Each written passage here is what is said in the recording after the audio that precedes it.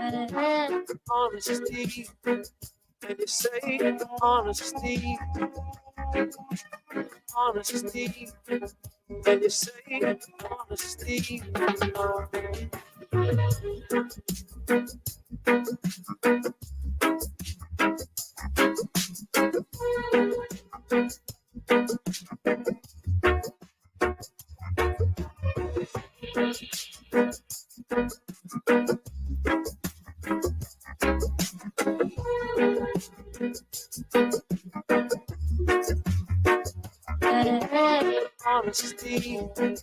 and you say honesty, honesty, and you say honesty. Honesty, and you say honesty, honesty, and you say honesty, honesty, and you say honesty, honesty, and you say honesty.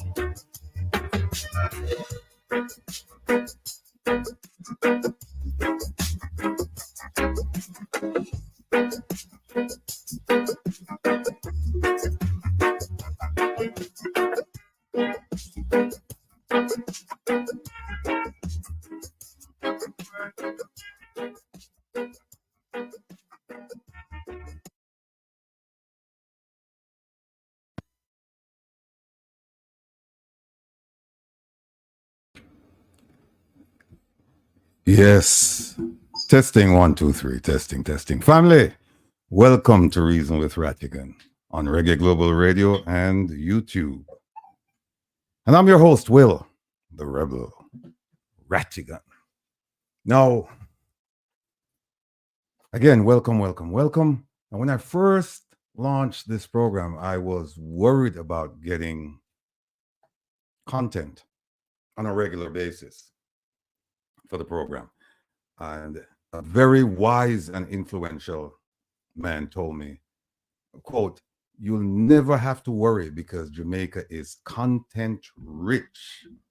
I mean, when he said it, I said, not so sure about what he's saying, but he was and still is 100% correct. Jamaica is content rich. Big up everybody in the chat. So people from St. Martin, all over the place, England, Canada, the US, Jamaica. Big up on yourself. Wait for the fix. It's too long, right, Joe Blogs?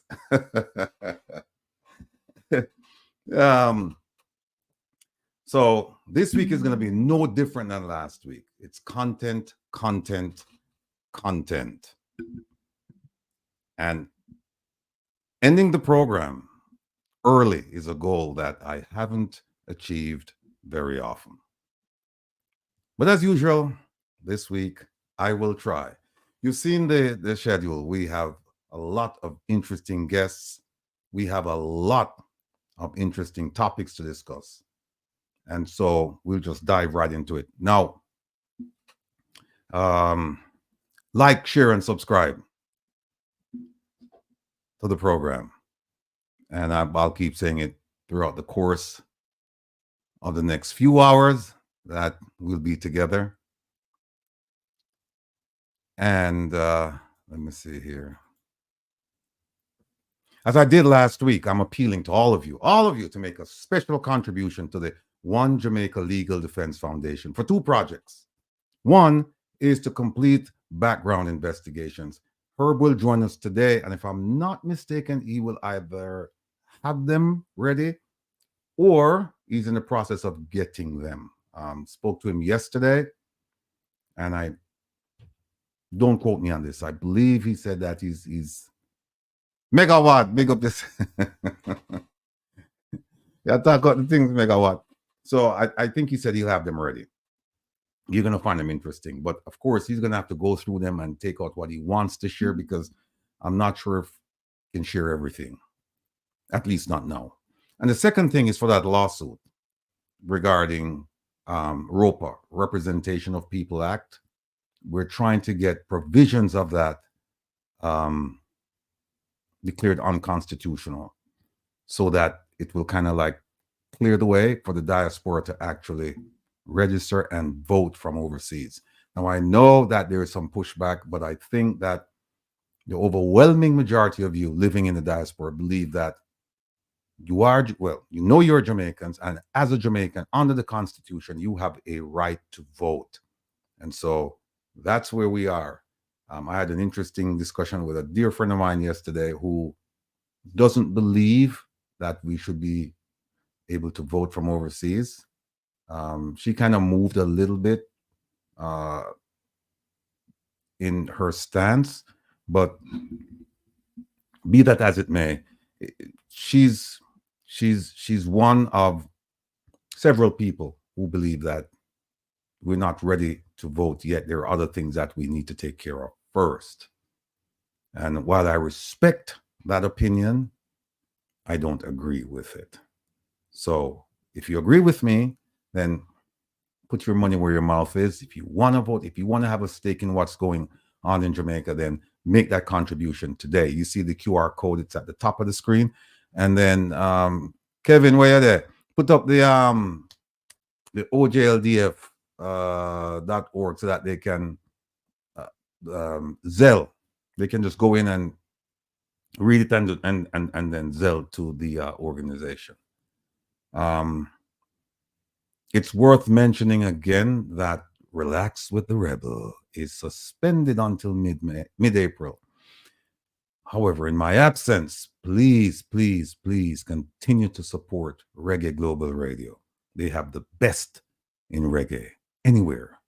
So continue to support the station. I will be back soon. Now, our first guest he's going to come up in about a few minutes. He's going to come up. So I don't think I'll have, you know what? Let me go ahead and do the greetings. Bless up, Mama Eileen, Papa Trevor, Ma P, Ma Jean, Desmond, Paul, Mrs. Nelson, Bob, De Souza, Mr. Baxter, I owe you a call, and Angela, big up on yourself. Heal up the Reggae Global family, the Meadowbrook crew, the Firehouse crew, and the Rollington crew. My generals, to you, so big up all media personalities and platforms out there exposing public corruption and holding this government and will hold future governments accountable. Personalities and platforms like Linkage Radio, OBC Radio, All People Radio, Sutherland TV, Producer Wayne Global TV, Waterhouse Vibes, Make We Talk with Mr. Vumvava, Mr. Vumvavi himself, Jeffrey Tavares. Don't you trouble Zion, Jeffrey. Mystic Sensation, they will be here this afternoon with us. Super Jams, Captain, big up yourself. Prezi, big up yourself. Professor John Lenon. Andre Stevens, the professor. Jamaican Carlos, my brethren. Maria, my sister, she should be here. She will be here with us today. Herbalist, he will be here. ISAT, Mr. KFC, and of course, the one and only Renegade, Unafraid, Wayne Lonesome. I also would like to recognize Gander Road Tony. Brethren, you have to give me a call now. We need to talk about some things. Bitter, girl. Bunny Jump. Ease yourself, my brother. Cora and the Princess. And of course, my four sisters, my four biological sisters. Jenny, big up yourself. She's recovering from heart surgery. Talk to you later, Jenny. Greetings to Dorette and Merlin, Manchester. See if we're doing another place. Manners and respect to all civil servants who teach, protect, and take care of us. All of us. Family and friends, neighbors, everybody. We're talking about nurses, doctors, policemen and women, teachers, secretaries, etc. Now, I think we have time. Yeah, we have time before my brethren come on. No, we did a video to advertise the May 10th march, the first iteration of it went out a few days ago. And what happened with that was we gave credit to the Gleaner for some of the headlines. And the credit was not theirs exclusively. They have, I think, six of the headlines belonged to the Gleaner, and the others belong to various outlets. So we went ahead and we made the change. So now what we're going to show you is a video with comprised of a message along with headlines, and all of the headlines, they belong to the Gleaner. There's one headline, the second one, that actually it's not a headline, but it's contained in a story that was published in the Gleaner. So again, this is the right version. Without further ado, here is the premiere. Well, actually, Jeffrey played it yesterday. So the premiere on this show of our video for the May 10th protest in New York City. Here we go. With Rattigan, Saturdays at 3 p.m. on Reggae Global Radio.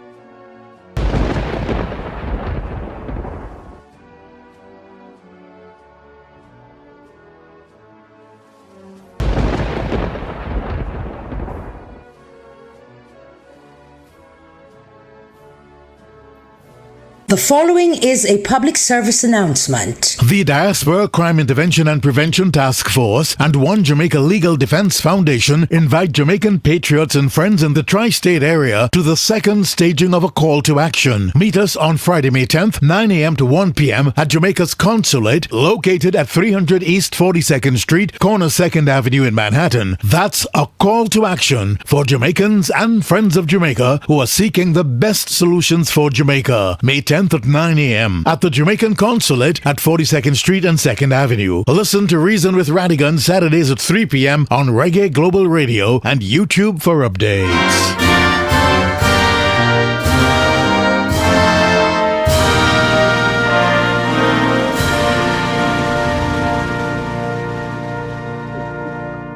Again, this is a short shot. Here we go.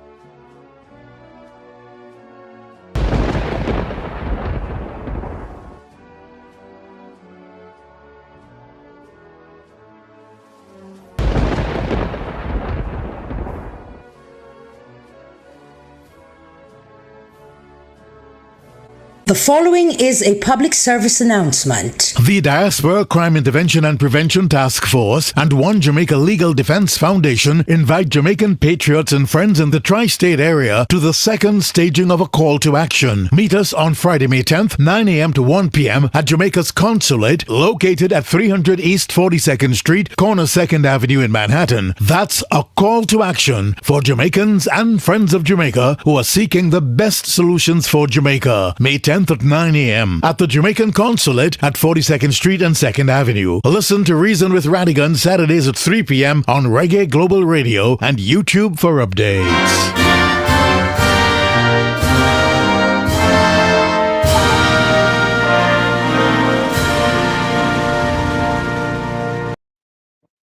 Yes, and have to tell me if you like it or not. And have to tell me the creative genius behind that. Francine, big up yourself. And of course, my main man, Tigo, lightning and thunder, earthquake. So I said, welcome. And we have our first guest. Go ahead, Isaac. No, I was just saying greetings all. Your commercial very exciting. It's serious. You know, when it started, I was around. You know, I was coming back to the chair, and then I heard the national anthem. So I'm so patriotic. I stood still, and I was like, I just couldn't move. But it's really good. It's real good. So blessings. All right. I know your guest is here, so I won't detain you. Oh, we're going to improve on it. Well, ladies and gentlemen, at this point, we're going to stop my intro, and then we're going to introduce you to a dear friend of mine, a brother from another mother, right? This man is a successful businessman. Met him a few years ago, and the relationship just gelled from the moment we met. And I haven't seen him in a little bit of time, not quick minute I haven't seen him, but he's here and he wants to share his perspective with us on Haiti. Let me just say that he's Haitian American, and I can't think of anybody better at this point in time to come on the program and talk about what's going on. So without further ado, I present to you my brother, my friend, Sanan Emmanuel. Welcome, Sanan. Thank you. Thank you, all the listeners around the world. Thank you. All right, my brother. It's been a while. We haven't seen each other, right? It has been a while. So Yeah. I have to say thanks to all your listeners, the people, our folks in the Caribbean, especially our Haitian brothers and our Haitian sisters are listening in Haiti. And Will, I have to say thank you. You have a pretty exciting team, and to put this program together. Lastly, I have to say thank you, Will, for having me. No problem. C'est Norse, c'est ça passe, mon ami. Nola. No, Sanan, what I'd like you to do, which is the way we normally introduce our guests, because most of the listeners, most of the viewing audience, they've never, a lot of the guests, they don't know them, right? Right. Just like you. So what I'd like you to do at this point is just give us a brief introduction of who is Emmanuel Sanan. Well, Emmanuel Sanan, I was born in an island called Lagunab, and I grew up in a city called St. Mark. From kindergarten to high school. After high school, I came to the US. I went to university, AIU, and from that point, started working for companies as usual. And I realized that I have the entrepreneurship blood from my parents, especially my mother. She was self-made when we were in Haiti back in St. Mark, so everybody knows her. So I realized that early on, and I had decided just, you know what, let me create my own business. Well, I started with a car dealership. It was very successful, and afterward I sold it. I got involved into real estate. And from real estate, I had a mortgage company, title company, and moving company, security company, restaurant in South Beach, construction company. What else? Entertainment company. So from each entity, I learned something in particular. So today I'm in finance. So what I've learned throughout my career from early 2000, so it helps me to suit my further career better, which is in finance. So what we do for the company I've been working for, the firm, it's from its creation. Our anniversary just happened last week, so it's been 8 years. Exciting. Now they open 3 other branches because they listen to my advice and as far as like where the world is heading.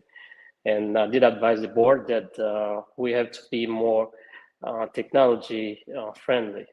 So they had listened to me, and then now we have on new location in New York, one in New Hampshire, and another one is open in August in California. All the licenses already in place for California.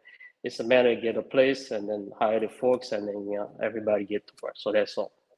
Man, son, I feel jealous, man. Why you were supposed to help out your brother? How come you dumped me? Well, I was getting coaches for a while, and then all of a sudden, now all of this happened, and I'm just sitting out there in the open. well, it's when you talk about the business spectrum, it's so vague. So it will be depend of where you're planning to go firstly, because in business, it's when you arrive, it seems easy, but it's a process. Throughout the process, implementation must be involved, because if I look at when I started, it was a lot of trial and errors. Right, So right. by not stopping and then keep pressing forward, I learned throughout, and then now when somebody bring me a package, mostly, so I handle transactions mostly. It has to be a minimum $100 million for me to Right. see it, or else we have a team, because the company has employees, and I'm one of the employees as well. So when it's reached that level, they bring it to my attention because of for multiple reasons. One, I love working with people. Most of my experience, I gain it from working with others, because I know any decisions that I have to make. Mostly, I always consult all the folks, especially those I know who had or who have great experience on that field. I always make sure that I have them in my team, and then to learn from them, because Mm-hmm. I know where my strength is, and I know where if I have a package, it requires a particular expert. That particular expert is needed, so I have to find it, because I'm not gonna touch it. Because Right. once I find it, I bring him to work on the package with me. I utilize my intelligence and I utilize my knowledge. He or she does the same thing. Now the package was done by experts. Right. So Right. Right. therefore, it's always a collective work. That always my approach from the beginning till now, and still going is the same thing. All right. Just don't forget your brother from another mother. I used to be the general counsel, and then all of a sudden I heard in the thing. All right. And by the way, we have a dear friend, a mutual friend who's watching us now, Lion. And Right. another Oh, thing is, lion. yeah, and don't forget that car. That car. When I get to South Florida, you promised me that I have that car. It's always it's in the garage. It's always there. It's All always right. there. When I come down, I'm gonna stop You by have your it. You keys. have it. Yeah, it's all No, yours. Yeah. no, let's talk about Haiti, because Right. Haiti has been in the news for quite some time now, but the it has intensified because Right. of what's going on there, and also what's going on outside of Haiti. Uh, give us a sense of, because you and I, we had a conversation a few days ago actually, and you were telling me that one of the things is that Haiti has never ruled itself. All right, even though it was the first country to free itself from slavery. Um, you said that it does never really. That's one of the central issues with it. Give us a brief history of Haiti in terms of governance, and then take us to the point where we are now. What are the issues there that you think need to be addressed? And then we'll move on into solutions. Great question. Well, all the listeners are listening right now, and we all know, historically speaking, Haiti is rich. It's incomparable to any country in North or South America. You talk rich resources? No, in history. Okay. Yeah. Okay.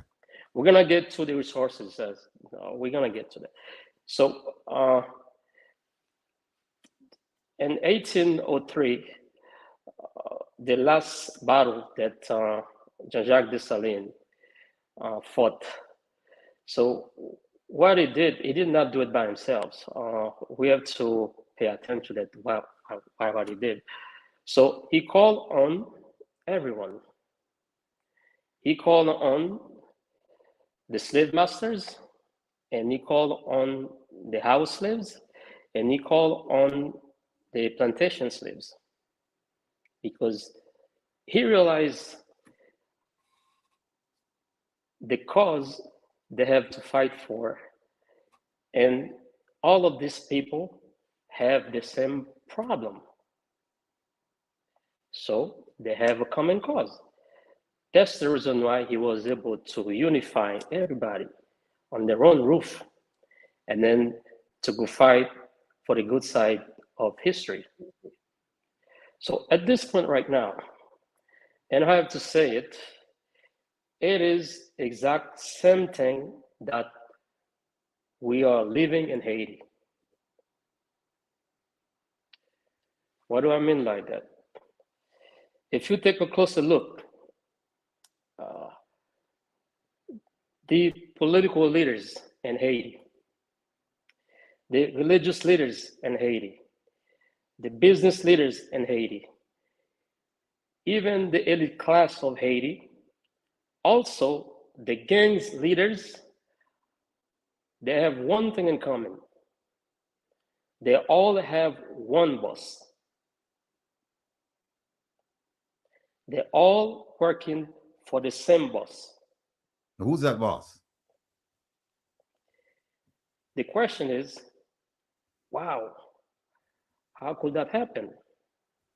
Where it becomes more dangerous, not knowing the boss's agenda. It raises concerns, good concerns. Now, if you look at what happened after Duvalier left the country, we have a great election was organized by the most prestigious and respected organization in the world, which is the UN. Hands down, they did a magnificent job, and through our elected democratic process, Aristide was elected, become the first president to that process. And then what happened throughout his governance? Who took him down?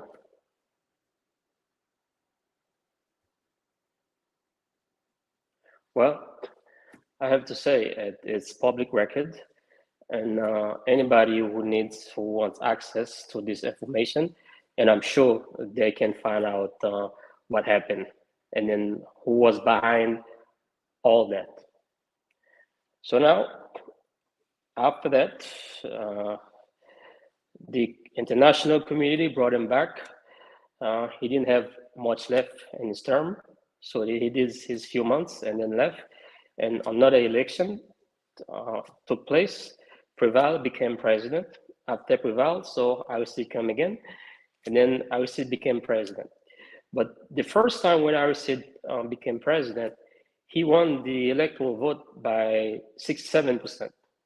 And the second time, he won by 91%, landslide. Same thing happened again. Overthrow him illegally.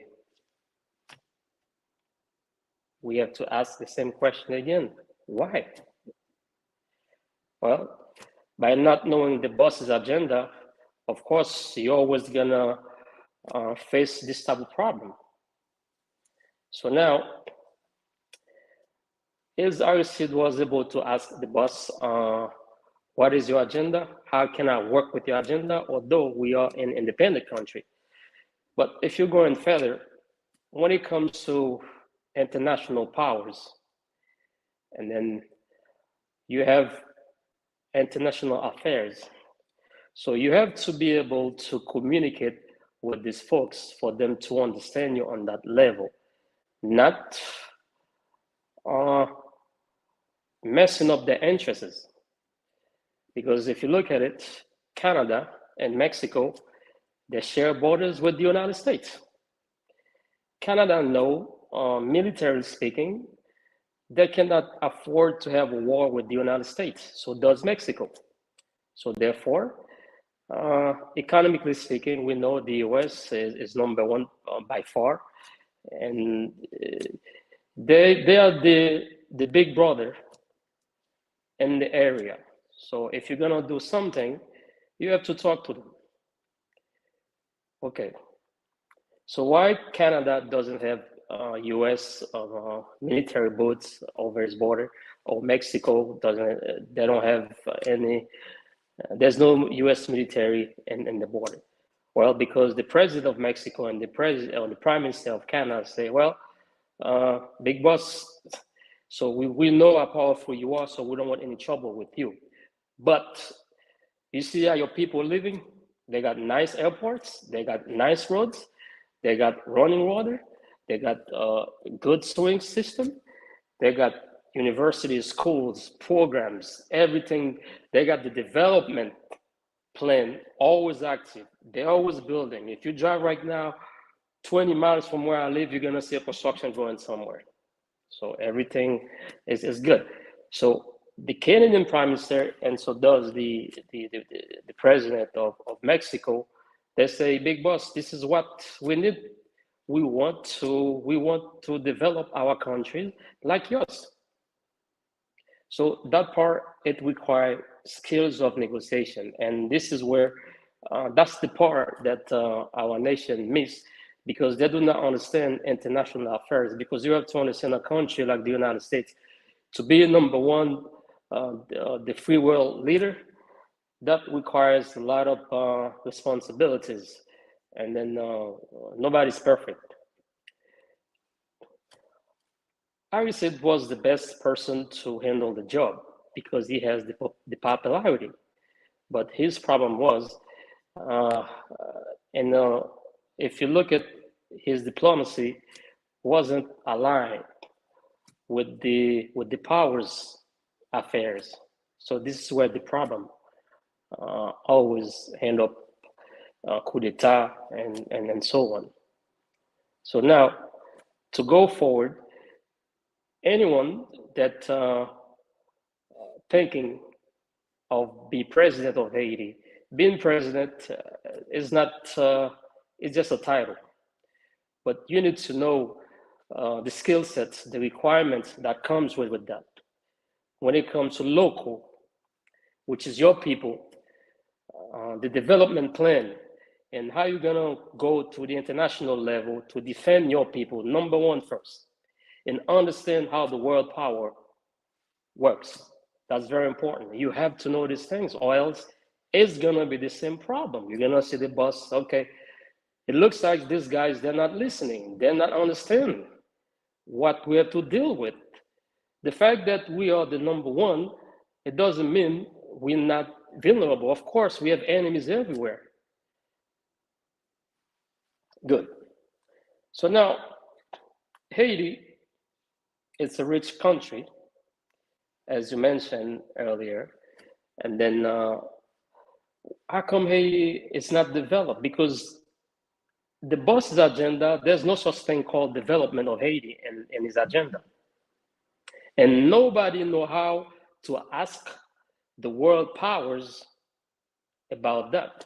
So this is where I'm coming, and we're gonna dive in, and then I'm gonna bring everything that I know with facts, and people can check, and so we can move forward. Thank you. All right. Let me ask you, when was the last time you were in Haiti? The last time I was in Haiti, I went twice. That was 2004. 2004. 2004, yeah. So your connection with the island, what's the basis of that? It's certainly not travel because you haven't been there. So what? If you're saying this, then how can people say, well, this guy's legitimate because he knows what's going on the ground? How do you know what's going on the ground? Great question. Once you're Haitian, you're always gonna be Haitian with the history that we have. I'm proud to be Haitian. I'm always gonna be Haitian. I'm always gonna be proud to be Haitian. Because me coming to the United States, I'm an asset for Haiti.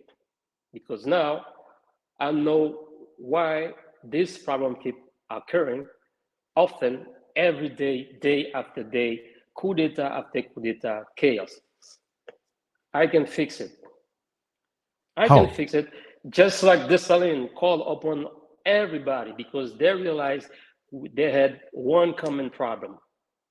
And then now, I know nobody in Haiti, actually, all the leaders, none of them know the boss's agenda.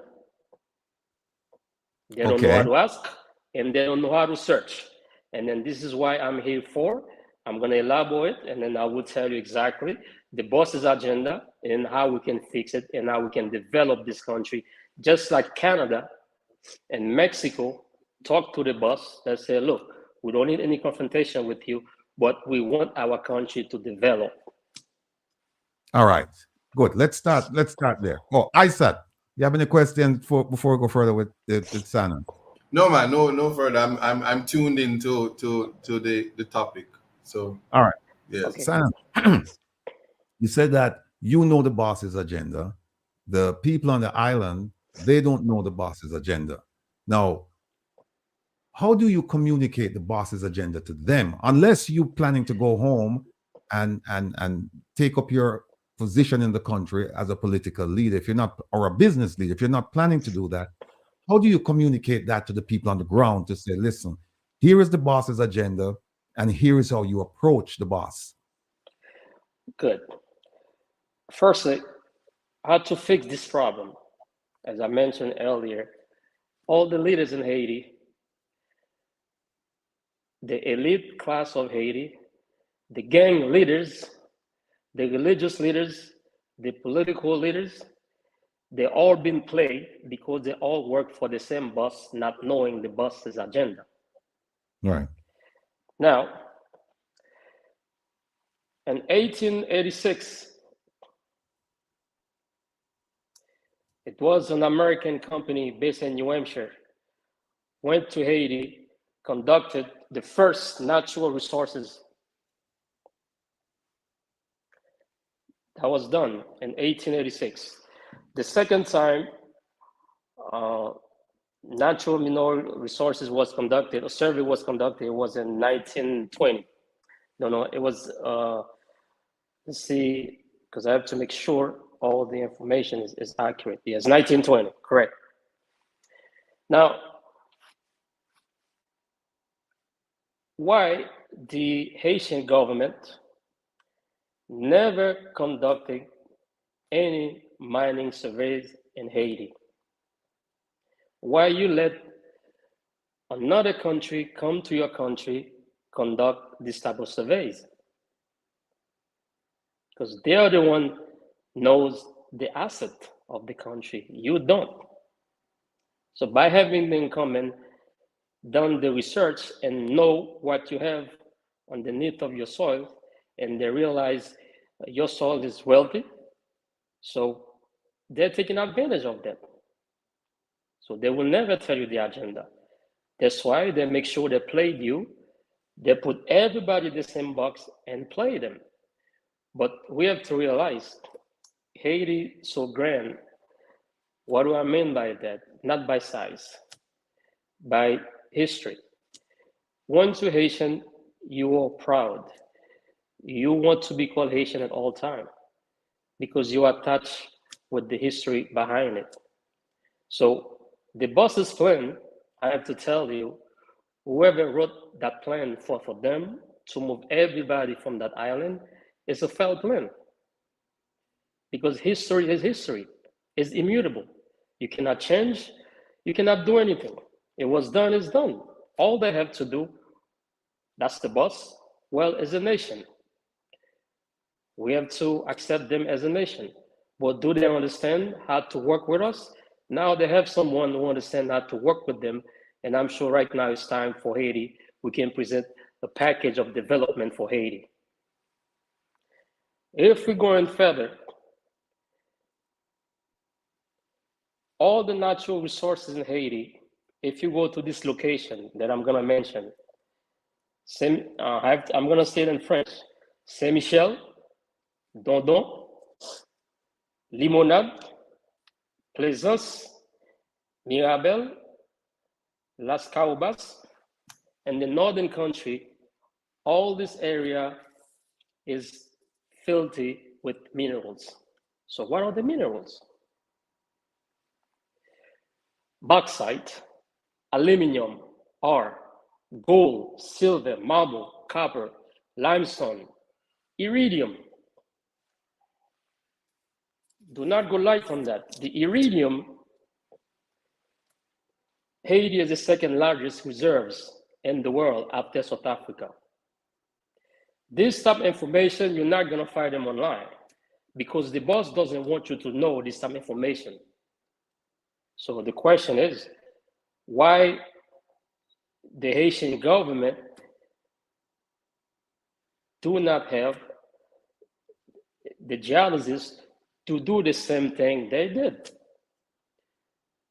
They never approached the boss about that because the boss realized that, well, you don't know what you have and you don't know how to ask.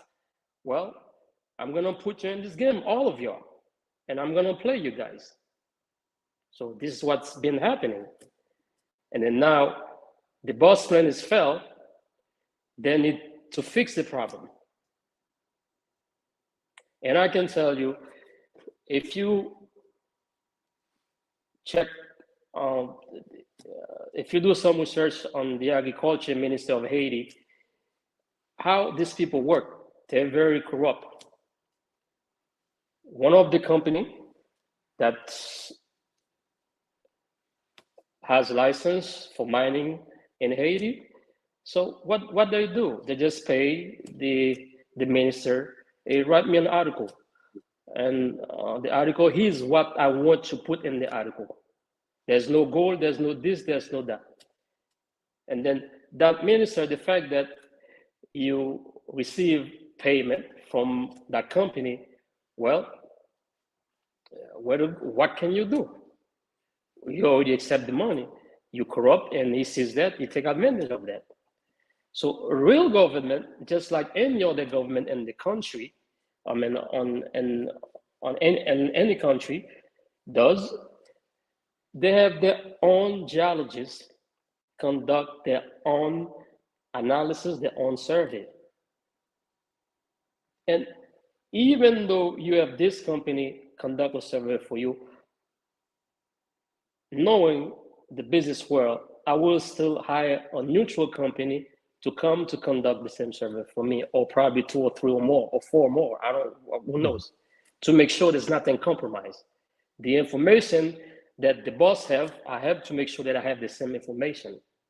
Although the boss doesn't have any problem with you. You just need to know how to ask and talk about development. They work with you.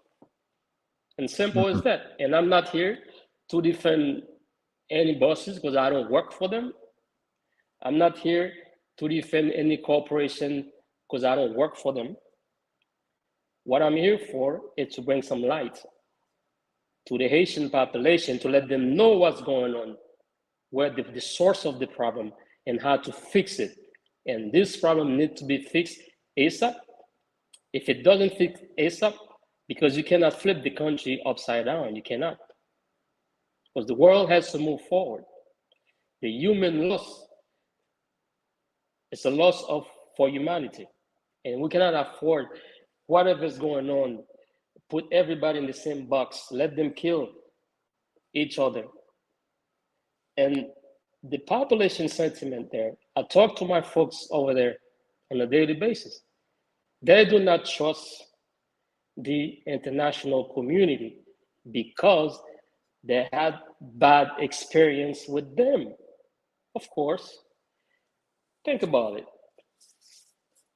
From 2010 to 2023, the UN spent or giving aid relief total amount $15 billion. Wow, significant amount of money. Well, the question remains, what happened to the development? If you go to the country, although I have not been there since 2004, but according to my sources over there, no new airport. The airport they have is an old airport, so we all know it. No new roads, no new bridges, infrastructure like it's crumbling. No new university, except President Aristide, he built a university, except that one. So I congratulate him for that. Thank you. Well, the agriculture, they destroyed that. Emmanuel. Go ahead. Can you hear me? Yeah, go ahead. Yeah. So I'm also on TikTok, and there's a whole plethora of people asking, who is the boss, and can you elaborate on Iridium? Iridium, according to the survey that the boss was conducted recently, because we have the name of the company, we have from 2011 to 2023, the Haitian government has granted over 50 permits to US and Canadian companies for mining, because they know exactly what minerals we have, and they know we wealthy when it comes to resources. So they know, because it says that in the survey. You're not gonna find that online. But Shannon, they're asking now, who's the boss? And they wanted to explain this Iridium. Yeah, the boss is simple. The boss is the United States. Is the boss. Okay. Simple. Okay. All right. Can you explain Iridium to the folks? What exactly is Iridium? Iridium is a mineral. So they use Iridium. They will have to do some research, because my research is based on facts.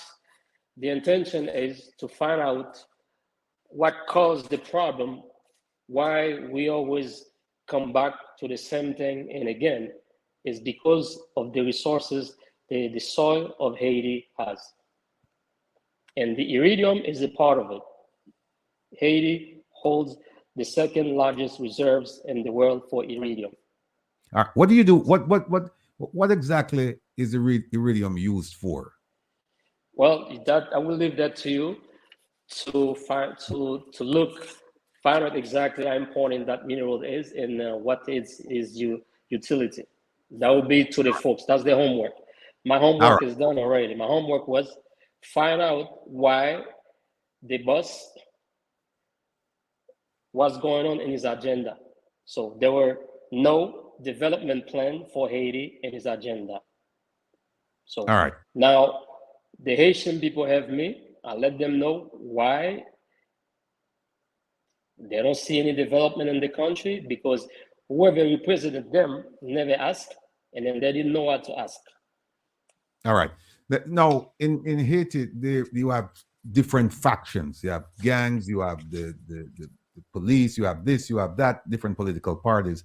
How do you galvanize all of those people, or is it possible to galvanize all of them? And as you said before, when you give us the history of bringing everyone together, is it possible to bring all of those different factions together to speak with one voice to the boss?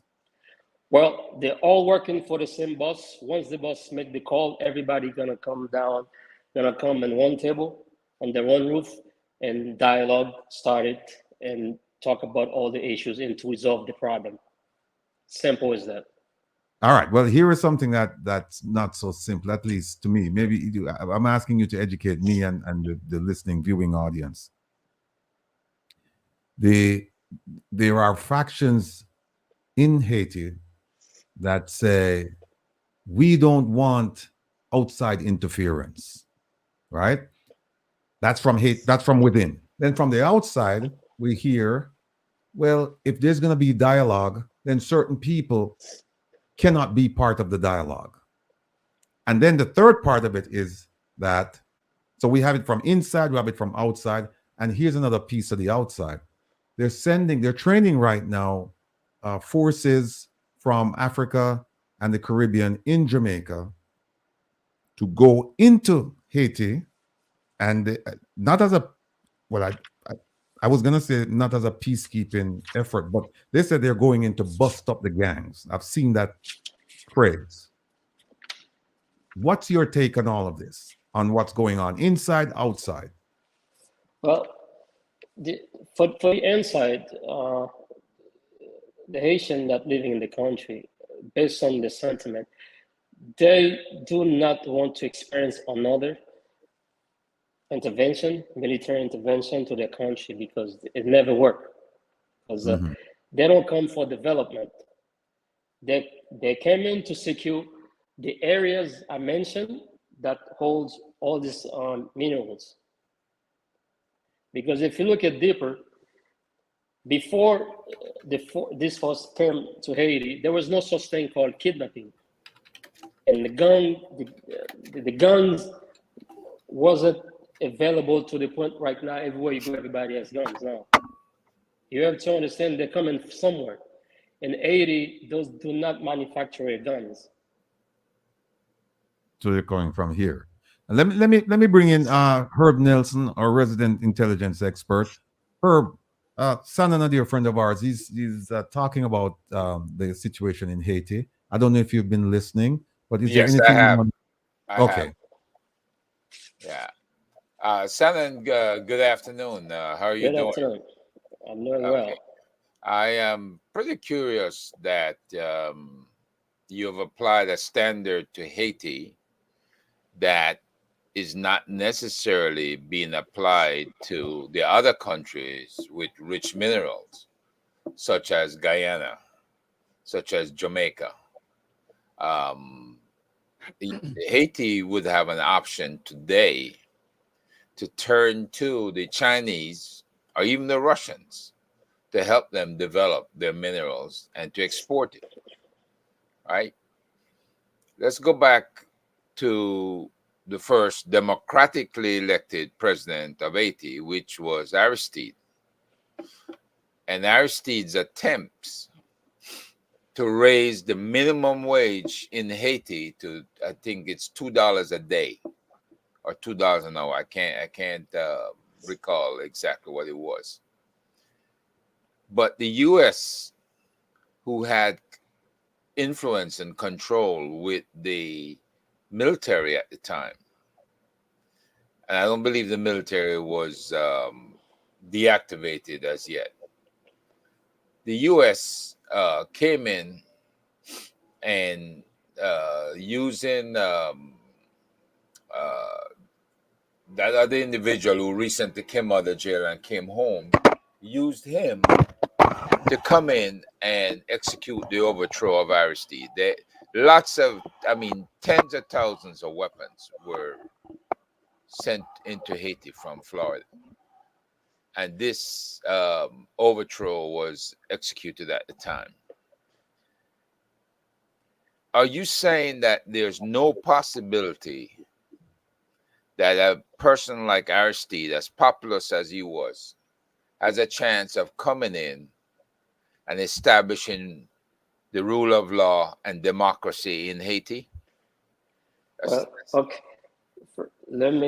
For Aristide, according to the Constitution, you only can run for president twice, so he cannot run again according to the Constitution. And as you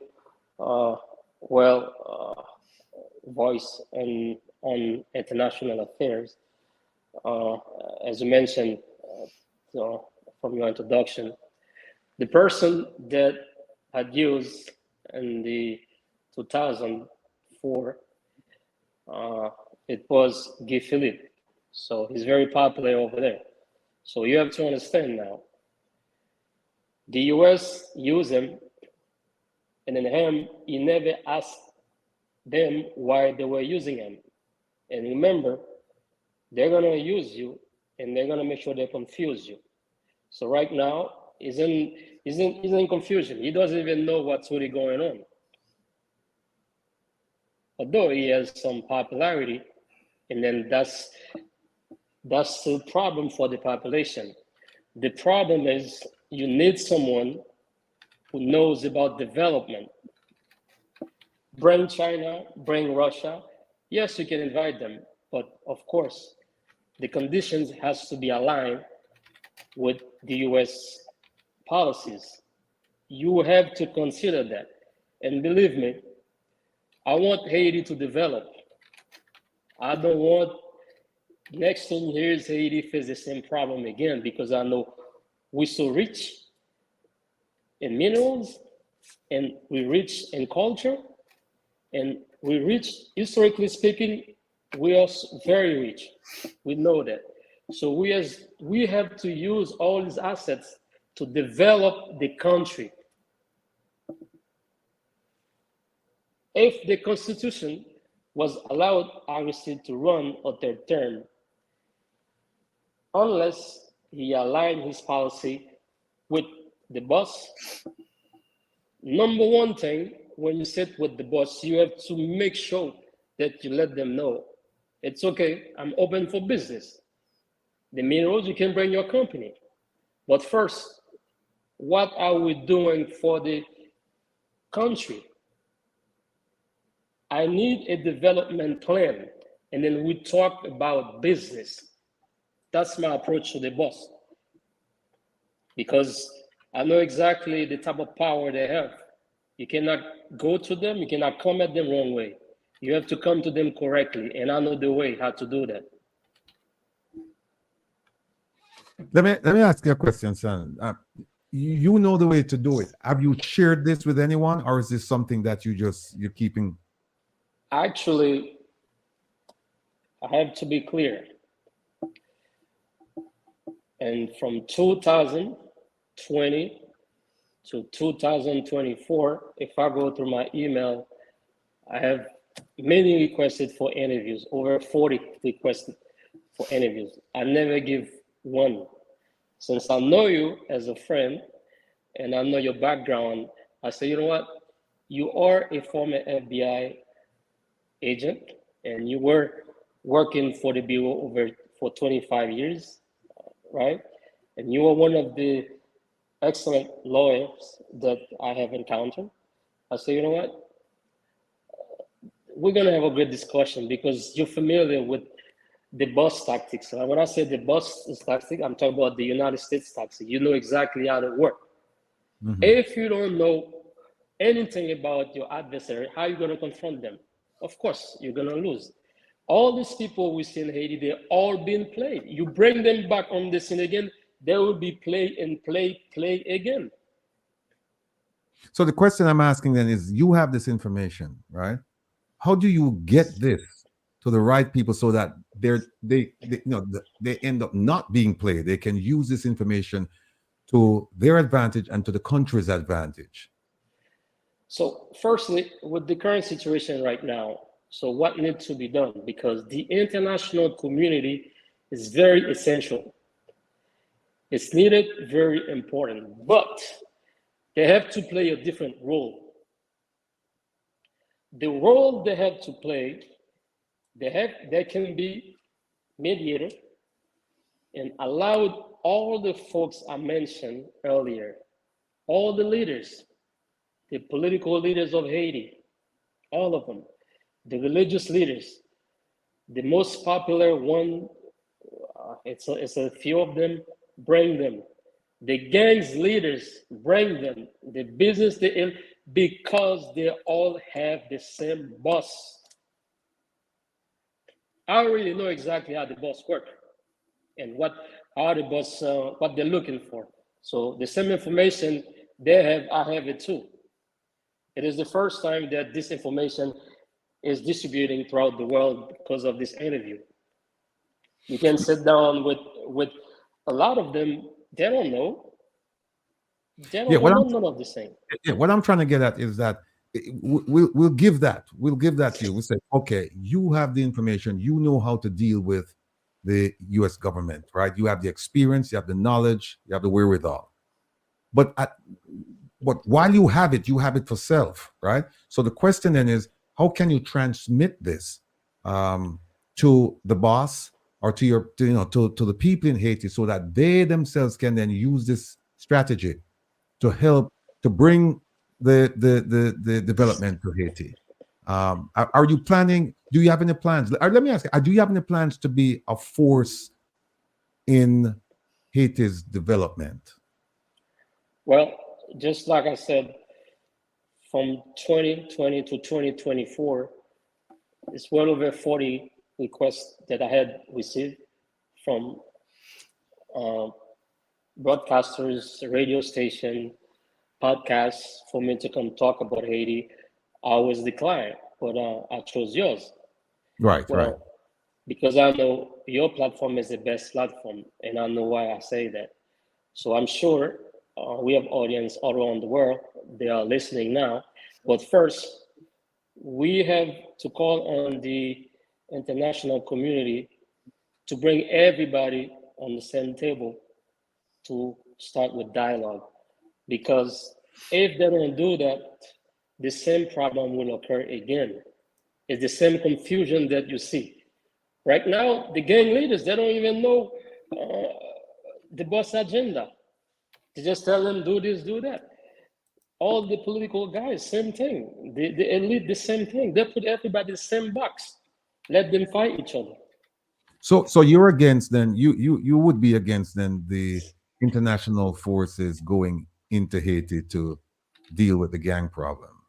That's not the way to approach that situation right now. As I said, the international community, they can be intermediary.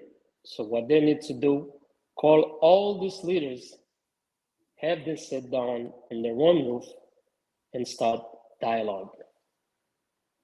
But Mr. Sanon, real quick, hasn't the international community done so and has given the mantle to the Prime Minister of Jamaica, who is leading the charge to stop the violence in Haiti with our armed forces straight out of Jamaica, well trained from the boss himself and neighbors from Canada and everybody, to go in and make Haiti right again and get some of that iridium so we can use it in our material in the Jamaican space. I'm saying a lot, but I'm just wondering if you have the information, because right as it is right now, the Jamaican Prime Minister is leading the charge on the world stage to save Haiti from the insurgence of violence and destruction that doesn't exist in Jamaica. No, they're not saving Haiti. The CARICOM, they're not saving Haiti. They're saving the boss's agenda.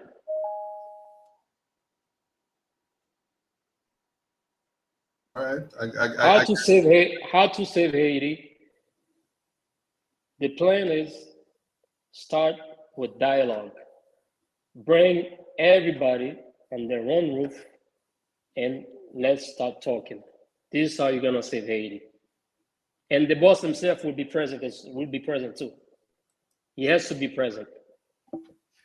Don't you think, Mr. Sanon, the fact that Vorb, Braun, Martelli, and all these other individuals who the Canadians have sanctioned because there's proof that they're supporting these gangs on the ground in Haiti, who are they working for?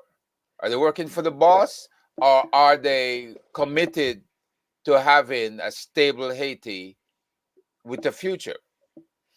Great question. If you look at from 2011 to 2023.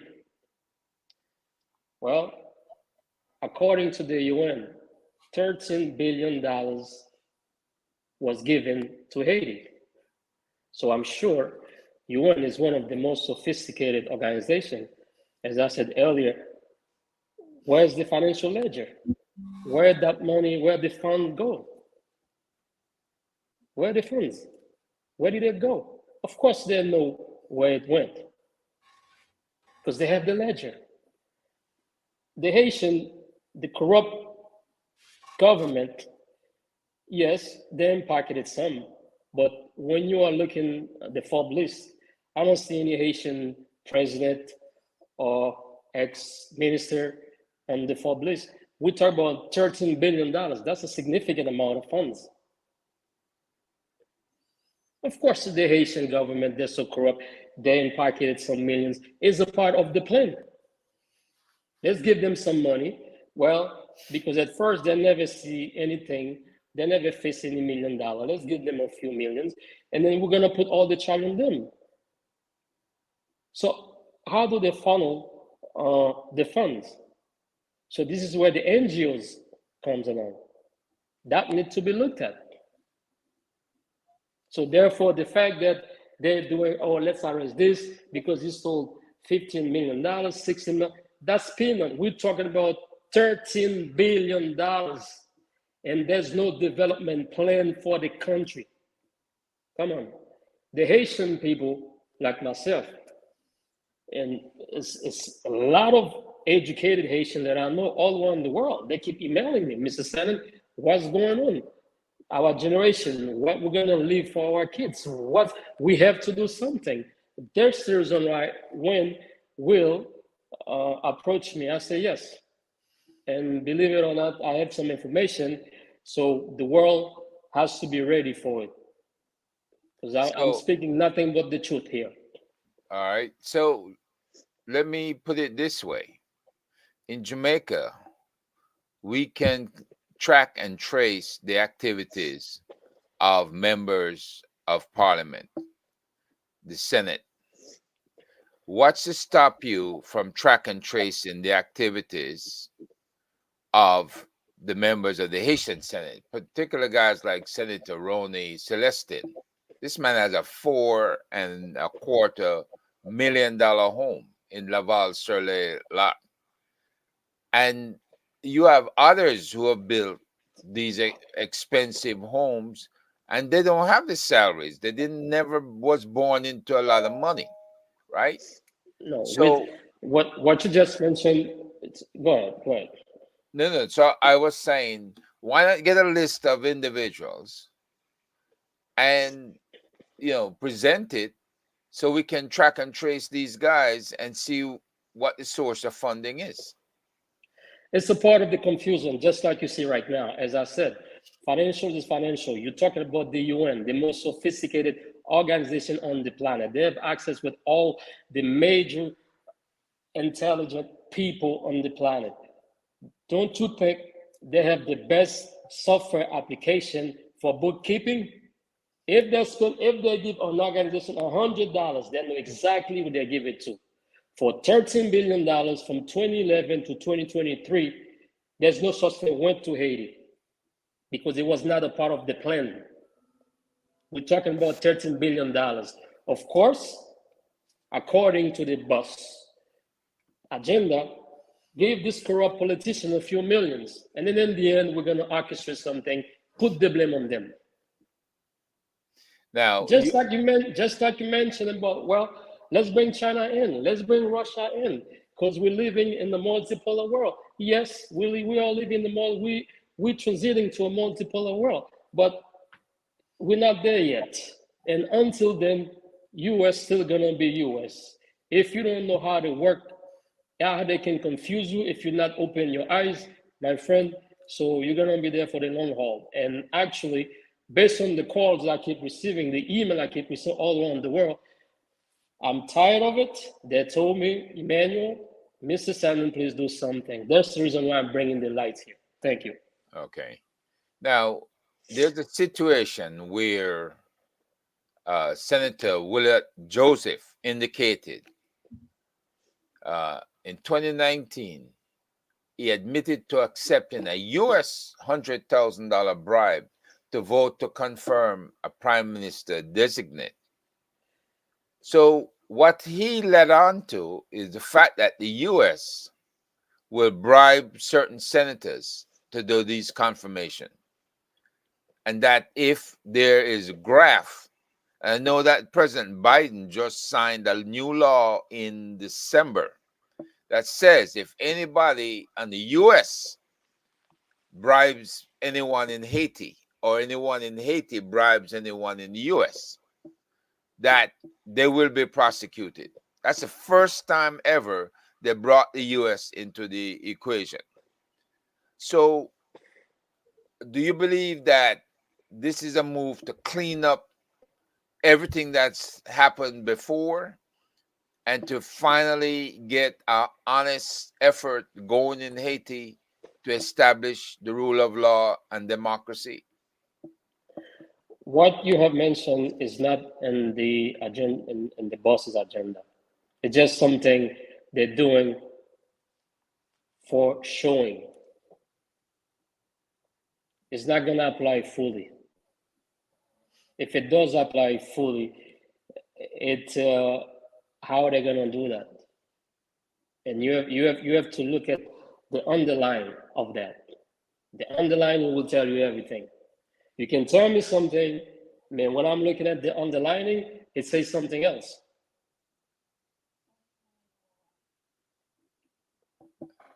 Well, if we're talking about $13 billion, no development plan was listed in the boss's agenda. The politicians in Haiti, they're all corrupted. It's a part of the plan. They put them there for a reason. And they don't know any better. And they will not mention anything about development because they don't know any such thing called development. They don't. Because they did not train them to be knowing anything about development. I do know about development. I do know about nice roads. I do know about airports because I travel around the world. I do know hospitals, nice hospitals, universities, and so on, schools. The country is declined. It's become like, it's becoming not a country anymore, and we cannot let that happen. Now, only because that's one of the reasons that I came to the show, to share it with the world, so the world hears it. So together, let's do something so we can work to develop the great country called Haiti. That's the mission. Is the Haitian diaspora, like yourself, prepared to go all in and to have an organization like ours? We have the One Jamaica Legal Defense Foundation, where we are taking the government members to court and we're investigating government members. The Haitian diaspora, I know you have a lot of rich Haitians in the diaspora. What organization is here in the US that stands out, that stands up for the truth, justice, and establishing a Haitian way forward? Great question. You see, the same way the people in Haiti, they're in the grand confusing world right now. So that same plan is transiting to the diaspora. Of course, it's obvious. You see, the diaspora, they're silent. Even them, little by little, they start stepping into the same platform, the confusion platform. That's why I'm here to bring the light, to let them know, hey, you have your country called Haiti. We have to go back because our ancestors fought for it. So we earn it. All the minerals we have, we cannot give it for free. We open for business, but we have to develop the country first. Open your book. It's time right now for us to tell the boss or to ask the boss, open your book. Let me see what's on your agenda. And it has to mention a development plan for Haiti. Nobody ever asked. So I'm asking.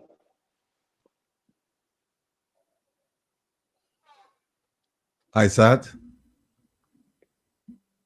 I just trying to piggyback on the comment section because I'm seeing I'm getting cursed that I should go fix the problems in Jamaica, and somebody in the comments said my nose big like Andrew Holness, so we must worry about what's happening in Jamaica. In terms of the historical positioning of Haiti, I hope you're not asking the right question, because I think history is lost in terms of what I would call the looting of such a rich country, in terms of its historical positioning. And even now, you can correct me if I'm wrong, it appears that Haiti is still paying France for the freedom that they got for so long. What difference would it make? Because I hear you've identified who the boss is.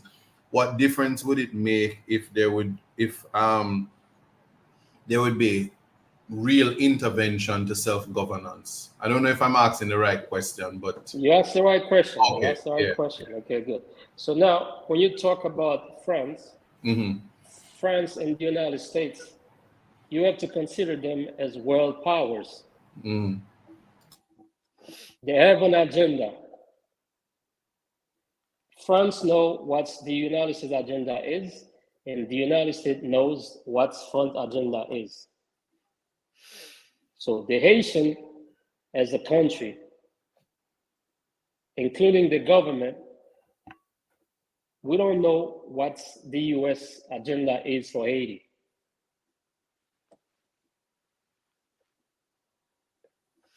Well, this is where the Jamaican diaspora has been driving the agenda for Jamaica. There's a law passed, Public Law 114-291, that gives you the opportunity to oppose or introduce this type of legislation needed, that you feel is needed in Haiti.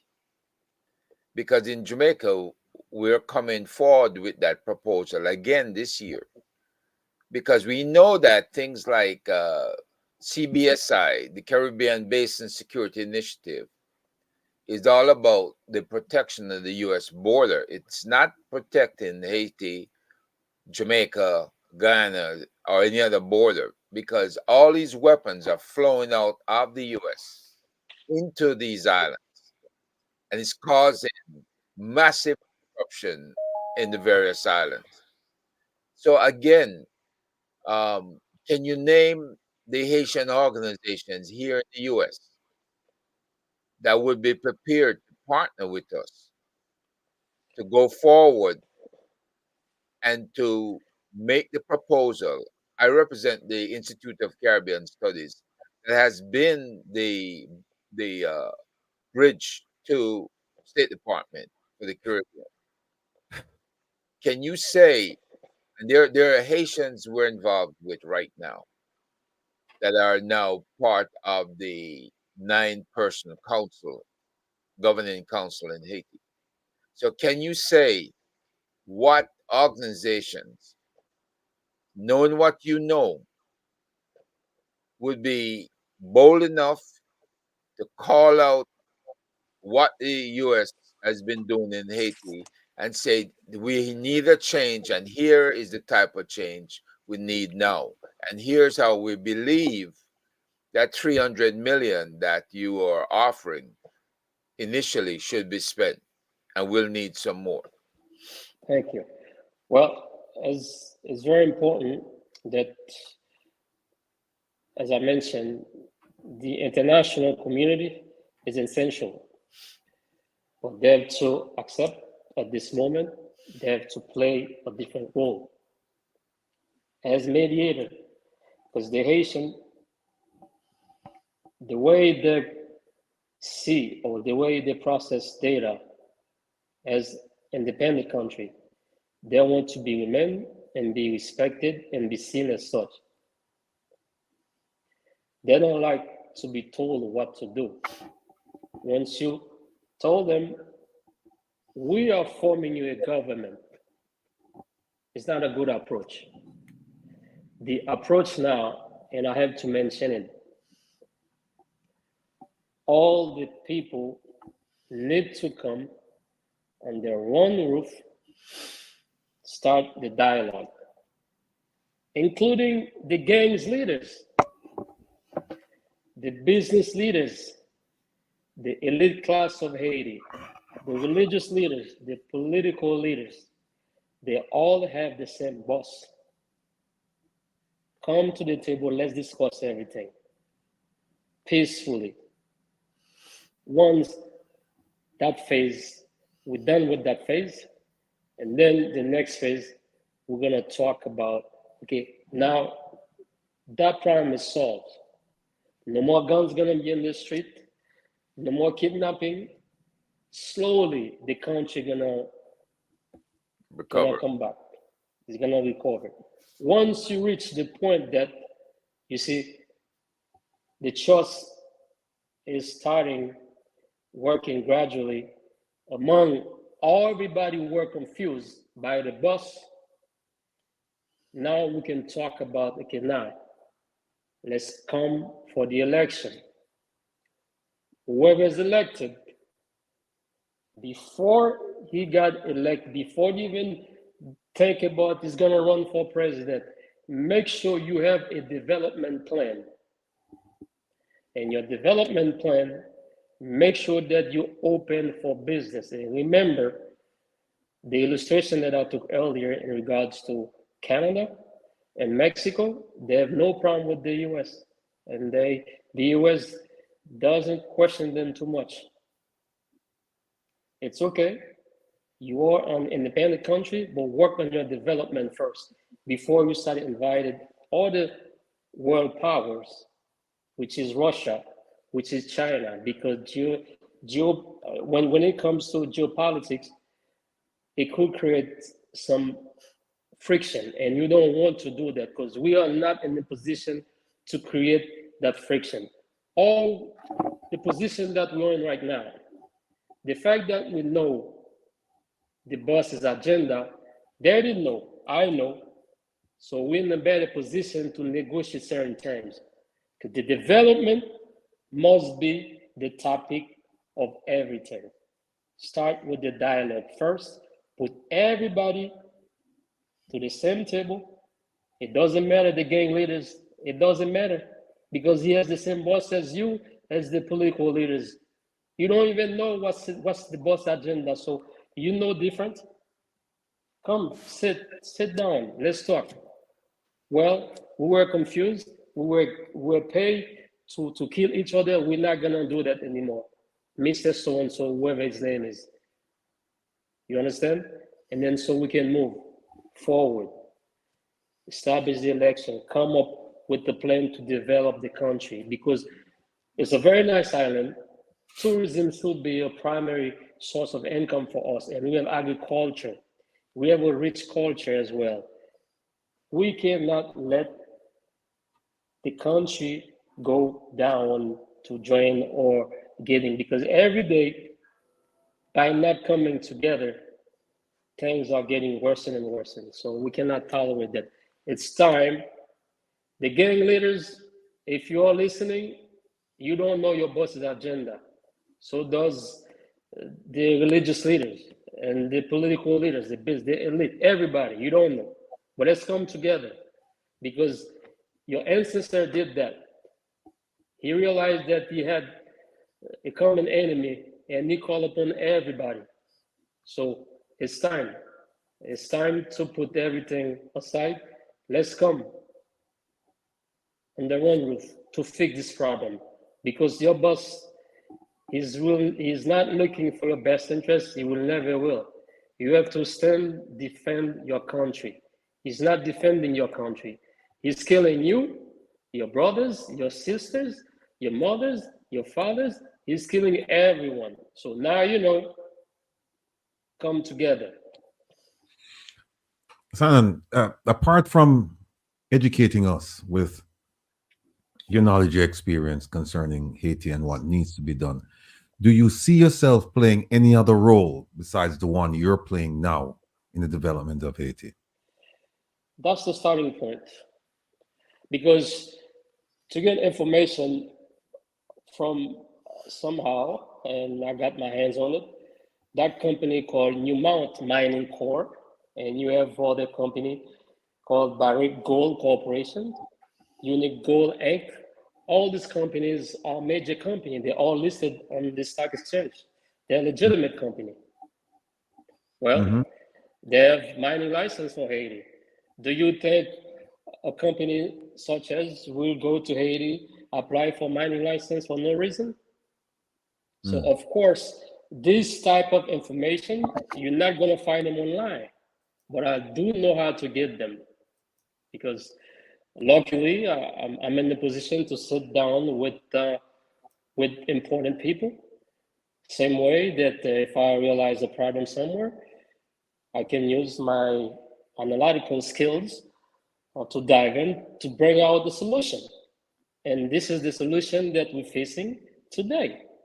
All these people that you see in Haiti, they all govern, and I'm keeping repeating that, they all govern and have the same boss. And they don't know what's in the boss agenda. That book, they don't know what's inside.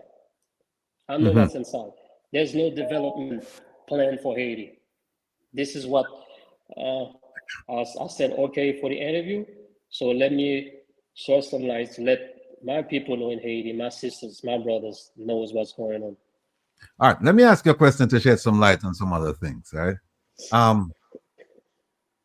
Is there a question that we haven't asked you that you would like or you would have loved for us to ask you? Because you have the information and we're trying to, tease it out of you and you're giving us the information. But is there something that you want to talk about that we haven't asked you? And what is it? All right, here's something, great question. The State Department, they've been using the elite class to do their thing in Haiti, to cover whatever they need to be covered, to protect the boss. If you look into that, I was looking at Anthony Blinken. He's a very smart guy, very intelligent. But if you look at him, the meeting that he had in CARICOM, his body language tells you a lot. He didn't want to be there because he has all the important world affairs that he has to take care of course. What's happening in Ukraine, Gaza, these are more important things than Haiti, has that contain the largest, second largest reserves for iridium. Yeah, we know about that. But right now we have Russia. It's, did a power test and they successfully done that. That was the purpose of it, of invading Ukraine, because if they did not do that, within 10 years, China would have been neck to neck as far as the number one world powers. And then now Russia invaded Ukraine, they become relevant on the world scene. So he has to do a power test. That's the reason he invaded Ukraine. So he has big issues that he's dealing with. But my message to him, the people that you have in the Department of State that work on Haiti's affairs.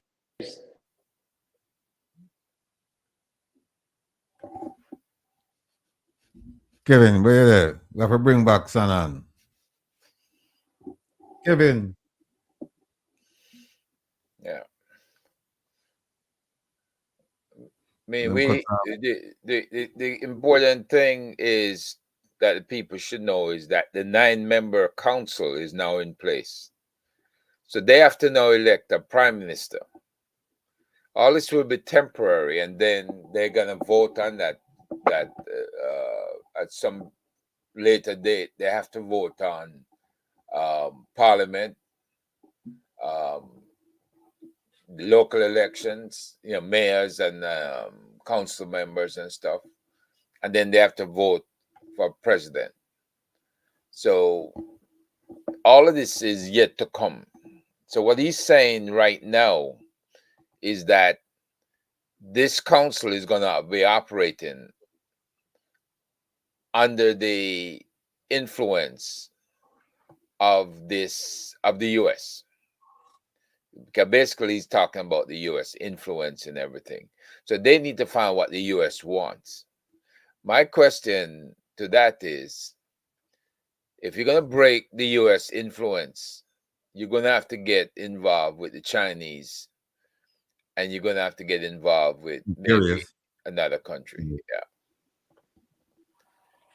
Yeah, go ahead. Sorry, we lost you for a moment there.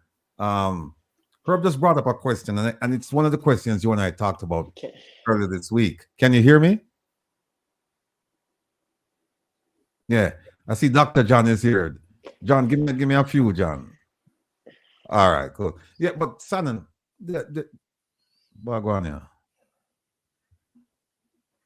Sanan, we could see you. He probably wasn't. We can't see no more.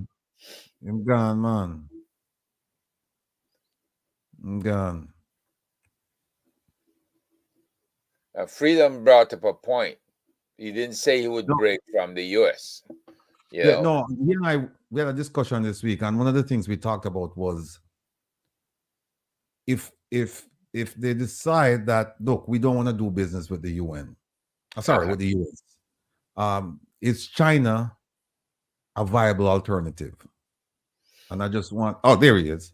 And so, Sanan, can you hear us? Yeah, I'm hearing you. Go ahead. You're good. We can see it. We have a few minutes left, and so what I wanted to ask you was, based on the conversation we had this week about China being a viable alternative to the boss, right? And then China would become the new boss. What are your feelings about that? About another superpower coming in and just doing, trying to do some of the things that the other one just did under the guise of development? Great question. Well, firstly, I can speak on that for all Haitian because I'm Haitian. As Haitian, myself, I do not like calling people boss. Okay. And Haitian, we do not like calling people boss. That's why we knew in order for us to be who we are, we have to face the strongest army at the time, the most vicious, the most well-trained, the most well-fed, the most well-equipped. It was the French army led by Napoleon. So we defeat them. So that's why we don't like calling everybody, anyone boss. So these people I'm talking about, the gang leaders, the political leaders, these are the people who have bosses, not the Haitian people. Okay. So now, speaking for China, Haiti is open for business, but we have to take it phase by phase. Right now, we're in a situation to move forward. We need to fix that situation. That requires togetherness. Everybody needs to be sitting at the same table and have the international community as intermediate to assist the meeting. And then the meeting, the cause of the meeting, guys, we have been manipulated for years. So they put us together to kill each other for years. We've been misinformed for years. So now what we should do about it? Let's put everything on the side. Let's work towards the benefit to develop the country so we can leave a better country for our kids and grandkids, like Dessalines and Toussaint Louverture, Henri Christophe fought for. So we cannot let that go. Many countries would love to have a history like us, but history is history. It cannot be changed. Well, we did it. So let's keep it going. And once we fix that, we're on the verge of development. Russia, China, they're all welcome because we have to do business with everyone. The world is interconnected. Everybody must be welcome to do business in Haiti. As I said earlier, as Haitian, we do not like calling people boss. No, it's not in our gene. These folks here, as I mentioned, yeah, they have a boss. So, and they don't know the boss's agenda. That's the problem. Yeah. One final question before I go around the loop and let everybody ask their final question. The final question from me is: you said everybody should be at the table, right? Now, when you say everybody, who do you mean? Should barbecue be at the table? Should all the gang leaders? Of course, all these leaders, Everybody. they have to be there. They have to be there because that's the only way you're gonna fix this problem. The boss knows that, as I know it. He knows that. So right now, can you hear me? Yeah. Yes. You're good. Okay, hold on. You're good. You're good. No, it's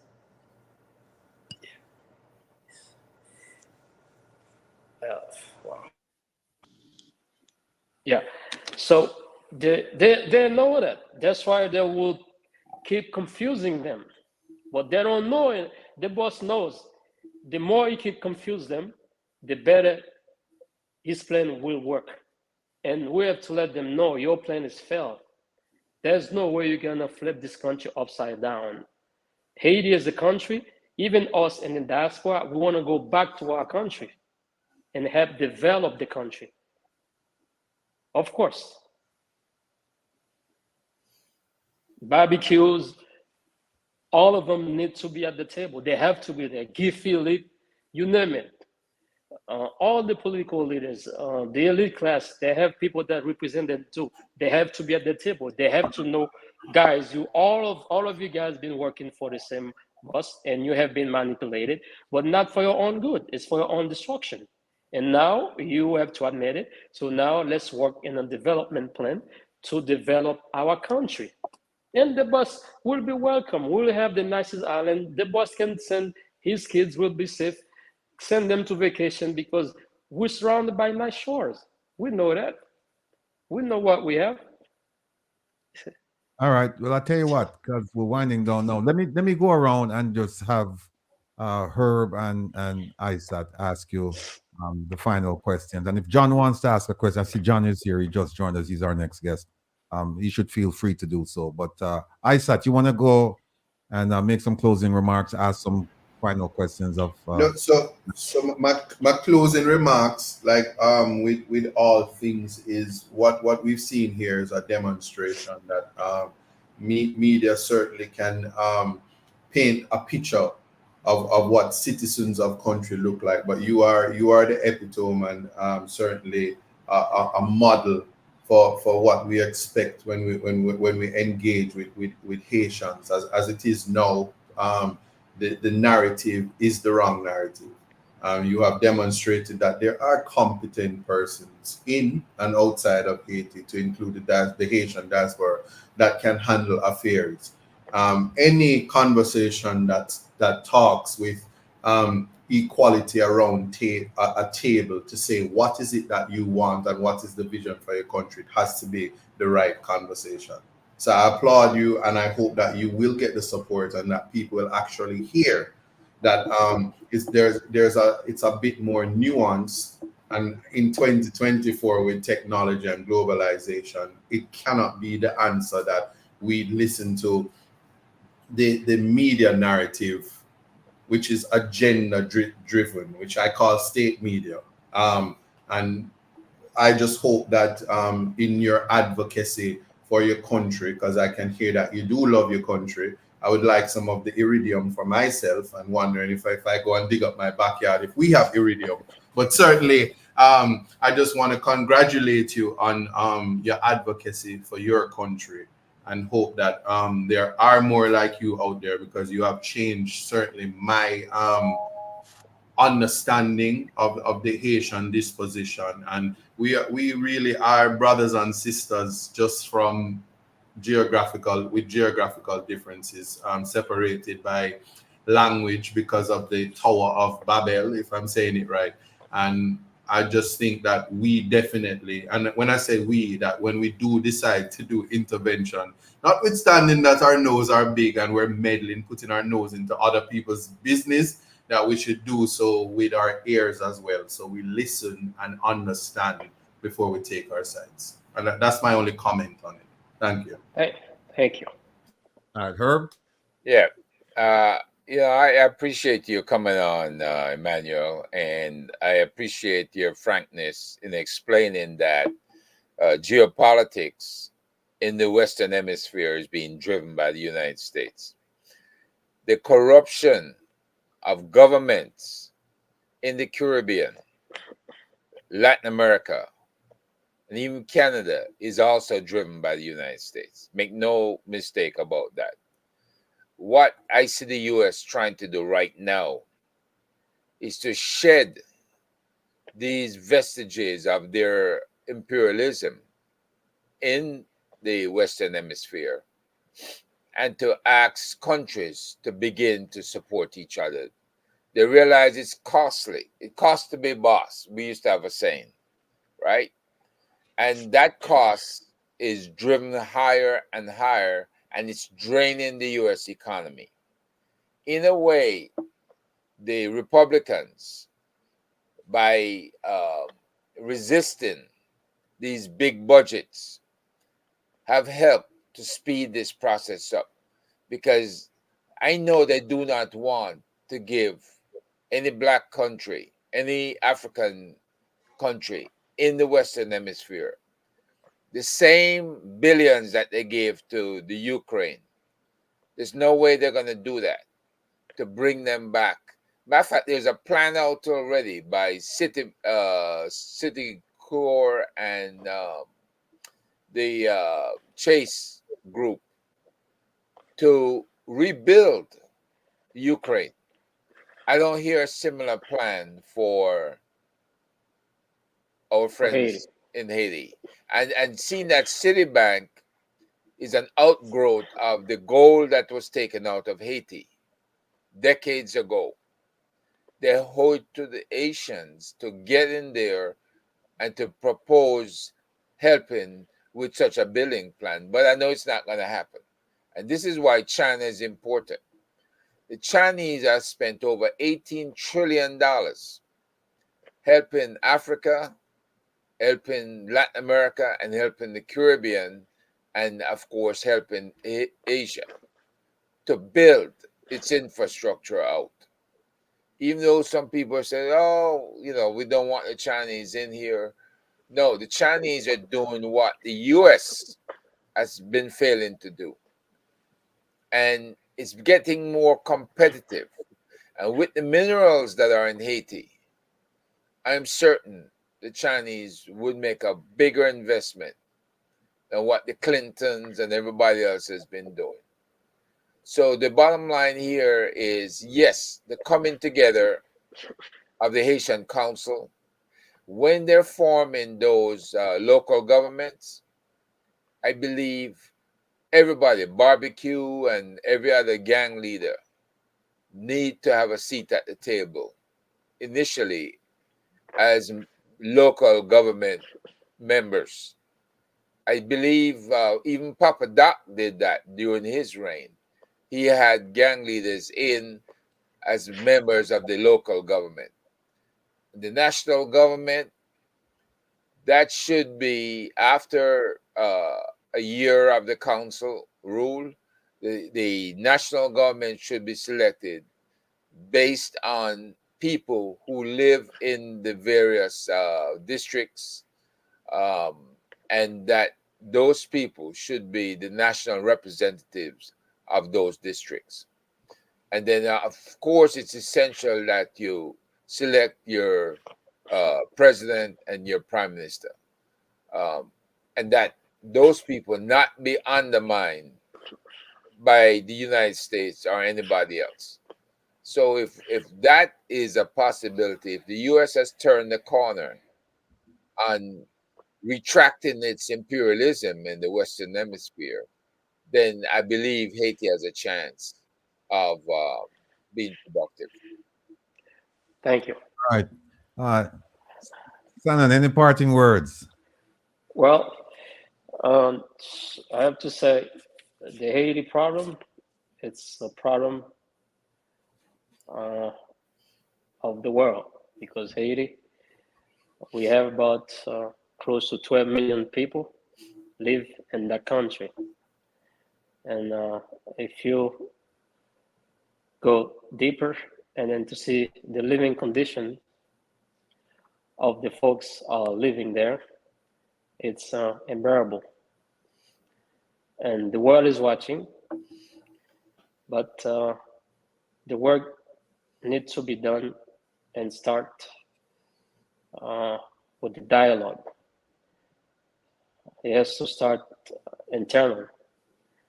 So I call on all the gangs leaders and the elite class of Haiti, the business leaders in Haiti, the religious leader in Haiti, all the political leaders in Haiti. You have been played for years, for decades, for a long time. It's time to wake up. All of you have the same boss. And the dangerous part of that, you don't know the boss's agenda. You cannot trust that boss because he's not there to benefit you, your father, your mother, your brothers, your sisters. He's only there to benefit his pocket. Make sure that you wake up and then you call your brothers and sisters to unite very fast. Like today, after this great deposition I just made, and start talking to one another. You have been played. You can fix it, because we all Haitian. We all believe in this great country that our great fathers fought for us. It wasn't easy for them. It was a lot of confusion. Just like we see the boss did at the present moment. Oh, they're very excellent at that because they have excellent minds and they know how to orchestrate the best confusion formula. So you fell into that. It's a trap. Wake up fast. Call one another. Let's sit to the table under one roof. One nation under God to save this nation. Haiti. The nation, the Haitian nation, it's savable. Let's do this together. Togetherness. Thank you. Bye-bye. Yeah. Sanan, thank you so much for coming on, my brother. And I'll give you a call later on. All right? Take care and be well. All right. All right. That was an interesting segment. I truth be told, I know Sanan very well. At one point, I used to represent him, and he has his views, and he has a lot of supporters, because the idea of sending people in, the idea of sending people in to quell the violence, some people are saying that's not the way to go. You need to sit at the table and you need to have some dialogue. The problem is who's going to sit at the table, because we heard not too long ago from a group of Haitians where one person said, no, barbecue cannot sit at the table. You can have somebody representing barbecue, but not barbecue at the table. So, well, how can you have a table without barbecue chicken? That's the thing I just never get in a Rattigan. You can't. That's why that table not going to work. You have to have barbecue. That means KFC. This Herb agrees. You know what? Let me time. You know what? Let me see this. Time for a commercial break. No, that's not it. I've always said to people, do not trust the words of politicians. That's not it either. Hold on a second. Look, Kevin there. Hold on there. Oh, see ya. All right, folks. For those of you who just joined us. All right. Here we go.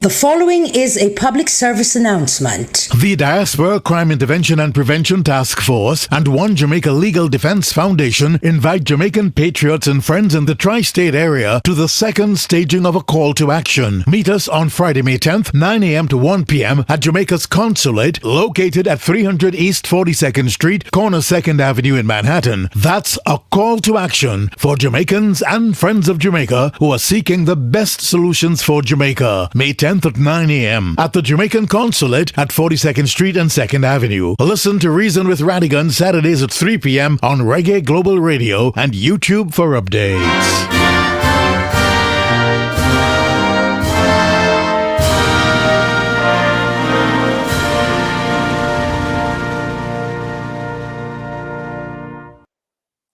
Yes, folks. Get used to that commercial or that information. I forgot what they call it.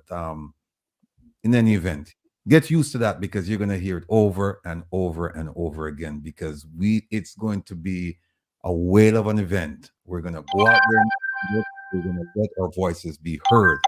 So you're going to get a few more times. Now, we are joined by none other than Dr. John Lenon, a fan favorite. He hasn't been here for a minute because he's been running around doing a whole bunch of things, and he's got a lot to share with us today, including some very, very surprising news. So without further ado, Dr. John, welcome, sir. Hey, hello, everybody. Howdy. All right. Now, can you hear me? Can you hear me? Yeah, hear you loud and clear. All right, let me put you up over here. All right.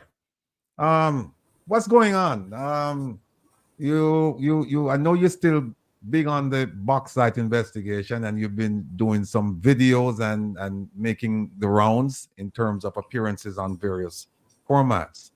And so people have been asking, what's going on with John? What's going on with him? So you're here. Tell us what's going on. And by the way, did you send some stuff for Kevin to put up? Because Kevin is here with us right now in the background. Oh, you're going to share your screen. Oh, okay. Can't I share my screen? Can I yes. share Yes. screen? Kevin, where there? That's what I need to do. How do I do it? Kevin. I'm looking, but I can't see a link anywhere. No, hold on there.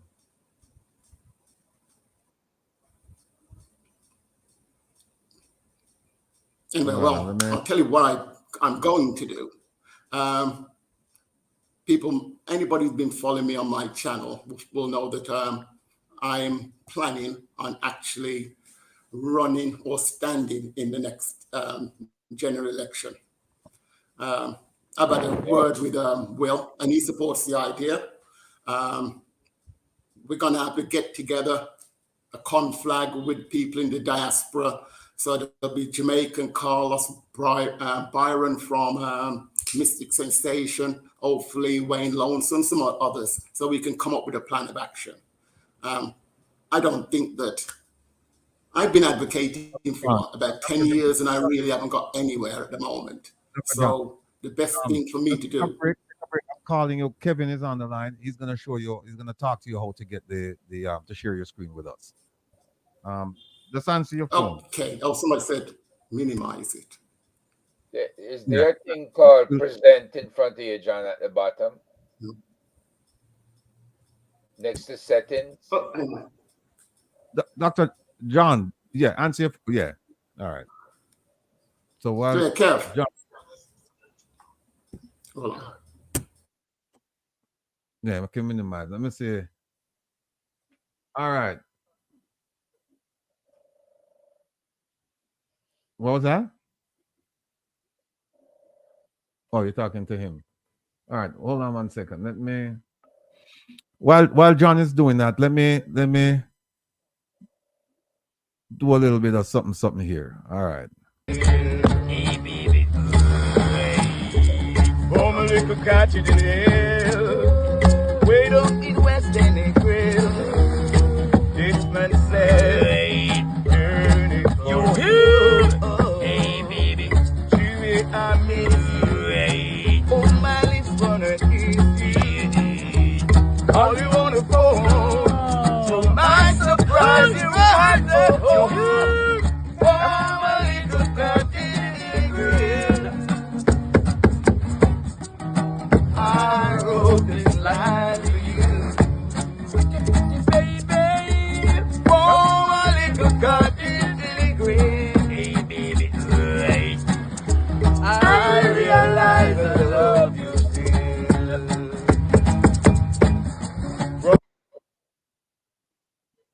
All right. Now there's a reason.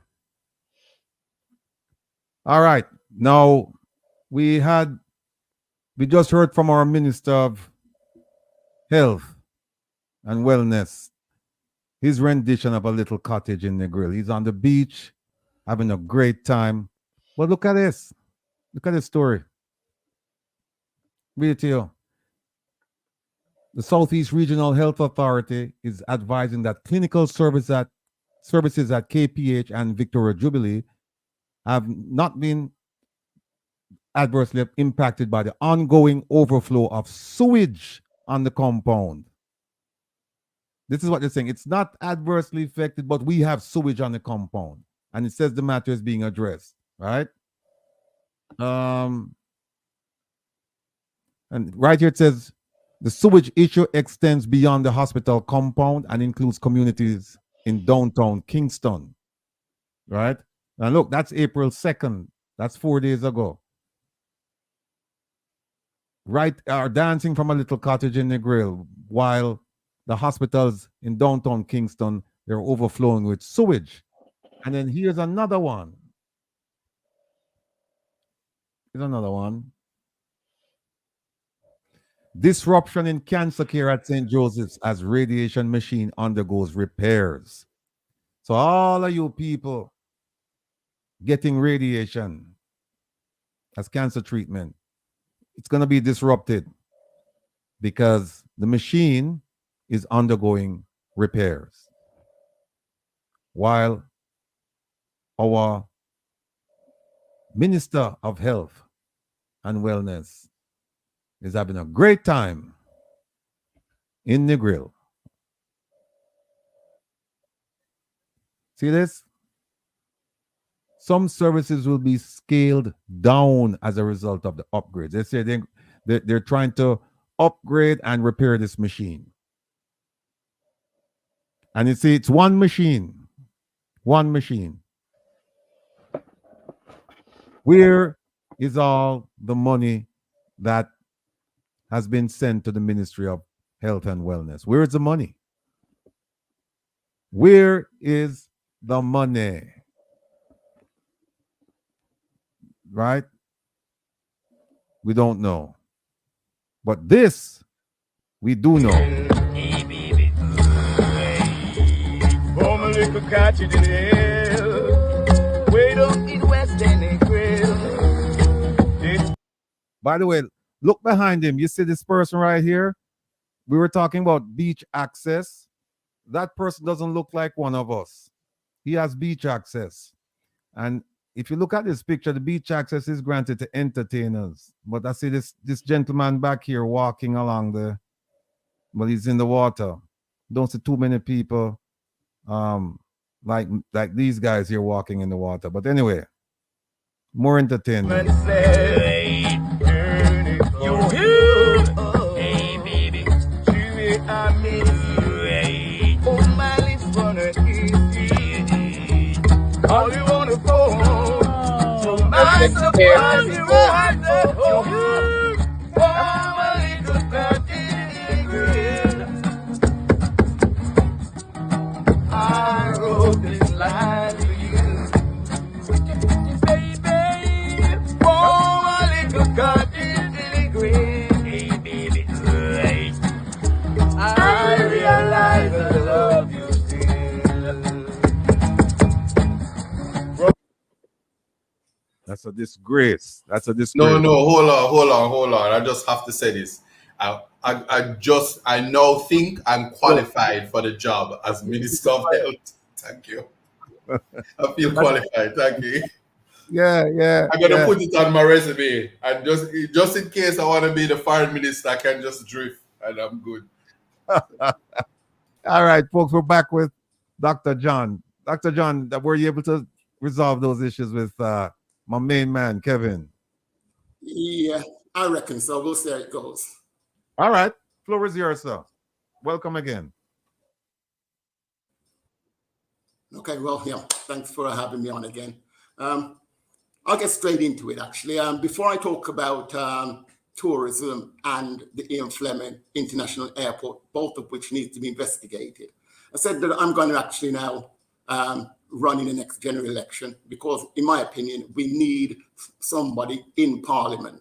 We're not going to get very far if we do not have anyone in Parliament. And we have very good reasons for somebody like me to actually take on the parliamentarians. So let me just start off with a couple of videos here. Let's have a go. Window, view.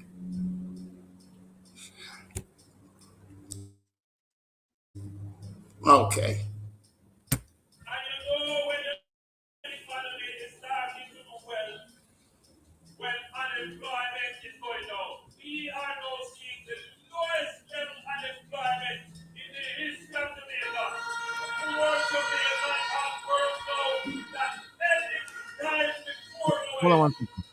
Hold on, let me put it up. Hold on. All right. Let me start it back. Can you see it? Yeah, I can see it now.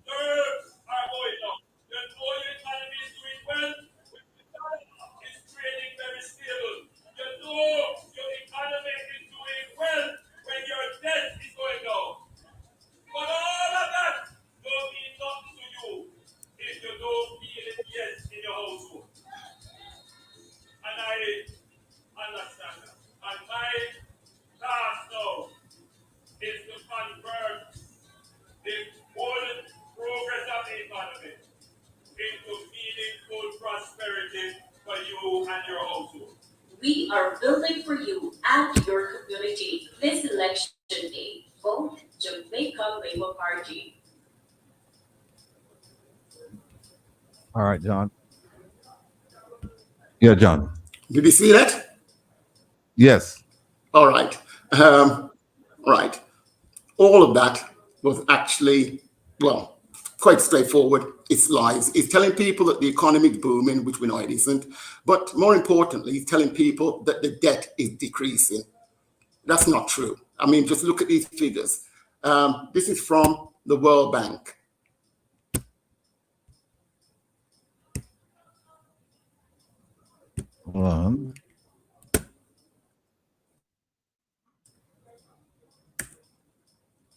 Right.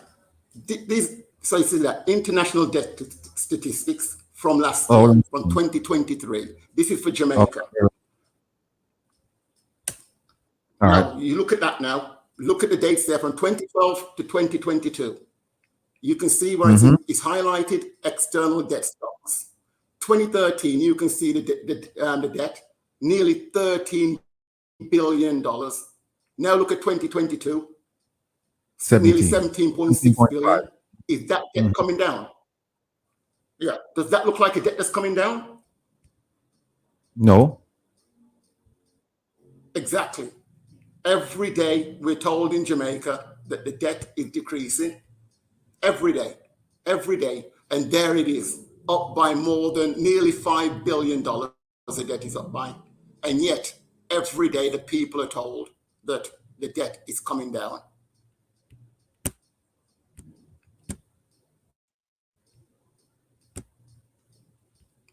Go again.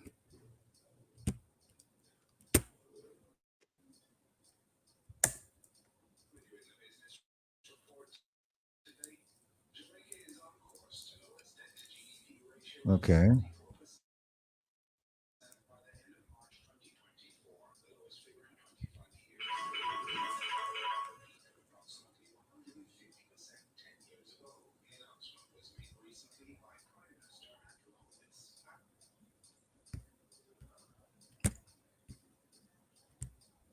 Okay, on that one again, if they're talking about the debt going down, and he said that the debt to GDP ratio will be down to 74%, and that will be half of what it was back in 2013 and the lowest for 25 years. Let's have a look what the World Bank think about that figure.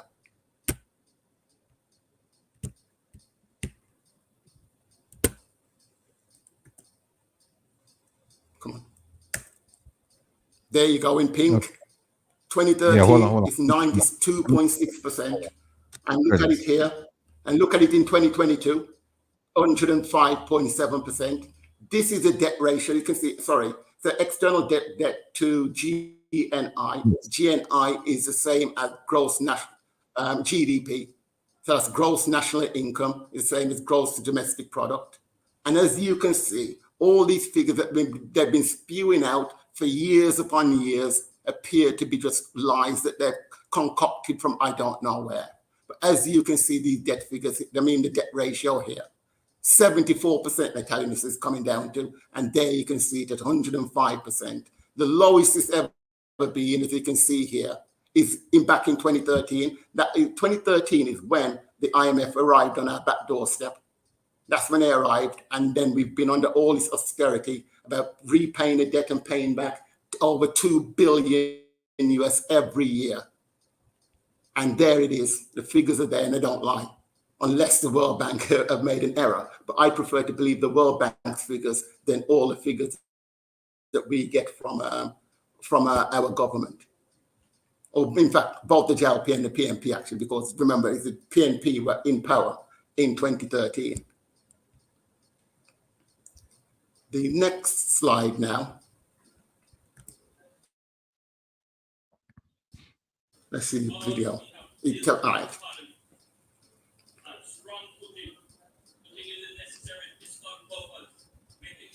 I don't see that video yet.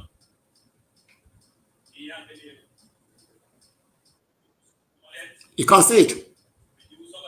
No, I can't see that video. Kevin, where are you there? I can't see that video. Oh, you couldn't see it. Sorry. All right. Sorry, fellas. No, it's me. That was me, Will. My fault. Okay.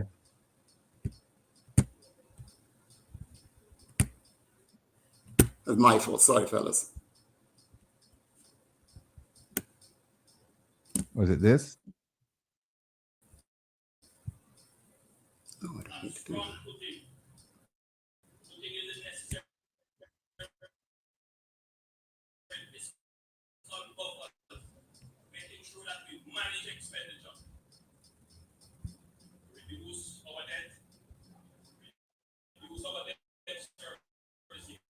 We can't hear it. The video is not playing properly. So, just tell us what you heard. Yeah. What is he saying? Go on, Will.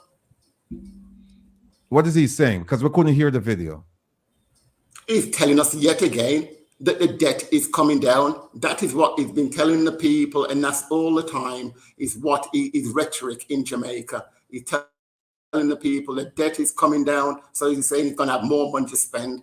But the truth of the matter is the figures don't lie. I don't know where they get the numbers from, but it's just smoke and mirrors. I don't get it, what they're doing. And that's why I said we need somebody in Parliament to get this out in the open, because, of course, our journalists in this country are just ignoring this. The World Bank table that I showed you, I only came across that because of TVJ. They did a report. And yet they showed the figures and never questioned them.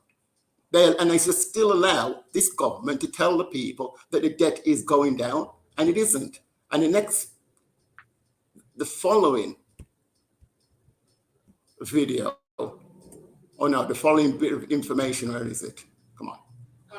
All right, listen. $1.3 trillion expenditure profile are non-debt capital expenditure of $80 billion and debt service of $491.2 billion. I'm going to play that again so you can understand what it's doing. Sorry. So this is the current budget, and it says $1.3 trillion.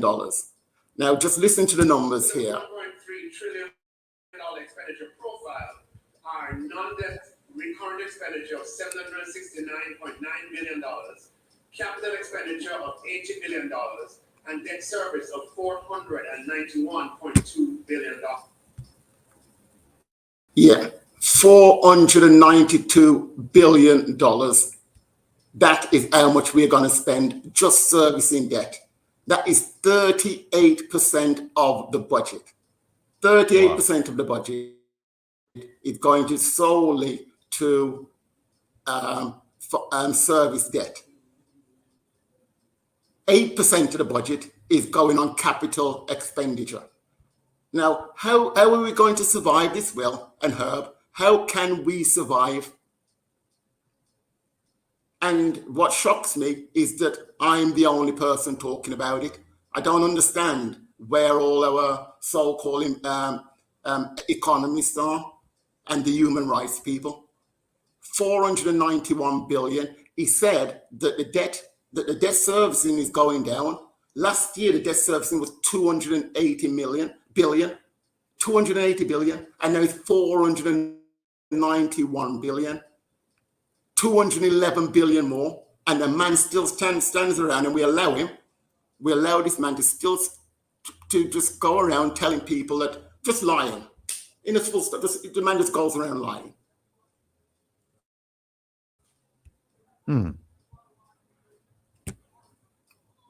Why do you think, John, why do you think that we don't have more people like you out there challenging the government, holding them responsible to numbers like these that they spew, and as we're finding out, they're just lying.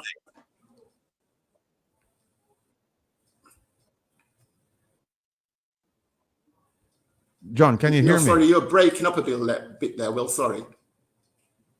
Oh, Herb, did you hear me? Yeah, I can hear you. Can you hear me? Yeah, I can hear you now. Yeah. I can't hear anybody, but no. The question I was asking is, why is it that they're allowed? And can you hear me? Okay. Why do you think we don't have more people like you out there, addressing these issues, and putting a stop to him and the rest of his cabinet spewing these lies? Oh, somebody asked Ian Crooks, what percent of the GDP servicing the debt? And you said it's 38%. Right, John? 38% it's going to use this year. 38%, more than 1/3 of the budget is used to service debt. Mm-hmm. So it's left only 8% for your capital expenditure, i.e. for your hospitals and your roads. This is the reason why we don't have any roads, why we don't have any healthcare, why we don't have any markets, because all this money is been taken and just given to foreign investors. Now, the budget is 1.3 billion. Now, you'd expect that if we've got a strong economy, that you'd expect that all the revenues that are generated in the country would be used for the budget, but it isn't. Only not even $1 trillion out of it is. He's got to borrow more than 300 billion. He's got to borrow over $300 billion. And yet they're telling us that they're not borrowing money. And nobody's questioning it. The people who come onto your show will. You hear them on here, they don't talk about these things. These are the most critical things that we're going. Jamaica cannot move forward with the fiscal management and the energy policy that we have at the moment. It's completely impossible. You're going to talk about Cornwall Regional Hospital. That should have been just knocked down. We could build a new hospital if we weren't paying back all this debt, or it was refinanced properly. But it's the usual thing of us countries in the developing world. We have a different policy set for us. A couple of years ago, France went to the markets to borrow $6 billion, 6 billion euros. If we went to the market to borrow that kind of money, we'd be looking at 9-10% interest. France got a negative interest rate. Negative. Now, that's supposed to be a rich country. So why do they need a negative interest rate? Jamaica's supposed to be poor. We should be getting the low interest rate to help us. It's all upside down. Everything is designed for us to be exploited. We have the debt. We have the mining where they don't pay for the bauxite. They don't pay the levy. And then we've got energy where we should be using free sunshine and wind. And they've got foreign investors putting in all the infrastructure. John, I have a question for you. Let's see if I can show another one. Where are we? Go. Are you ready for the question?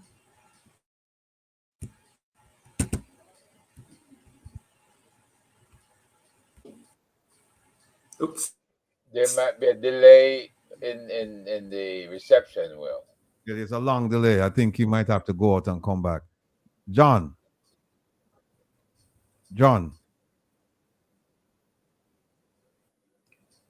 Yeah. Can you go out and come back? There's a long delay, and I don't think you're hearing some of the things we're saying. You want me to reload and refresh? Yes, please.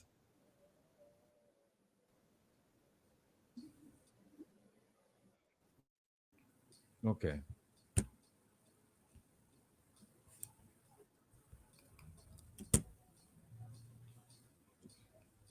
Somebody asked about that I should get Ralston Hyman. I've tried so far to no avail. I'll keep trying.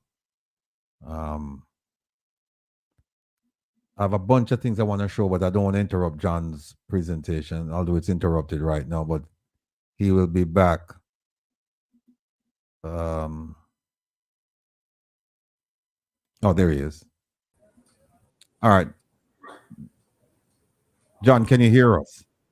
Yep, loud and clear. Okay. The question I have for you is this. You just mentioned some World Bank statistics, correct?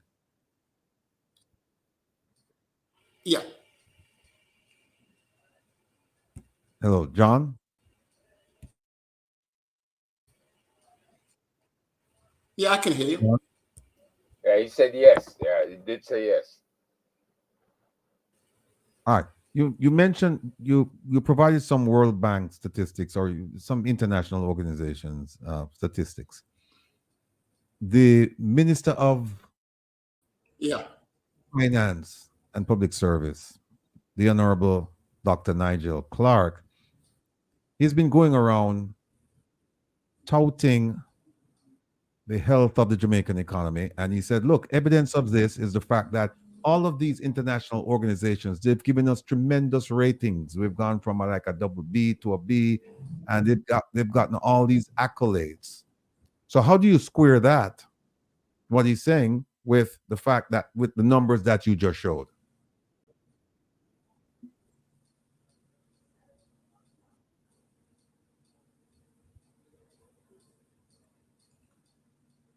How do I square that?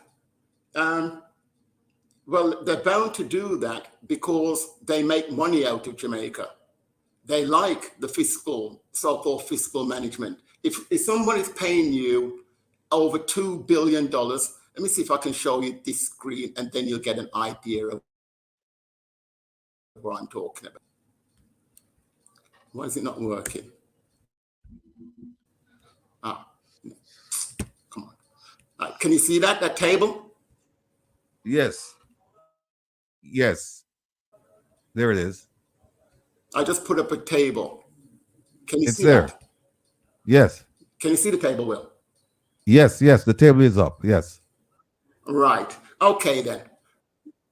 All right. On the right, you've got debt servicing in billions of dollars. Now, if you're a debtor, no, sorry, not the debtor, you're the creditor, and you're receiving, as you can see, over $2 billion every year for doing nothing. Why are you going to stop that gravy train? It's not in your interest to stop that.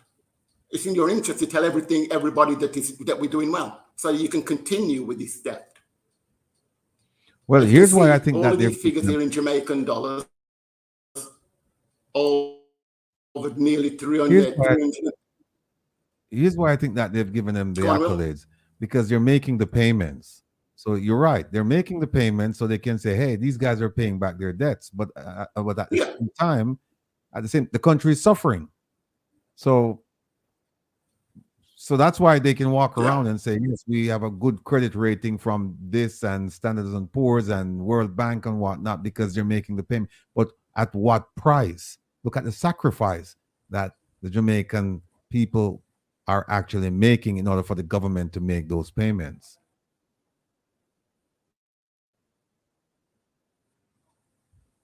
Yes, and that's my problem here, Will, that we don't have any of these economists talking about this. As you can see, this is from that total there of nearly 22 billion. That's from last year. So if you add the 3 billion, whatever they're going to pay this year, that's nearly 25 billion. And the debt is going up, it's gone up. So we're going to be doing it forever. We can't get out of it. If you've paid 25 billion US, and your debt has moved from 13 billion to nearly 18 billion, explain to me how it's going to go down. How's it going to go down? How are we going to move forward? Now, Clark will come up with some different figures. I'm actually going through the budget at the moment. Yeah. But according to Clark, he said that they're managing the debt. He said, "Oh, we're not trying to make the debt go down. We're managing it." That doesn't look like good management to me.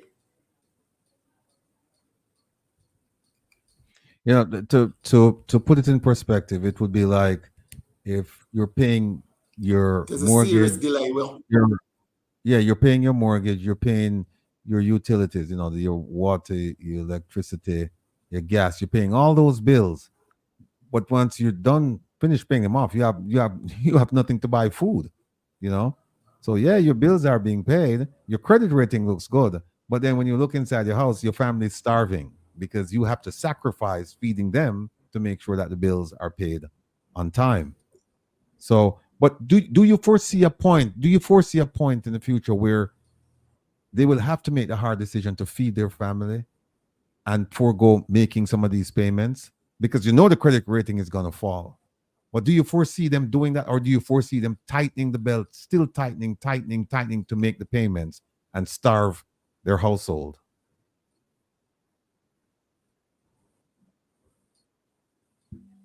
No, they're going to continue doing this, Will. I mean, during the PMP conference, and Golding was asked about it, and he seemed perfectly happy with this arrangement. He said that on your show, the only thing good he said about the government, and he said, was about how they're managing the debt. There's a big chunk of the debt is actually owned by Jamaicans, and well, I won't call them traitors, more like. And if you've got it's like saying that you've got $1 million, US dollars, and you decide to lend it to Jamaica, then you can sit back and be getting nearly $100,000 every year for doing nothing. So they're not going to change anything, are they? This is perfect for them. So it's just it's gross exploitation. And I said, this is one reason why I said, not that none of this will come out in the public domain if we do not have anybody in Parliament who's aware of it.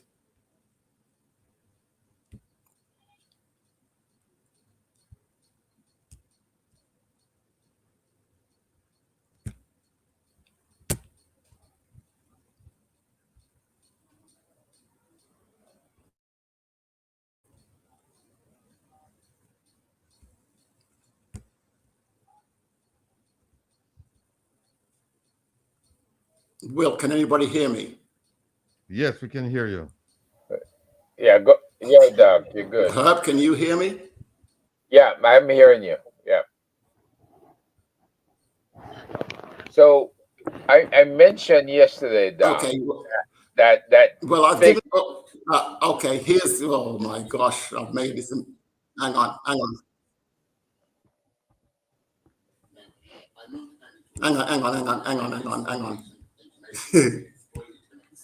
Right, sorry, Herb. No, I was saying I mentioned yesterday that You're figures lie and liars figure. So this is a part of what the Ministry of Finance been feeding the country.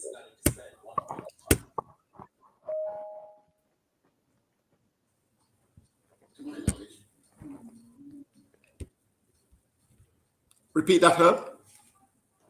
No, the Ministry of Finance, what? They've been feeding the country a lot of bogus information. Because when you go to the World Bank stats and you go to some 100%. Yeah, it's clear.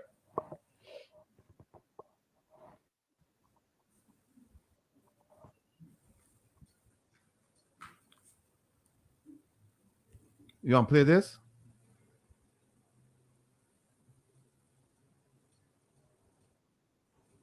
Okay, yeah. So, yeah, I'm showing those videos to illustrate to the people why we need to have change. You need somebody within Parliament so this information comes out to the people, because it's not sustainable. We can't keep this up forever. So let's get into the tourism. Yeah, I'll play the video because some people may not have seen it.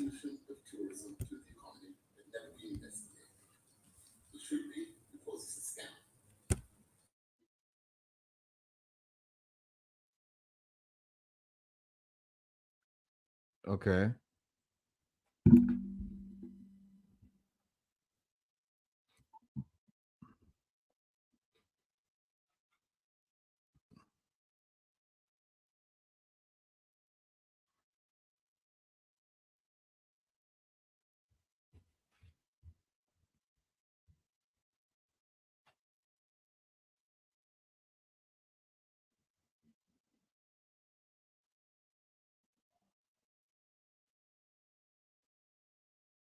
Yeah, there's no sound though.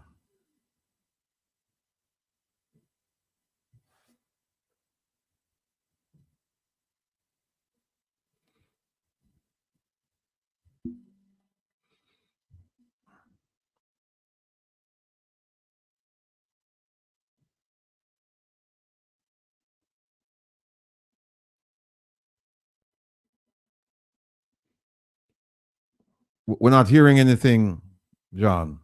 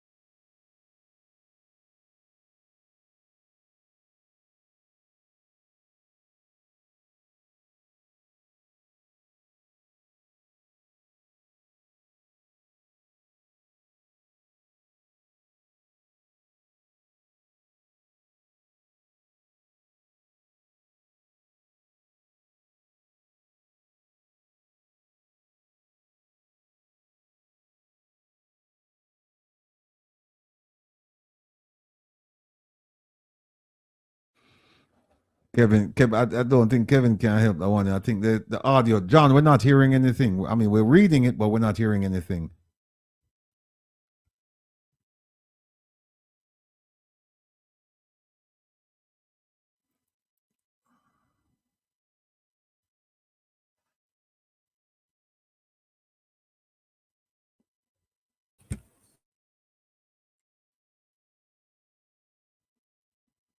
John, can you hear us, John?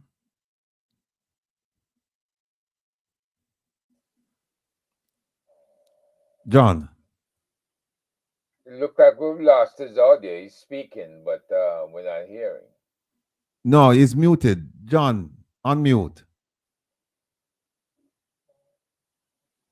That's right. The speaker. John, you're muted. John, are you hearing us? Because you're muted. Yeah, he's off now. He looks. Yeah, John. I don't know that went on mute. Yeah. Bloody moron. Yeah. Let's get back. What the hell's going on?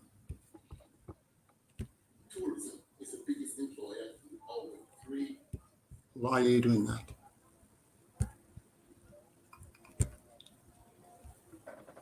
Yeah, I'm trying to get back to this thing, but it's messing me around at the moment. Hang on. Let's try again. Somebody say need Skylink.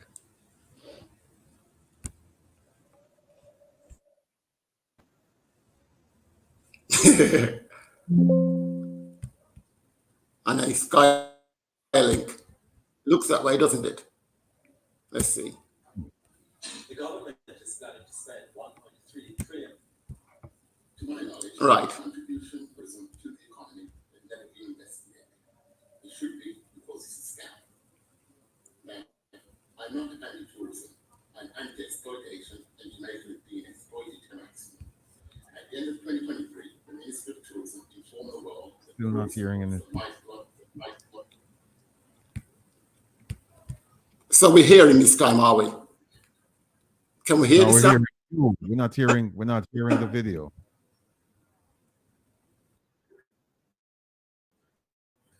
You couldn't hear the video? No.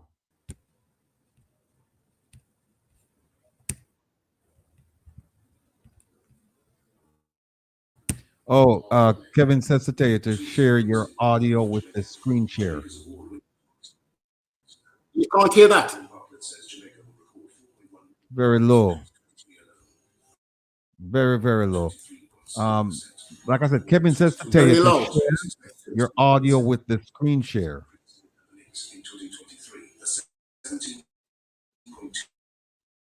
Increase from the pre-pandemic year, contributing monies to roads, schools, hospitals, social housing, and so much more. Get your calculators out now. 3 and 0. Here we go. 1.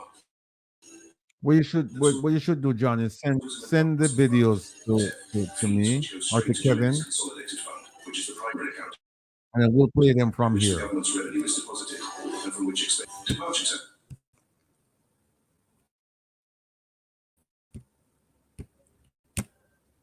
Did the volume increase at all? Barely. Wow, what a nightmare. All right, I've got mine. I don't know. All right, tell you what. Can you just go ahead and tell us what we're looking at? All right. But if you...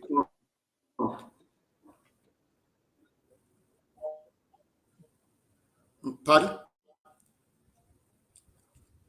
Oh, talk through it.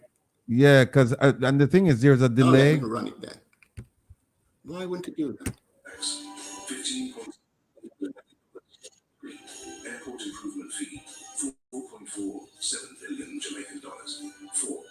Airline passenger levy, 8.9 billion Jamaican dollars. And the volume is low. Fees and charges, 10.7 billion Jamaican dollars. And 6. Guest accommodation room tax. What pain in the increase the volume? I did. It's maxed out right now.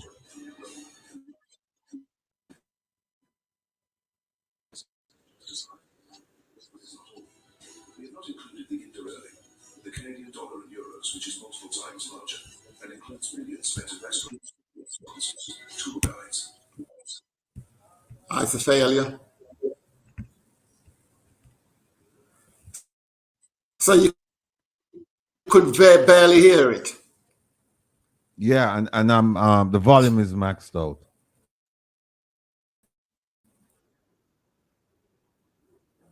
Yeah, I've got mine on max as well. All right, just walk us through it. Just tell us what's going on.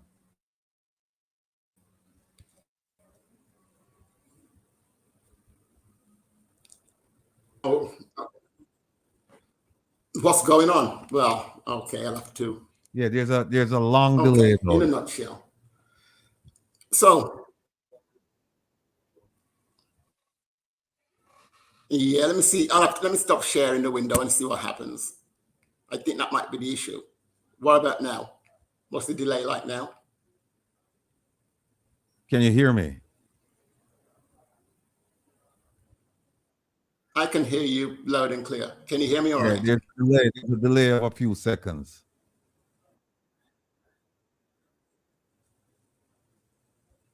All right. I don't know. That makes it awkward. What do you want to do? You want to go out and come back in one more time?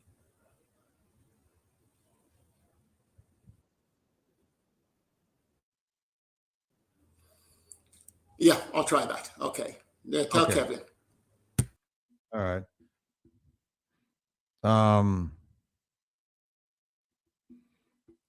Yeah, quite a few of you asked for the for this video.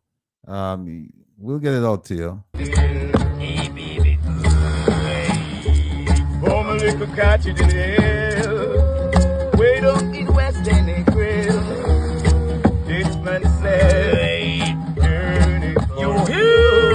Hey, baby. Chewy, I miss you.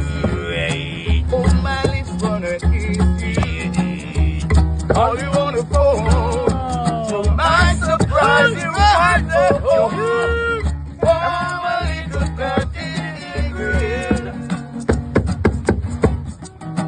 I wrote this line for you, baby.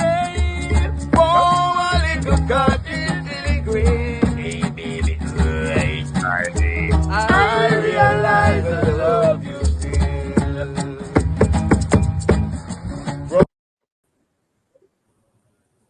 All right, John, you're back. Yeah, I can hear you well. All right, go ahead. People, what we're asking for now is for you to just narrate the whole thing to us. Just tell us what's going on. Okay, well, so everybody knows that tourism is supposed to be critical to the economy. And we have these big figures that are mentioned. But if tourism was making such a big impact on the economy, we would see it on the ground, wouldn't we? We would have better roads. It would pay for all the things that we do need, but it doesn't pay for it, and that's because it doesn't generate much revenue. Now, last year, the award-winning minister said that we're going to earn nearly $4.3 billion US dollars. Now, if we're going to earn $4.3 billion, well, where is it? Do we see this money in the economy? Where is this money? 4.3 billion, it's not there at all. And so when you look at it, you're thinking, well, where does this money go? And so when you analyze it, so in the video that they released, they said that 52 billion Jamaican dollars flows into the treasury. Now that's only 335 million. That's 335 million of the 4.3 billion that's supposed to come in. So where's the other 3.9 billion? Now, when you check and look at tourism, you will find something called tourism leakage. And that is where your hotel fees, your flights, your excursions, all these things, all these monies do not come to Jamaica. So when you say you're spending, if you say you spent $10,000 on your holiday, your $10,000 isn't spent in Jamaica, is it? You've had to pay for the real hotel. You've had to pay for your for the flight. then probably for the car, and all of these things that do not come into the Jamaican economy, because as you know, most of these hotels are all owned by foreigners. Like the Rio is owned by the Spanish. You've got the Hilton American. So all of these monies that they talk about that we earn, we do not earn it. Very little flows into the economy. And studies have shown that for every $100 that is spent, only $5 of that enters the local economy. $5. So when they're talking about 4.3 billion earnings, it looks like we will, if we are lucky, we're getting in the region of 3.4 or 3. We get about 3.5 billion of that leaves the country. That's the money that goes into the pockets of the foreign investors. We earn very, very little from tourism. And then when you look at the jobs it creates as well, 80% of those jobs are minimum wage. These people do not pay taxes. And as you know, taxes run a country. So if you have a country with good industries, then you have income tax being paid, and the government can generate revenue to run the country. In Jamaica, we don't have that. We have 300,000 workers in tourism, and we only have a handful of them paying taxes. It's not an industry that is sustainable for Jamaica. And it's not just that the wages are poor and you've got on top of that, of course, that they're taking our beaches as well. We don't get anything for that. And then you've got to think about the impact it has on the country itself. So I'm in Montego Bay, and you've got Airbnbs now springing up. Now, when Airbnbs spring up, what does that mean? Other people are going to think, well, I'll spend a few dollars renovating my place, and then I can rent it out. Instead of renting it to a Jamaican, they'll put it on an Airbnb and get 10 times the amount. And of course, what does that do? It pushes up the price of rent. It pushes up the cost of everything in the area. So if I want to go down onto Bottom Road to buy a drink, the prices down there are 5, 6 5, 6 US they want to charge for a beer down there. So all the prices within Montego Bay, they go up. So the regular local can't just say it's going to go down to the beach and think you can drink at the bar. You can't. If you go to Margaritaville, they want something like about 8 US for a beer. Coral Cliff, my cousin gave them $1,000 for a beer, and they just walked off with the money, didn't get any change for it. So these things push up the cost. And then the other thing is in Jamaica, we don't get much water. Tourists, as you know, tourism uses water. We had an issue in Negril last month where the people blocked the roads because they didn't have any water, and yet they want to expand it. They want to expand tourism in that area. And again, as I'm saying, if we don't have anybody in Parliament to challenge these policies, we are doomed. Right now, they're building some 4 towers. I can't remember the name of it, but it's building 4 towers just on the outskirts of Montego Bay in a place called Reading. They're spending 350 million US apparently. What's that? Where's the environmental impact assessment for that? Let me ask you. Well, before I ask you a question, let me just say that I've always said for the government supporters who say that I don't say anything positive about Jamaica, and there are very few of them because they know that's a lie. I've always said that as far as the work rate is concerned, the Minister of Tourism is probably the hardest working person because I see him all over the world flying the flag, trying to convince people to come to Jamaica. Now, the inflow of money coming from the alleged tourism, that's a separate issue. The issue I'm talking about is that I see him, he has presence. I see him all over the place trying to convince people to come to Jamaica.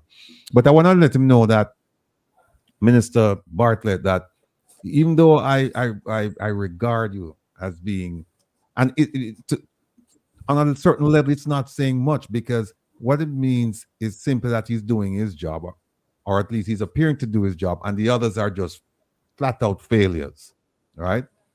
But I'm hearing some things. I don't know if it's true, but we're gonna try and prove these things. I'm hearing some things about some $1 million apartment, and I'm hearing some things about a development. Not sure if it's you, but I've been told it's you, but I am going to look into it because I don't know if it's true.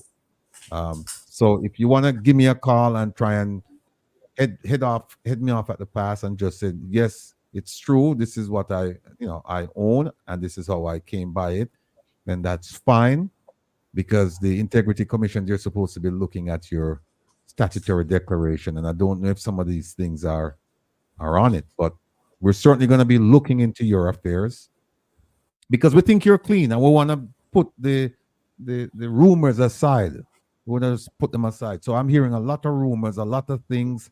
I don't know if they're true. So we're going to be looking into your background, looking into things, the things that you allegedly own, just to see if we can confirm that you are the owner. Because if you are, then the next thing is whether or not the Integrity Commission is aware of some of these developments. And I have been told that these developments and the apartment, they're in the Montego Bay area.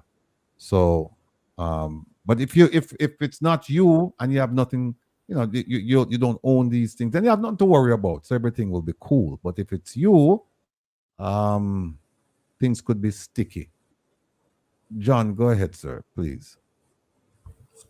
No, say we need a different type of tourism. You had a couple of weeks ago, you had somebody do a presentation, didn't you? And he said the same thing. We need a different type of tourism. This tourism isn't working for the locals. So I'm in Montego Bay, and if you go to an all-inclusive, most of the guests don't leave. They stay there. They don't come out. If they do come out, they'll go probably on an excursion, we'll say, to Dunn's River, and that will be done via the hotel. So the people on the road, they don't benefit from it. So when a cruise ship comes into Mo Bay, the buses will come and they'll take them to specific places. Margaritaville, which is now closed because of the storm the other day. Then they'll go to Doctor's Cave and a couple other places, and that's it.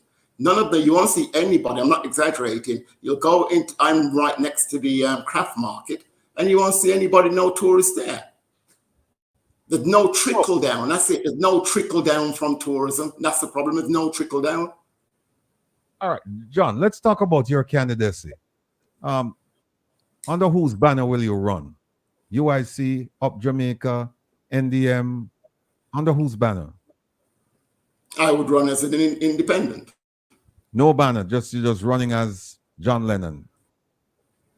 Yeah, I'd run as me, yeah. If I'm in a party, then you're going to have all these conversations about certain policies that some people are going to say, oh, I'm a socialist, and some are going to say, well, I like more, well, I'm a capitalist.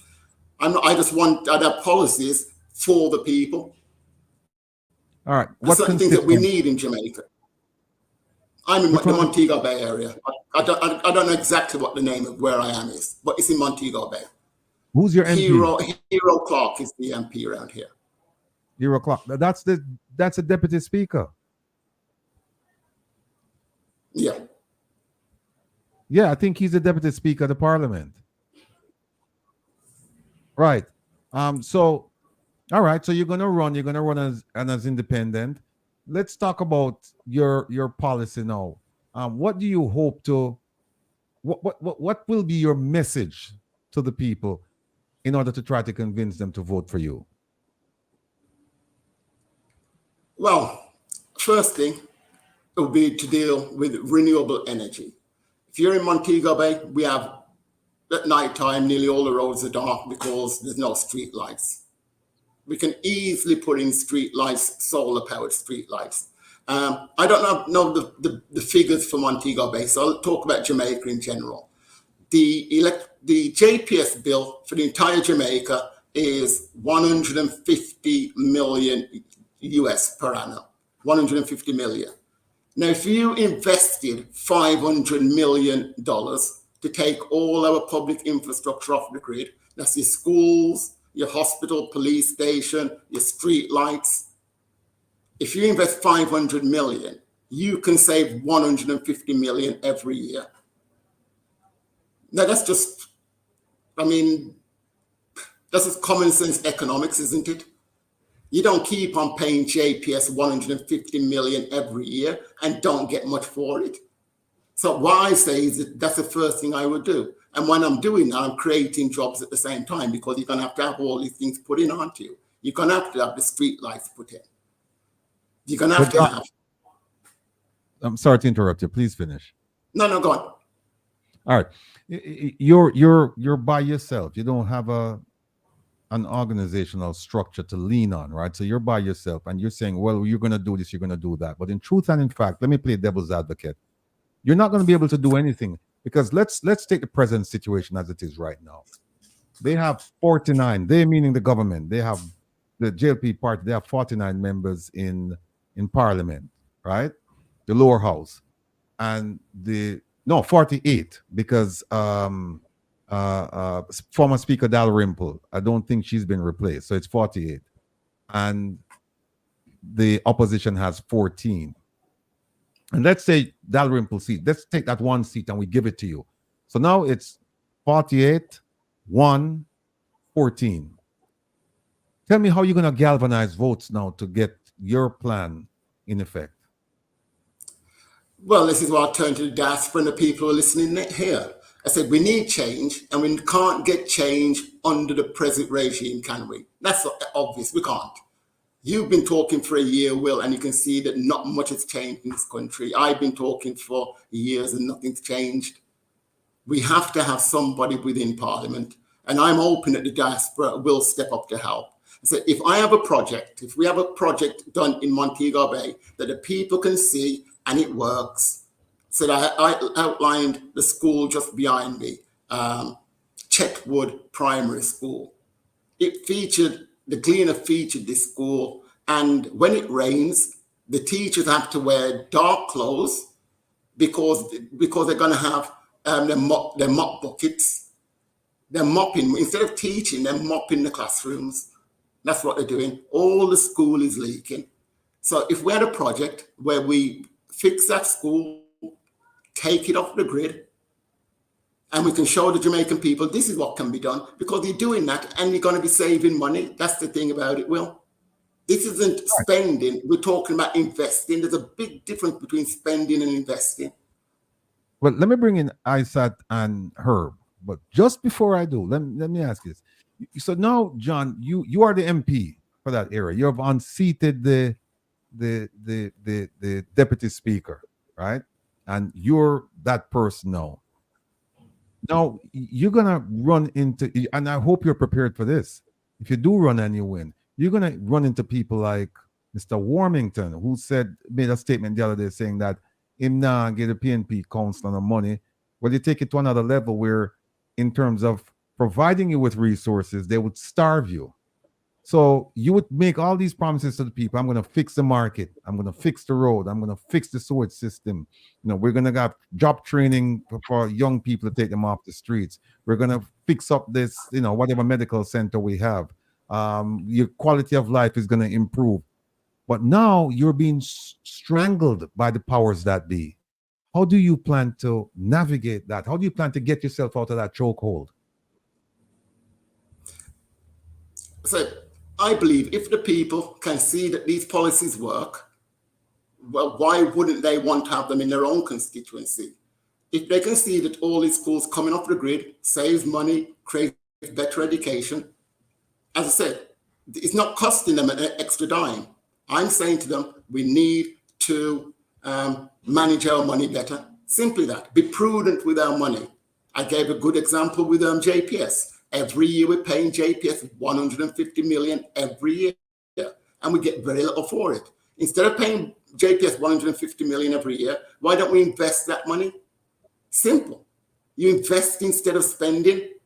Right now, in the budget, Nigel Clerk talked about he raising the reserves, and he wants to get them up to 5 billion. Everybody in the world knows that you don't save money when inflation is high. Whatever you bought last year is a damn sight more expensive now. If you remember during COVID-19, when that hit in 2020, I remember going into town and the patty that cost $170 went up to $220 overnight. Other items went up by 30%. You can't save money when inflation is high. You've got nearly $5 billion in the reserves. All we're saying is take some of that money from the reserves and invest it. And I'm not the most eloquent person, but if the policies, I can write it, but if the policies are presented to the people properly, they will buy into it. There's no reason for them not to. I said, we don't have solid waste management. These are simple things that we should have. If you go to the market, all of the detritus, all the organic waste is just thrown away. This could be converted into energy. While you're doing that, you're creating jobs. You're also cleaning the streets at the same time. All right. This government, what both parties want to do, they want foreign investors to come into the country for them to put in all this infrastructure. And they've been talking about it from 2009. They spoke about having waste to energy. And when we do get it, you'll have foreign investors coming in and they will be making money out of it. Why should anybody make money from the free sunshine and free wind and have free rubbish that we throw out? This is ludicrous. And let me throw it out to Isat, and I'm going to take a quick break. Let me throw it out to Isat and her. Gentlemen. Yeah, John. I'm happy to hear you say you want to run, because ICS, Dr. Claire Nelson, says she would endorse any candidate like yourself who's making inroads environmentally as well as financially, right? That would show the country there's a better way to operate. And JPS has been a huge albatross around the necks of Jamaicans. There's a lot of money being poured into JPS. Now, I know the government owns, what is the last thing I saw, like 19% of JPS. What does that mean for the people when the government owns 19%? Does that mean they have to keep increasing the rates for the government to make a profit? Is that the game that's being played here? But not for the government to make a profit, is it? It's for the shareholders to make a profit. And when the shareholders are making a profit, then the Jamaican government will make a profit as well. Okay. But when they own 19%, does that mean they have their shareholders also? Right? Well, no, they're part owners, aren't they? They own 19, or I think it's 20%. I think it's 20%. I'm not really saying. Okay, all right. So if the government says tomorrow, look, we see in Honolulu where Honolulu has gone to like 60% of their homes are now equipped with solar panels. And we want to make sure that everybody in Jamaica, and African countries are doing it too. They're giving solar panels to people in their homes, so people have electricity, so the kids can then run their computers and get broadband that is government issued, right?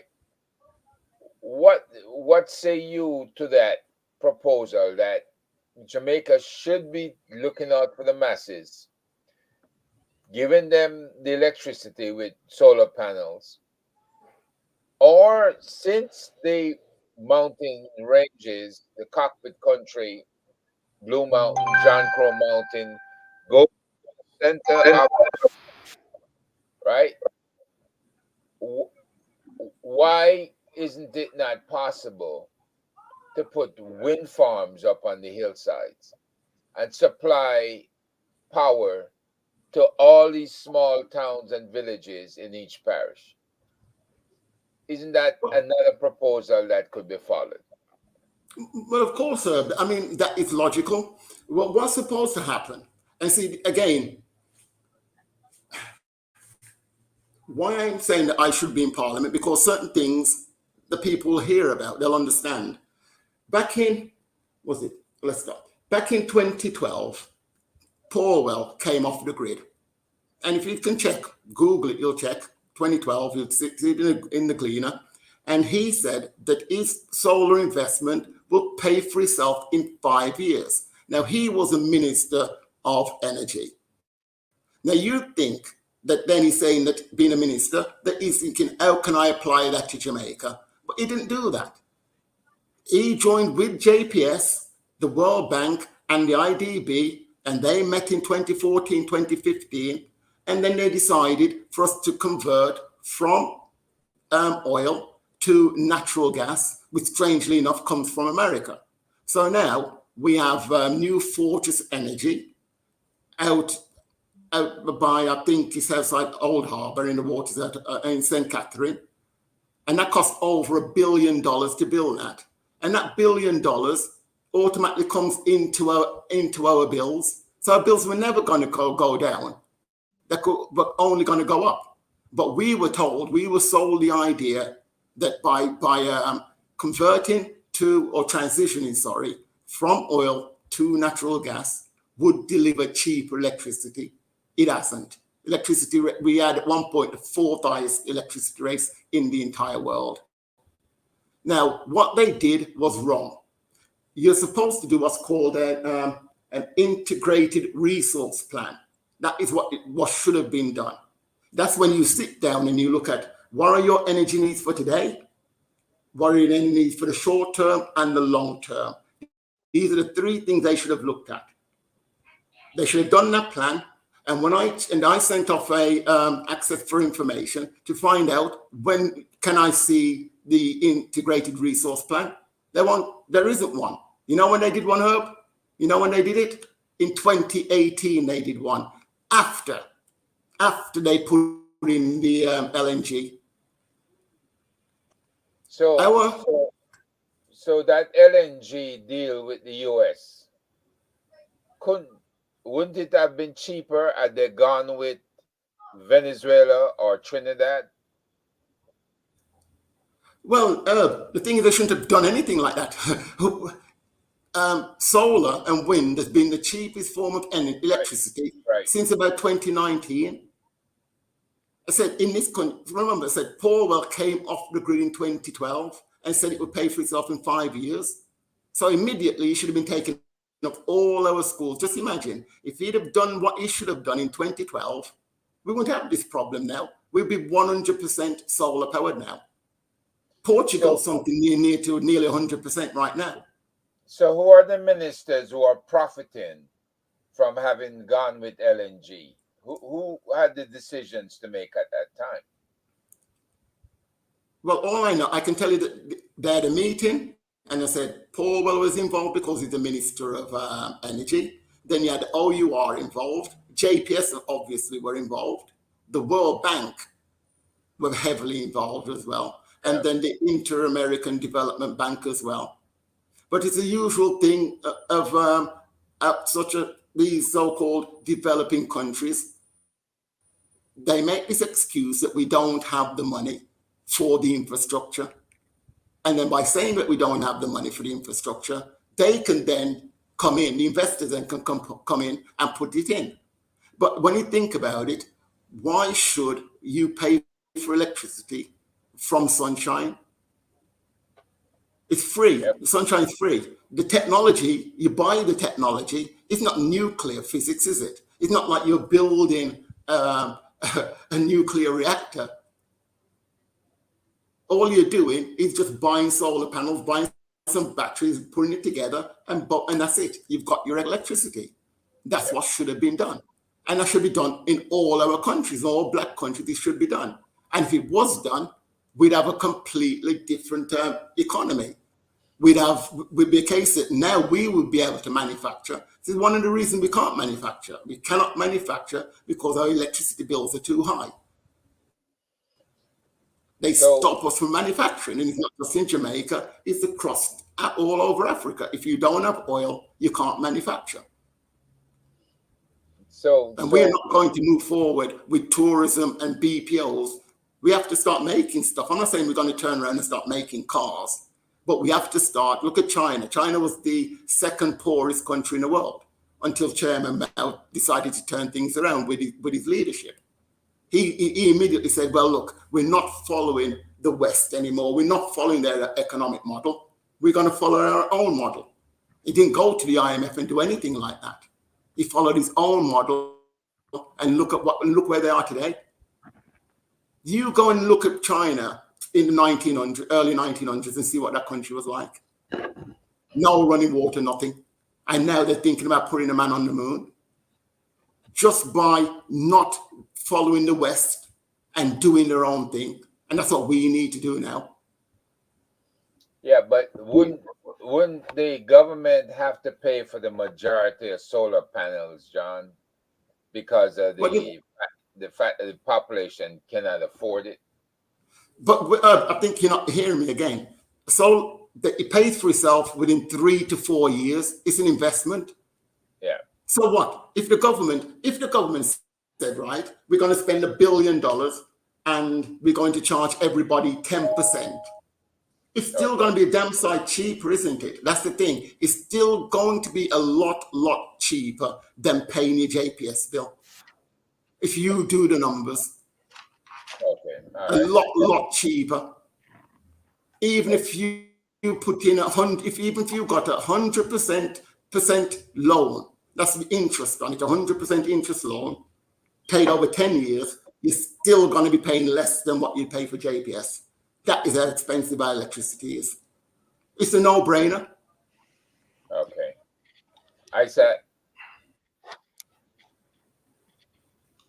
you know, John, I want to ask about the realistic prospects of success for your campaign. When everything that you said, it's really a no-brainer. So I'm not being sarcastic right now. I agree with you 100%. The problem that we have is a political system that is shrouded by just hashtag dunceness.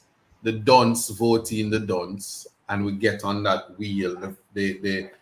Is it the Ferris wheel, or something where even with your ideas, even with the natural order of things, i.e., get off the grid. One would think that in Jamaica, where we have water problems, the money that they're spending on roads, they should invest like Trinidad did in the government rolling out water tanks and pumps where necessary, so that there can be catchment areas and reducing the ability to access water by putting water tanks in households, or forcing the builders to ensure that they have a good sized tank to every unit to minimize all of that. Same thing, getting off the grid. The government should subsidize that, so that in a 5-year, during a 5-year cycle, that households would be getting off the grid to save energy. But the comparison between China that you made and the Jamaican space is that China have the people. People is the number one resource, and what we have is poor people. So we can't feed our people. We can't do anything. So in terms of your campaign, how could you be successful at an independent campaign when all the government and the opposition has to do is provide KFC to people like me, who literally just going to vote for them because the KFC tastes good at the time? So all your positive ideas is going to be swept under the rug. I just want to know, what is your how can the diaspora support you with a reality like that? The UIC is not an option. The reality is we are embedded, like how 400 years of slavery, and people can say it's less or more, is embedded in our DNA. Post-traumatic slave syndrome. How are we going to get out of the post-traumatic PNP versus JLP syndrome to get a man like you to make your contribution, which is invaluable at a time like this? what will be your campaign strategy, because it cannot just be practicality and brightness. And I'm hearing people telling me that Trinidad has good roads, but they also have natural gas and resources, and they have asphalt pouring out. You'll be driving and you wake up one morning and asphalt shooting out of the ground. So that is, I don't even know what that is, but just help me with that, because it's almost like the people who nothing you're saying is wrong from you, and it just becomes repetitive because the people they don't want better for themselves. So how do we get them out of that? People like me who I hear everything you say, but if my MP, Mr. Delroy Chuck, bring the KFC, I Delroy, I do it tomorrow, no matter what you say. Yeah. Okay, right. Well, as you know that most of the people are disenfranchised, they don't want to vote. I mean, I speak to people, I'm in the team and I talk to people, and a lot of people just say they won't vote. After I've spoken to them, say things I would do, they say, well, probably I'd vote for you. Okay. How would the diaspora help me? I said, I'm not going to run if I do not have a project behind me that the people can see. I mentioned Chetwood High School, Chetwood Primary School behind me. Now, if we had some kind of funding mechanism that we could do this, fix the school, put in the solar panels, and then show the people. The JPS bill was, they're paying $100,000 a year, and now they're paying nothing. And the amount of money we spent to do it, and then with the right campaigning, then there's a possibility of getting people on board. But I wouldn't say I'm going to run and go around and knock on people's door, because that's never going to work. I'd have to have the diaspora behind me, understanding what I'm trying to do. And that's why I'm saying you're going to have a meeting with Will, Herb, Lonesome, Jamaican Carlos, other people like that, so we can come up with a plan. But for me, it's of paramount importance that we get independence in Parliament, because we cannot change what we can't change anything without that. The people have to understand and know what is going on. I've talked about bauxite how many times? We don't get anything for bauxite. And I don't understand how the people can sit back and just accept it. I visited a bauxite community on Easter Sunday. I went there. And, they were still working. On Easter Sunday, they were there working. Now, when I was walking around with my brethren, it was strange. We were walking around, and just because we had our phones in our hands and we're looking like we're doing things, people were coming out and talking to us. We couldn't pass a house with somebody else coming out and talking to us. And every story was the same. The children can't go to school because they're ill. They're showing you children with the eyes out here because of the dust. One family said that they had to beg the mining company not to mine on a Sunday because they couldn't take it. They couldn't take the noise. 7 o'clock in the morning till 6 o'clock at night. And what do we get for it? Not $1. We don't get any money for it. I mean, how can we as black people just sit back and take it? I just don't get it. These are the facts. Yeah, I understand, Isaac, you talk about the blind and the dunceness and all the rest of it.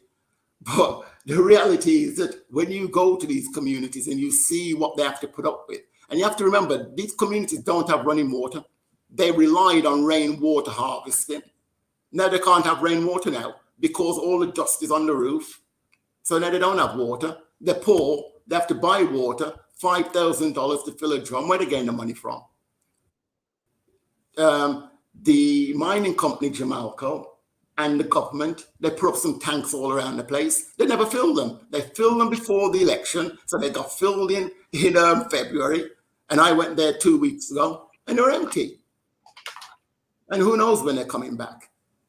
John, so we have let me just say to our viewers, we're joined by the fearless leader of the Diaspora Crime Intervention and Prevention Task Force, none other than the illustrious Dr. Rupert Francis. Dr. Francis, welcome to Reason with Rattigan, sir. Well, thank you very much. I've been listening carefully to Dr. John and my Kentucky friend. And yeah, that's I said, when you eat too much Kentucky, you're gonna be like me. Don't be like me.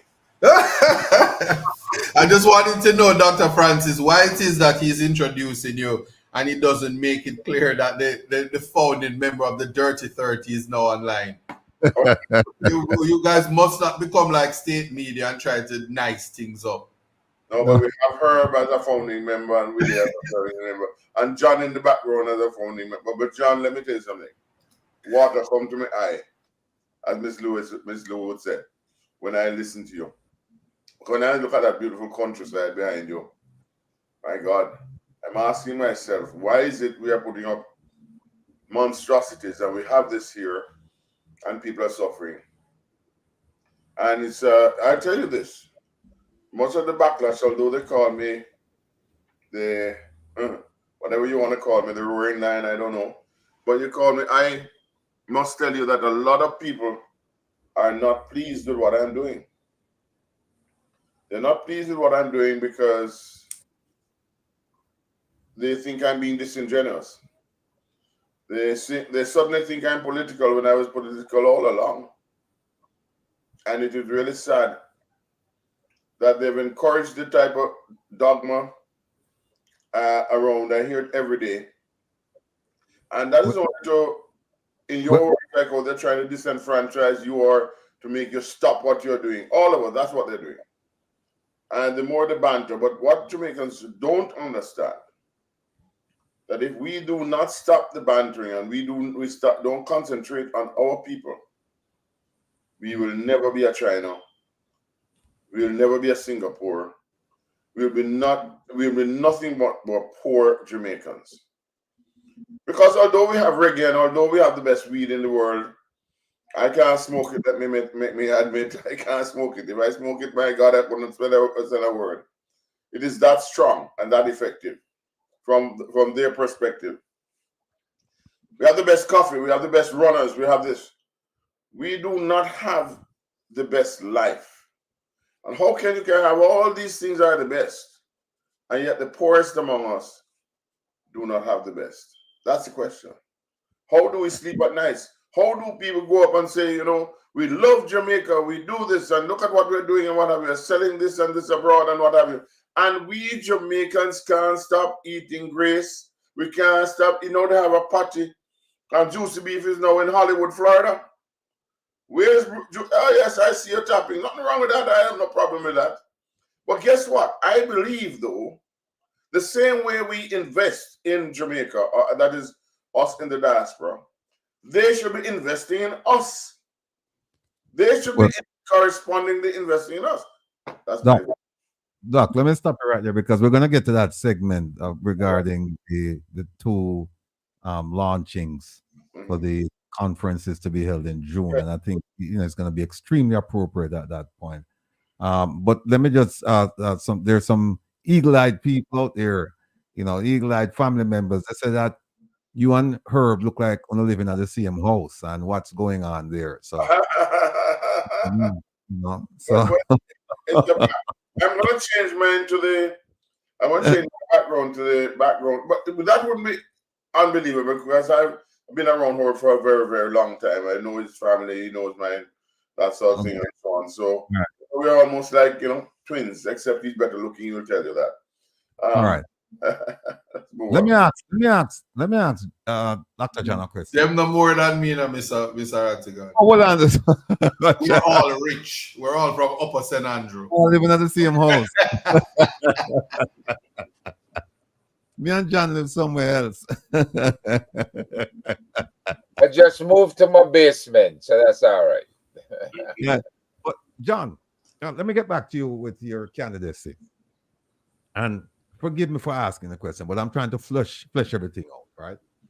So if as an independent candidate with no affiliation to any party whatsoever, right? How do you see yourself functioning though in the parliament? I mean, do you see yourself as a deal broker, or do you see yourself, because what I'm trying to get at is how do you inspire other people to join you if you're not a member of an organization, because people tend to want to join up, in terms of politics and organization. And here you're saying, forgive the term, but I'm a lone ranger. I'm out there on my own. I see what the ills are. I'm trying to fix them. And so I'm going to offer myself and my service for the benefit of my country. But I don't have an organization. So how do you convince other people to join you when they look and they say, but he has no organization, he has no backing, he has, how do you do that? But I'm not asking people to join me, Will. I'm asking them to pick up ideas that I have. They're going to be in a community. If you're in the mining community and they hear me talking about you're not making any, Jamaica doesn't make any money from bauxite. Now the MP for Bogwalk, which I'm a bauxite mining community, is what's her name? Nita Garvey, is it? She's PNP. She's not JLP, she's PNP. And yet she turns a blind eye to the plight. And as Rupert said, he's seen that in the background. If I move that way, that is Charlemont High School. You can see there in the right corner, right next to the toxic ponds. Huh? How can you allow that, Will? Rupert, you see that? That's a high school that they've allowed, that the JLP and the PNP have allowed a mining company, I'll be crude, a bunch of white people to come in and do that to black people. No, John, I don't think I explained myself properly. And I can see that from in the chat. Because I think there's some kind of misunderstanding. There's a disconnect here. What I'm saying is that I'm saying that if as an independent, you'd want to grow that movement, that party. But since you don't have a party, right? How do you grow it to the point where now you become a force to reckon with in the parliament? Because now I think you'd be regarded as a nuisance because you're just one, but you're digging them, you're bringing facts to the fore, and you're saying to them, here are the things that are wrong, and we need to fix them. However, you don't have the power to fix them. So you would have to, when I say inspire other people to say, you know what, I want to run for parliament too as an independent. I want to run because I want to change. And so I'm saying, how do you do that if you don't have an organization? And I'm saying, aside from the diaspora assistance, I'm saying, how do you get that message across to people that, listen, I'm one person out here doing it. You can do it. You don't have to be a member of an organization. You just have to be a member of a community that's disenfranchised, and you feel like you have to do something about it. And then you rise up and you run. Well, so when I went to the bauxite community, I went with a brethren, Marvin Edgar. He can really talk, and he's somebody also, he wants to run as an independent as well. I know another brother in Westmoreland. He's run twice and lost. So I know that, and as I said, if they have the right policies behind them, and they show the people, I'd hope that if they can show the people that they can deliver what they promise, then why wouldn't the people get behind them? I don't know, Will. I said, I've been advocating for 10 years and I've got nowhere. And this is the only thing I can think of that has the possibility of us actually trying to change stuff that's happening in Jamaica. Well, look, the fact is we cannot continue on the route we're on at the moment. Well, I'll tell you what, I'm telling you right now, I support what you're doing. Don't get me wrong. I fully support what you're doing. I'm just trying to figure out, the construct within which it's going to work. But the One Jamaica Legal Defense Foundation presently cannot support a political candidate. There are things that we can do within our mandate, and whatever we can do, we will definitely do it to try and get you to where you want to go and where we think it would be a good start for the people of Jamaica is to get a fresh voice in there who's not, who's not bought out by some of these large concerns. Is there anything else you want to say? I don't want you to leave us, but I wanted to move on and show something else. Is there anything you want to say to us? No, you'll have to send out the Ian Flemming Airport. Remember that? Oh yeah, yeah. No. I think, well, if you could send out that video so people can see it, and they can that's a good example for them to see that. No. Here's what I'll do, because you sent all the stuff to me earlier, but I don't think it's fair for me to benefit off of your research. Because you're very eloquent, you're intelligent, man. I want you to come because people want to see you as well. I want you to come and make the presentation about the stuff that you have done, and it's only fair and fitting that. So because we're having a problem with we're having problems with the video. I would suggest that you come back at your convenience next week, the week after, as many times as you want. And so then what we'll do is we'll play the videos from our end so that there will be no problems. And then you can go ahead and do it. So yeah, let's leave the Ian Flemming thing for now because we don't want to start playing the videos and we're not getting through it. And so we'll leave that for now. Don't leave us, right? Because I want to show you, I want to show something. All right. Let's start with and this one, John, is a tribute to you. This one. Welcome to the home of black people who never give up, who keep on. Here we go. Life is difficult, but you must soldier on. Don't give up. If you are a coward, you don't belong here. If you are a coward, you don't belong here. If you are a coward, you don't belong here. Indeed. If you are a coward, you don't belong here. But if you fight, even when things are difficult, you keep on fighting. This is your home. Welcome to the home of black people who never give up, who keep on soldiering on. Even when it is difficult, we keep on soldiering on. One day, we shall arrive because we know we have a future. And that future is what we make of it now. No one is going to destroy us because we have an appointment with that future. A very important appointment with the future. And you are not going to stop me into making it into that appointment with the future. And you are not going to stop me into making it into that appointment with the future.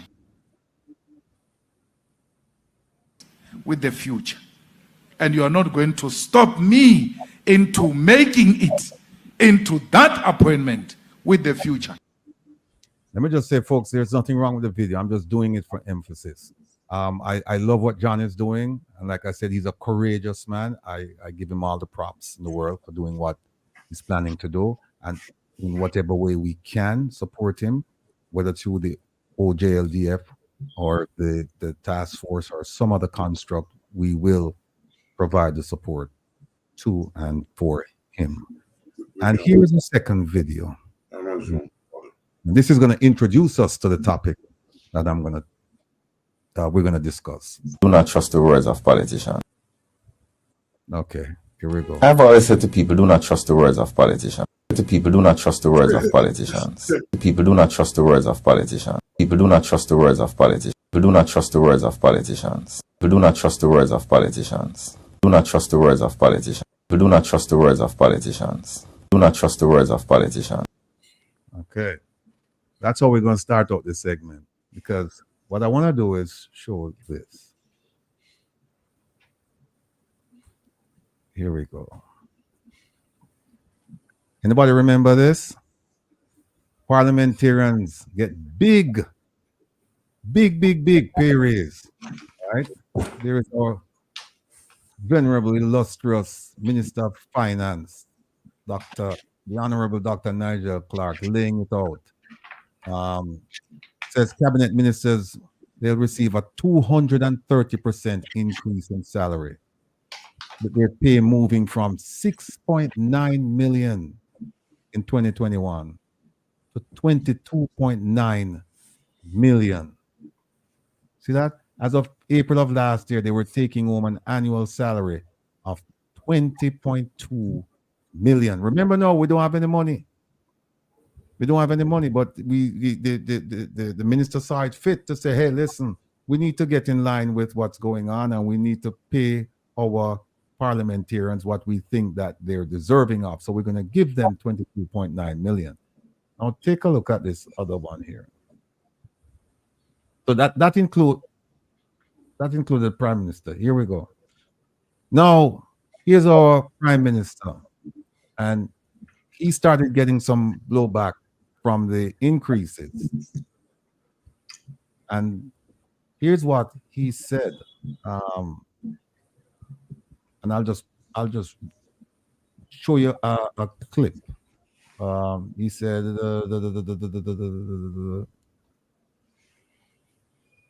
here it is right here. This, you guys I'll read it for you. It says, he says, what has plagued us for many years as a country is that we have treated the political class with schizophrenia and disdain. And here is a critical piece, folks. You can't afford to miss this piece that coming out of his mouth. He said, the truth is you get the political leadership that you pay for. I will repeat. The truth is you get the political leadership that you pay for. And the truth is you get the quality of governance that you elect.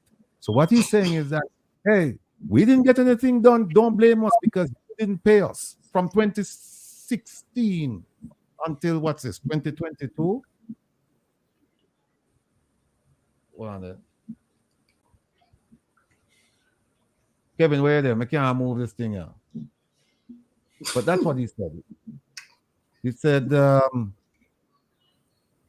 right. Well, hold on there, Kevin. Hold on there. So that's that. Then he started to do this. He started to do the Michael Jackson after a while. He decided he didn't want the salary. Right? He said he's going to relinquish his salary increase. Now think about this, folks. He was part and parcel of this group asking for the increase. And you hear what he said. We need the money in order to run the country properly. And the reason why the country is not running properly is because we're not getting enough money. Now he turns around and he says, oh, I don't need the money. Think about that, people. What kind of prime minister is this? You make the argument that you want money. And then when people start saying, whoa, he said, no, I don't want the money. And show you how weak and unstable a leader he is. You see what he did? He didn't tell the entire party, no, we're not going to take it. We made a mistake. That is leadership. If you made a mistake, you come out and say, look, it was a mistake. He didn't say that. He said, I won't take it. And he left the rest of his party to take it. Right? Now, the opposition, we're not going to leave here without talking about the opposition as well. The opposition leader, he took his, and then he said, I'm going to give 80% of it to charity. My personal view is that he shouldn't have taken any of it. No, that's up to him. He kept 20%, he gave away 80%. But again, he didn't tell the party, his party members, that look, we're all going to take 20%. We're all going to give 80% to the poor or whatever we have to do with it. Right? So I just find it weird, strange that the prime minister would ask for the raise and then say that I don't want it. And then he would allow the rest of his party members to take it. The opposition leader said, yes, I'll take it. He opposed it, but he said, since I have to take it, I'll take it and I'll keep 20%. I'll give away 80%. That's commendable. But I would have loved for him to say to his party, hey, we're all only going to take 20% because that's what we gave the civil servants. We gave them 20%. So we're going to take 20% and we're going to give away 80%. But there's more. But before you go on there, I'm not cutting you, but that's not realistic though, Mr. Rattigan. Tell me why. If I was in government and I get my increase, I want all of my increase. And I don't care who want vex. No opposition leader and no prime minister could tell me, say, me couldn't get my increase and spend my money on me want to spend. Who don't like it because you get what you pay for, and that's just the reality. He can't say that. He can't tell them that. That's not fair to the opposition leader. Well, I tell you what. The opposition leader rich and the other politicians then broke and hungry and boot lean. No. He took the 20% that he said was in line with the civil servants. That's fine, right? What I'm saying is that the others, if you lead a party, you tell them, look, this is the stance we're taking. And I'll tell you why. He couldn't lead me. He couldn't lead me then. I'll tell you why. I go back. I remember there was a leader in Jamaica called Edward Siaga, and this wouldn't have happened. Everybody would lockstep. Once he said, this is what we're doing, they would just follow. Right? Mark is an honest leader, not a bad man. hold on a second. That's JLP.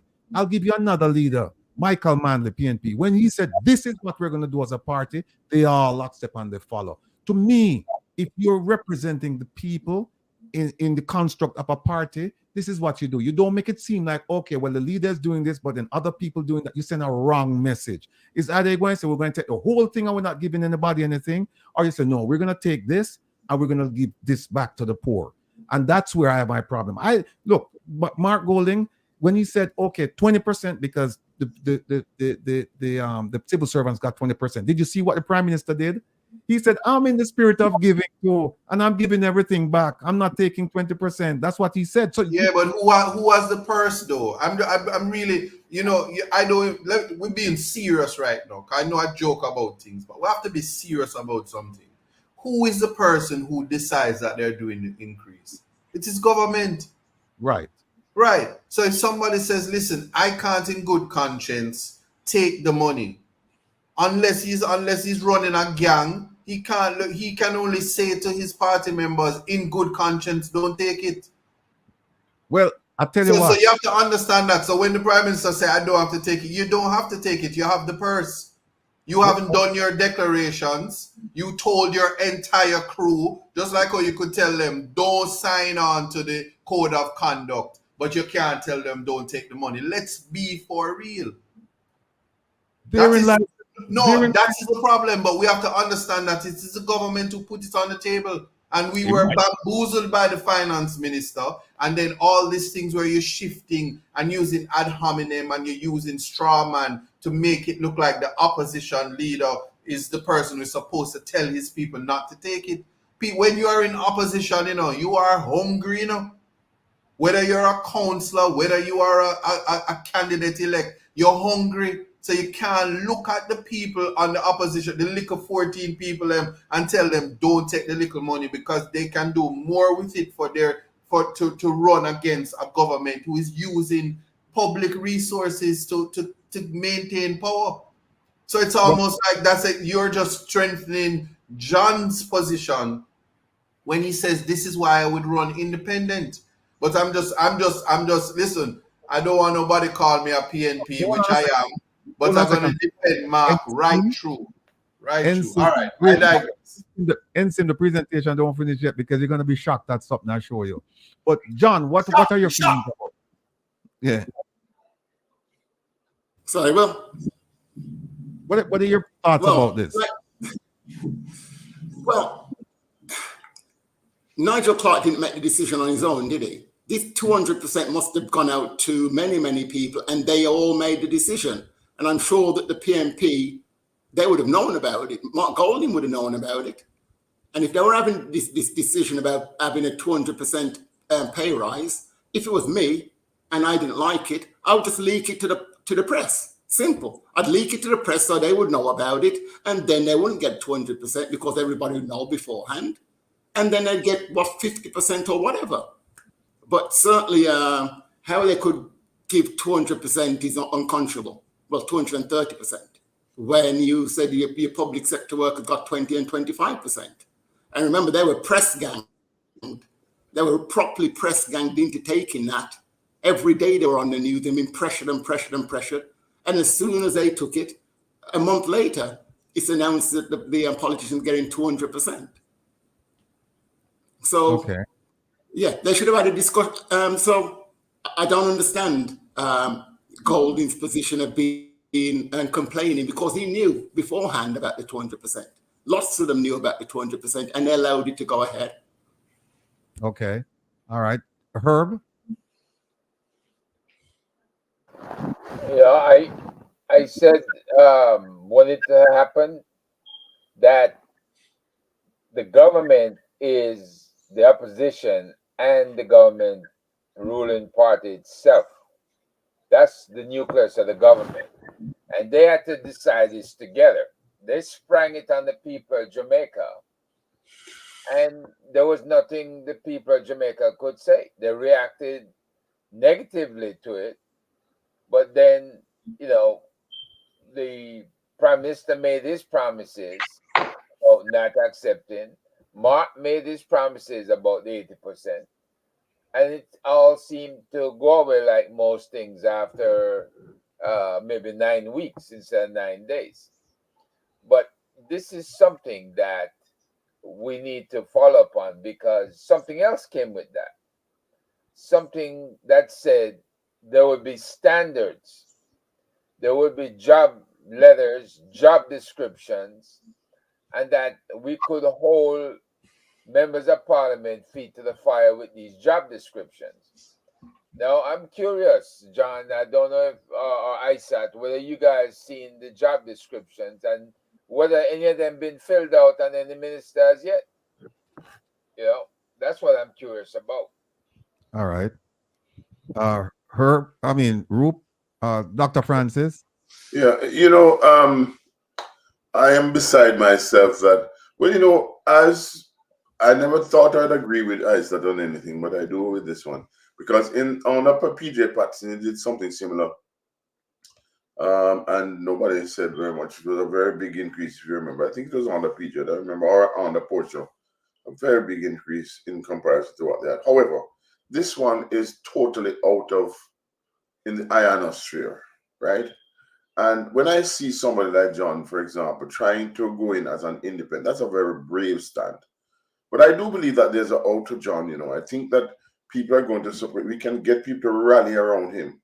Because if he's successful in any way, shape, or form in what he's doing, things like this could not happen, because he would be bawling out on top of his voice as to what is happening. You can't have a country where people are, at that time, they were under $13,000 in, I think, as the minimum wage. Now they're up to 15 and a half, going 16, I understand. But the fact of the matter is that who can live on that? Who can live on that? And the question is, as a person who spent years in the field as just to go again, I said you'll be surprised to know, I was out there and I spent a huge amount of money. And after a while, you run out of money, right? And so that for those persons who are aspiring, for those persons who are inside there, can you imagine if that happened to me on the outside and they're inside, then unfortunately, this is really a thing that is going to grab them and they're going to want to go for it. But I dare say not many of them had to go for it because they have money. Look at the latest statistics. So I tell you something.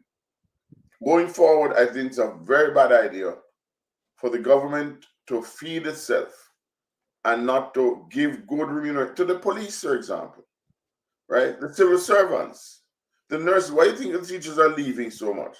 The facilities they live in is not good. So I might be going a little bit outside the scope, but to be quite honest with you, I think that when you're giving an increase, it should be proportionate and it should be realistic so that everyone can feel some of it. And if inflation is going in one direction and your pocket is going in another direction, it's a prescription for a disaster.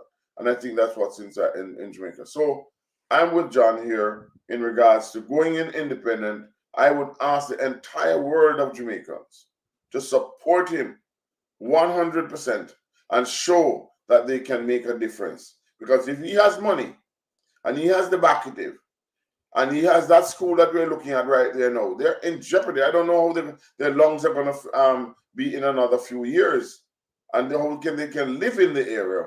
So we have a big nightmare coming up. We need to get more people like John out there. Thank you for the opportunity to share my thoughts. That's okay. Why. All right, no problem.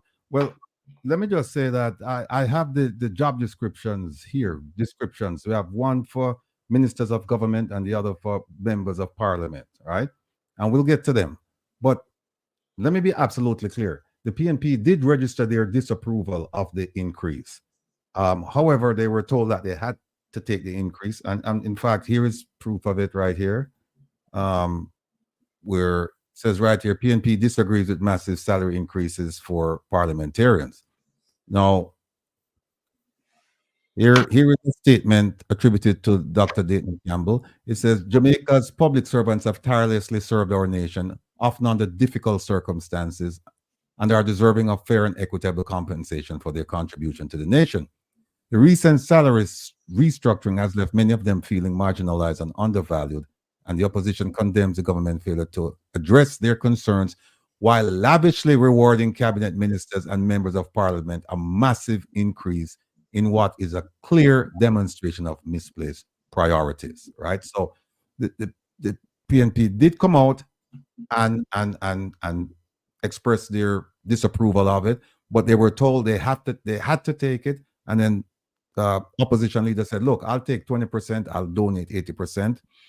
And my argument is that's fine, but I think all of them should have done it. That's what I'm saying. And no, ISAT is making the argument that, hey, them hungry, them in the opposition, nothing now go on for them, and so them have to take what them can get. My argument to that is when you signed up to run for parliament, you knew what the salary structure was like. So nobody never promised you that you would get a raise or anything like that. You knew that, hey, when I go, I'm getting 7 million a year, and that's it. So the idea that you say, well, boy, I'm hungry, I'm not getting them, to me, that doesn't hold water. But here is something else. Here is something else. Good point. This no, here is something else. Before I play that one. All right. Now here it is. Here we go.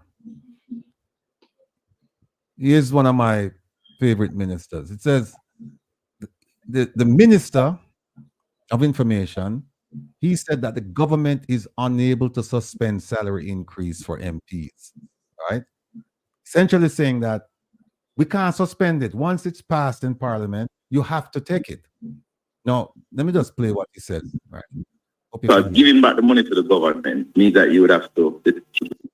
But the way the government payment system works is that MPs and ministers are paid through parliament. Cutoff for processing of salaries is usually around the 15th of each month. There is no mechanism to give back the money to the government. There is no account. There is no mechanism to give back the money to the government. So once it was passed in parliament, you cannot give it back. This is the Minister of Information, the face and the voice of the government saying. Let's continue. That you can take your salary and give back. Because giving back the money to the government means that you would have to, the TAJ taxes that they draw for your salary, 30% above about $6 million, you'd have to get that back from the TAJ. You'd have to pay back the NIS. You'd have to pay back the NHT contributions. You have to pay back the education tax contributions, the health insurance. You'd have to pay that back as well. So to give back money is really not practical. The only way you cannot get paid is if you resign. The only way you cannot get paid is if you resign. I don't suspect any of the gentlemen speaking will resign. Yeah, what do you do? So let's give an example from me as a minister. Monday mornings, I start my morning. I get up and I finish reading cabinet documents, and I reach OPM at 8:30 for infrastructure committee. When I leave infrastructure committee at 8:30, it probably finishes sometime 9:30, 10 o'clock. I go to cabinet, which starts at 10 o'clock, where we discuss a wide range of issues or other issues in terms of approving expenditure for certain things. Mm-hmm. Sometimes it goes up to 10, 11, 12 o'clock at night, especially in budget period, it will go further. On Tuesday, I go to Parliament, but before that, I start some meetings because I've not met with any of my staff yet or any of my agencies. I'm responsible for GIS, I'm responsible for PDCJ, National Archives, and the Information Division, among many other things that I have to meet with them. All right. But you get the essence of what he said. And then now, in words, he said, the way the government payment system works is that MPs and ministers are paid through Parliament. Cutoff for processing of salaries is usually around the 15th of each month. There is no mechanism to give back the money to the government. There is no account you can take your salary and give back. It says that giving back salaries would also require the return of income tax, education tax, national insurance scheme, and national housing trust contributions, as well as health insurance and any other contribution. So to give back money is really not practical. The only way you can really not get paid, keep people listen to this carefully. The only way you can really not get paid is if you resign. That's the only way you cannot get paid. And I don't suspect any of the gentlemen speaking will resign. Well, let's see. Let's take a look at this. Remember what he said? He said that you cannot give back money. You cannot refuse the money. Only way you can do it, you have to resign. Now take a look at this, folks. This is from JIS. Look at the headline.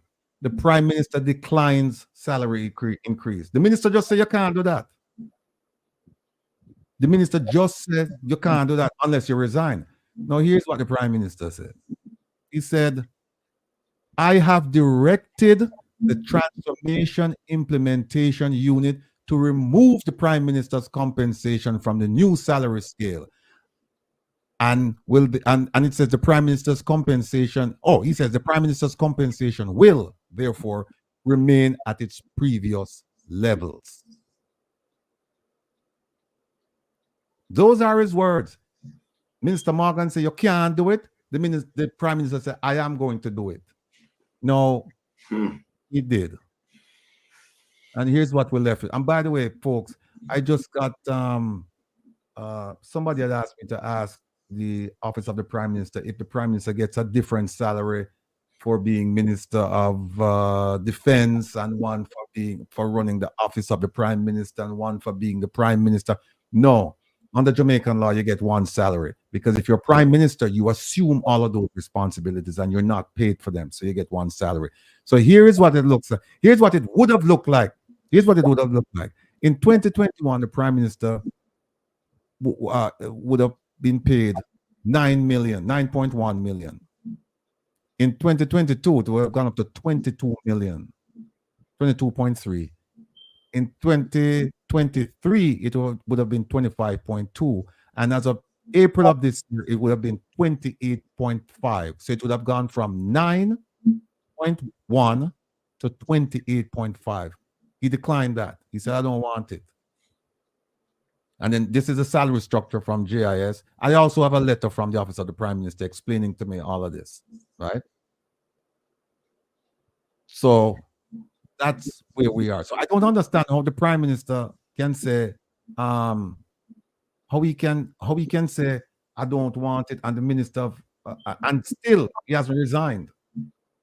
He hasn't resigned, and it's still law. They pass it in Parliament saying this is what our parliamentarians are going to get, and so I don't know if it's a violation of law for him not to take it, or for him to instruct a component of the government not to make the payment. But for all of the people who say that you can't do it once the Parliament passes it, you can't refuse the money, I will refer them to this. There's a unit called the Transformation Implementation Unit. For all of you politicians who would like to give back the money and still remain a politician, please direct your attention to that unit, the Transformation Implementation Unit, and they will gladly remove the increase from your pay, so that you will go back and you will start receiving your old salary, not the increase. So there we are. So the people who are saying no, I saw it stay in a Parliament. So no, once it's been given, you can't take it back, and you can't give it back, and you can't. Here's one person who did. Prime Minister did. Gentlemen, any discussions regarding that? Well, that's how Jamaica is. That's the law of the land. And when you have 2/3 majority in a parliament, you can almost do anything you please, and nobody can stop you. All right. That's my observation. Okay.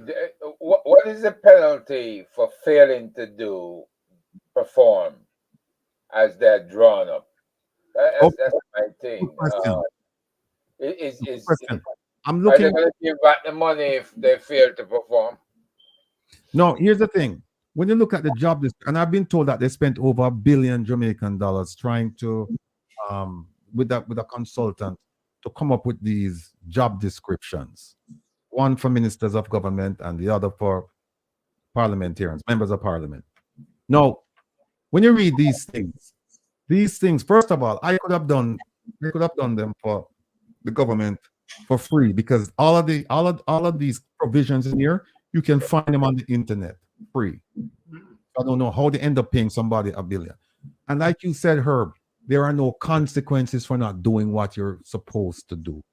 And that's one of the things I find so lacking in Jamaica, is that they'll come up with some brilliant laws, but then when you look at the consequences, it's either the consequences are minimal or none. And therein lies the problem. So people feel like, hey, you know what? Fine, I can do whatever I want. What am going to do to me? So, but brother, again, all they have to do, is to use AI technology and come up with a thing for $1 billion and give them $1 billion, and then that didn't cost them anything. Just put in the chat that and it come up and stream it. Boom, it's there within maybe about half hour. You want your something? The job description for minister. No, but Ratty, before you go to the job description, please, cause I don't want to sidestep this thing. Where is the proof? Because you just said that you got confirmation that he didn't take the salary. Where is that proof? Like, what is the proof? He didn't take the salary. The Prime Minister. It's right here. Hold on. It's right there. That's the proof? He said, I have directed them to remove the compensation, so he's not getting it. And then when you go to the salary, then when you go to his salary right now, this is his salary right now. It's still right here, 9,000. Oh, so the money doesn't. So there is a pay. So you're saying you have information that the finance minister is not paying out that money. In fact, I'll give you one. So when my favorite friend, the Auditor General, starts to audit, she sees that the money is being paid to somewhere. Because if I'm to follow the information minister, who is accurate, he doesn't tell lies on people. Some people go get wives elsewhere and do all kind of things. If I'm to follow him, and I don't trust the words of politicians, so unless I see a bank account and showing me that when salaries are paid out, the Prime Minister's salary doesn't go out, but what he receives, because he can always say, this is what I received. But when it comes to accounting, what was paid out? Do we know that? Yes. We don't. I have. No, one second. So you're satisfied?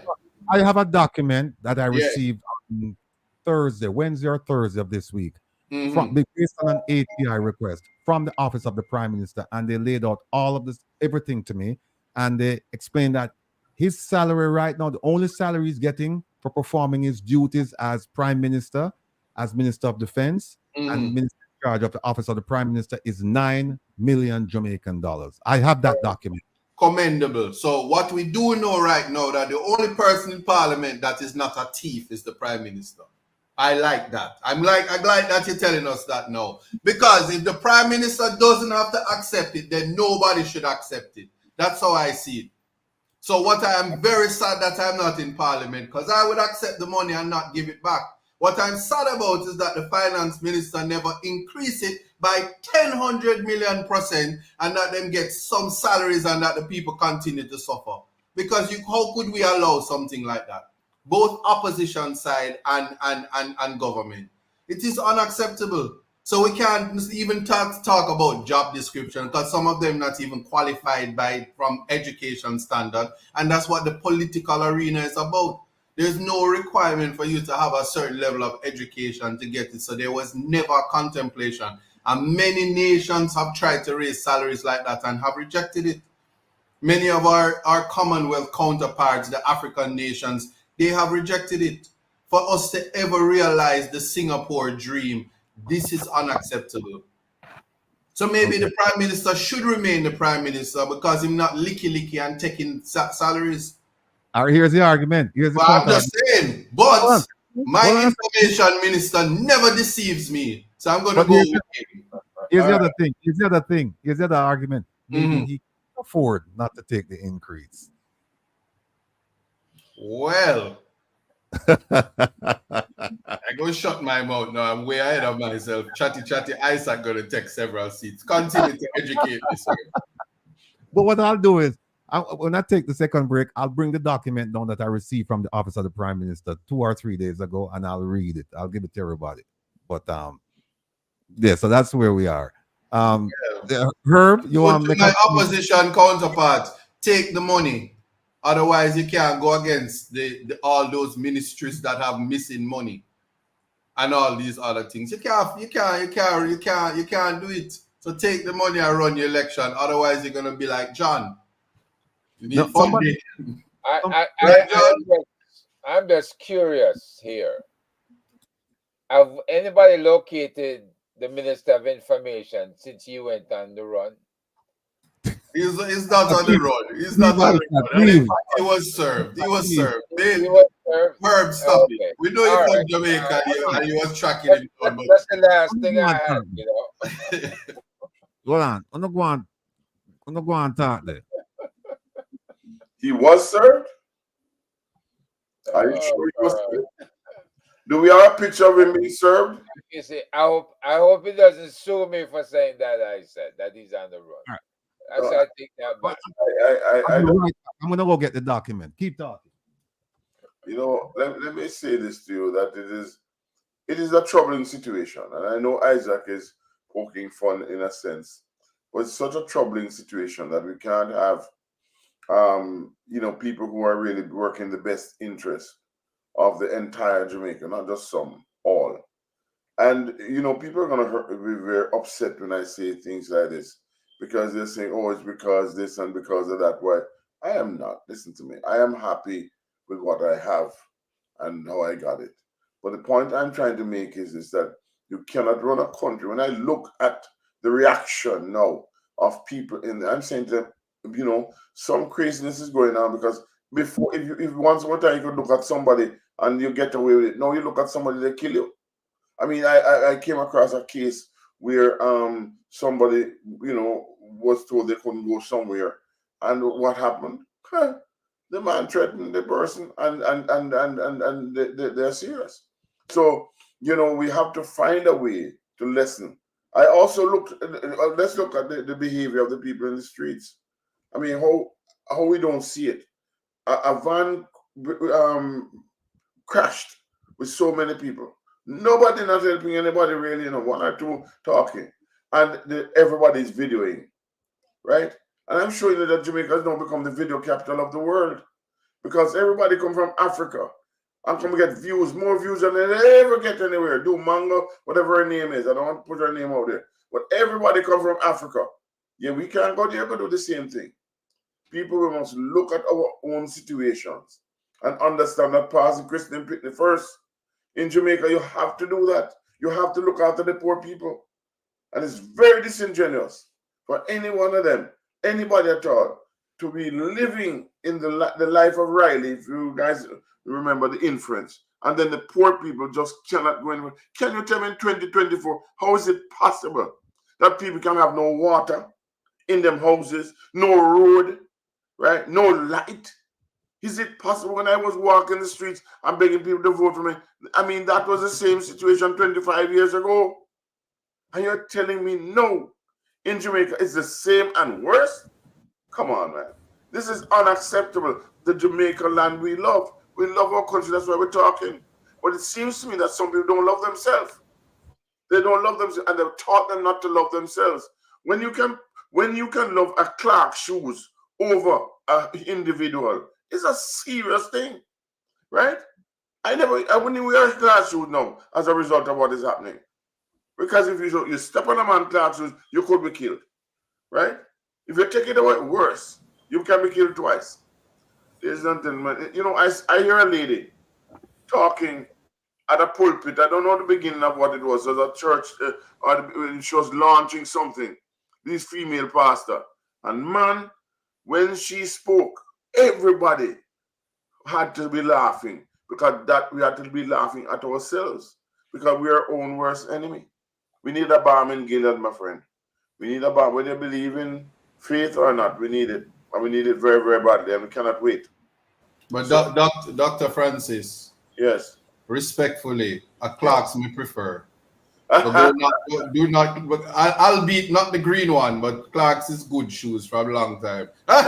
Seriously, if you're not wearing Clerks, then apparently you're from the poorest of the poor, and we can't help you. Let me just piggyback. Can I piggyback on what Dr. Francis just said? So I went to Clarendon, and I've shown people the photos or the pictures already of the police station where the mock-up police station that I knew as a child is rotted away. And so they put them in 2 shipping containers. And they put them in a shipping container from 2017. And so I was having a drink up there with one of the police officers in the station. And I said to him, well, what do you think about being in the police, in the containers? He didn't say anything. I said, what year did you join? He said, 2018. I said, okay, you joined when you got seconded to Moko. You arrived and saw the containers. I said, how did you feel about it? And he said, it didn't bother him. I was taken aback. He said, oh, I don't need a bed. I mean, I can just sleep in my car. And I said, well, what about a bathroom? Oh, well, I can just go into the bush and, and yeah, he just didn't care. Right. I didn't know what to say to him. I mean, and if these are the people you're having to deal with, we're in big trouble. When that's where you are working is a shipping container, and you think it's okay. Oh, the other thing he said, well, a lot of the police, their yards are worse than a shipping container, and that tells you all, doesn't it? If your yard is worse than a shipping container, it just proves how little you're getting paid. Rupert, we're in big trouble down here, mate. No, John, the Prime Minister had offered Housing Solutions to have shipping containers tagged to each other. Plus, you must understand as an economist that the economy is blooming. What's happening is a disconnect to see how we can get it down to the people.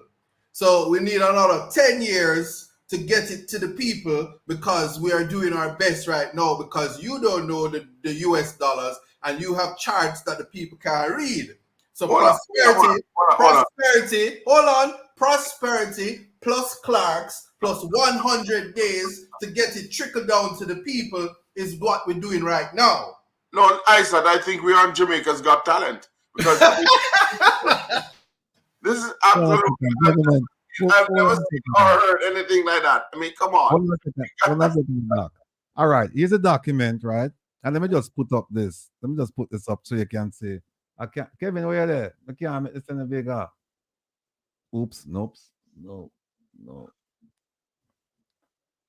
Kevin, help.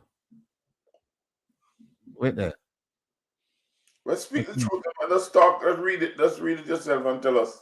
No, I was gonna show you the other one. Ratty, if you hold down your control button and press the plus sign, does it do anything? No. All right. Kevin wants to dip on our break. I'm gonna remove it. All right, here's what we have.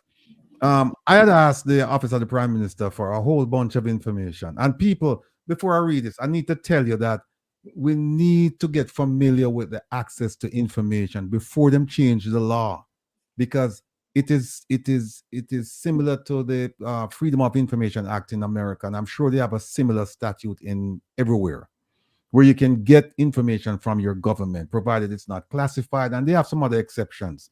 But I will do another. We did one a while back. I'll do another tutorial where I can show you how to do it, because look.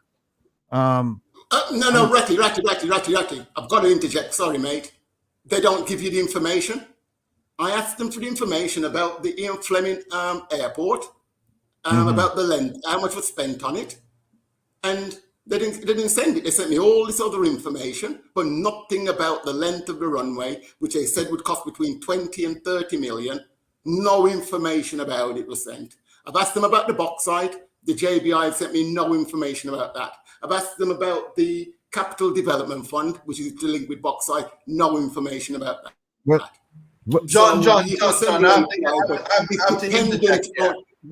very selective about what they'll send you. Very selective. Can I assist you here, John? The only person that they give information to is Wilfred Rattigan. You can't just send an access to information. I do it and I get no information. They say, shut up, ISAT. And then I say, Will, can you assist me here? And he says, let me get the information now. And he gets it. So your problem the problem you are having is you're not asking the question on Will's letterhead. That's the problem. It's true. Yeah. Because you know what? I have people I have people who have asked me to get information that I'm also interested in, and I've gotten information. I've gotten information from them on a lot of stuff. Now, here is what they just sent to me, because I sent them some. Oh, by the way, I got stuff from them on my favorite minister, Minister Kamina Johnson-Smith. They gave me everything that they could on her. I asked them about the bauxite. They gave me all the stuff on the bauxite. I asked for a whole bunch of stuff, and I got no. And then also, when they don't give it to me, I file. Well, let me ask you this, John. Since you didn't get the information, did you file an appeal with the tribunal? Oh, I certainly did. Yeah, you send it to the public the public secretary? No, or something like that? No. You have to file it yourself with the tribunal. I've done that. I did it on one occasion. And didn't get any information, and then I just didn't bother again. Well, here's the thing. I did it on 2 occasions, and I got the information. But here's what they said, right? Here's what they said. They said, dear Mr. Rattigan, a portion of your ATI request to the Office of the Cabinet was transferred to the Houses of Parliament on Thursday, March 28th, 2024. Accordingly, we will be providing the information requested below. Please provide the Prime Minister's salary information for being the Minister of Defense. Please provide the Prime Minister's salary information for being the Prime Minister. Please advise that the Prime Minister receives a salary for being the head of the Office of the Prime Minister.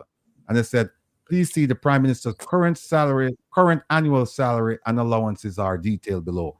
Basic pay, $9.1 million per annum. Subsistence, $78,000 per annum. Constituency travel, $124,200 per annum. Please be advised that the Prime Minister is not paid separately for different portfolio ministerial responsibilities. Any person who assumes the office of Prime Minister also assumes the role of Minister of Defense and head of the office of the Prime Minister. However, he or she is paid salary and allowances as Prime Minister in accordance with the approved salary scale for parliamentarians received from the Ministry of Finance and the Public Service. And then when you look at... That's nothing to hide, though, Will. No, that's really nothing to hide. I'm talking about bauxite where they're telling us to get $1 billion and they're not supplying that information. John, that wasn't my point for reading this. My point for reading this was that I was trying to explain to ISAT, because ISAT asked me if I had any proof that he wasn't... Sorry. Right. So this is what I'm saying. I got this document from them 4 days ago. So if they're lying to me, then fine, because I'm the wrong person to tell a lie too. You know what I mean? Because I'll find out. So, but they gave it to me on paper. But again, if you have a problem filing ATIs, getting information from them, and some of them, they're very reluctant to give you information, like Ministry of Agriculture. They're very reluctant. Ministry of Finance is very good at providing information. Really? Tourism is very good at giving information, but there's some ministries that they won't give you.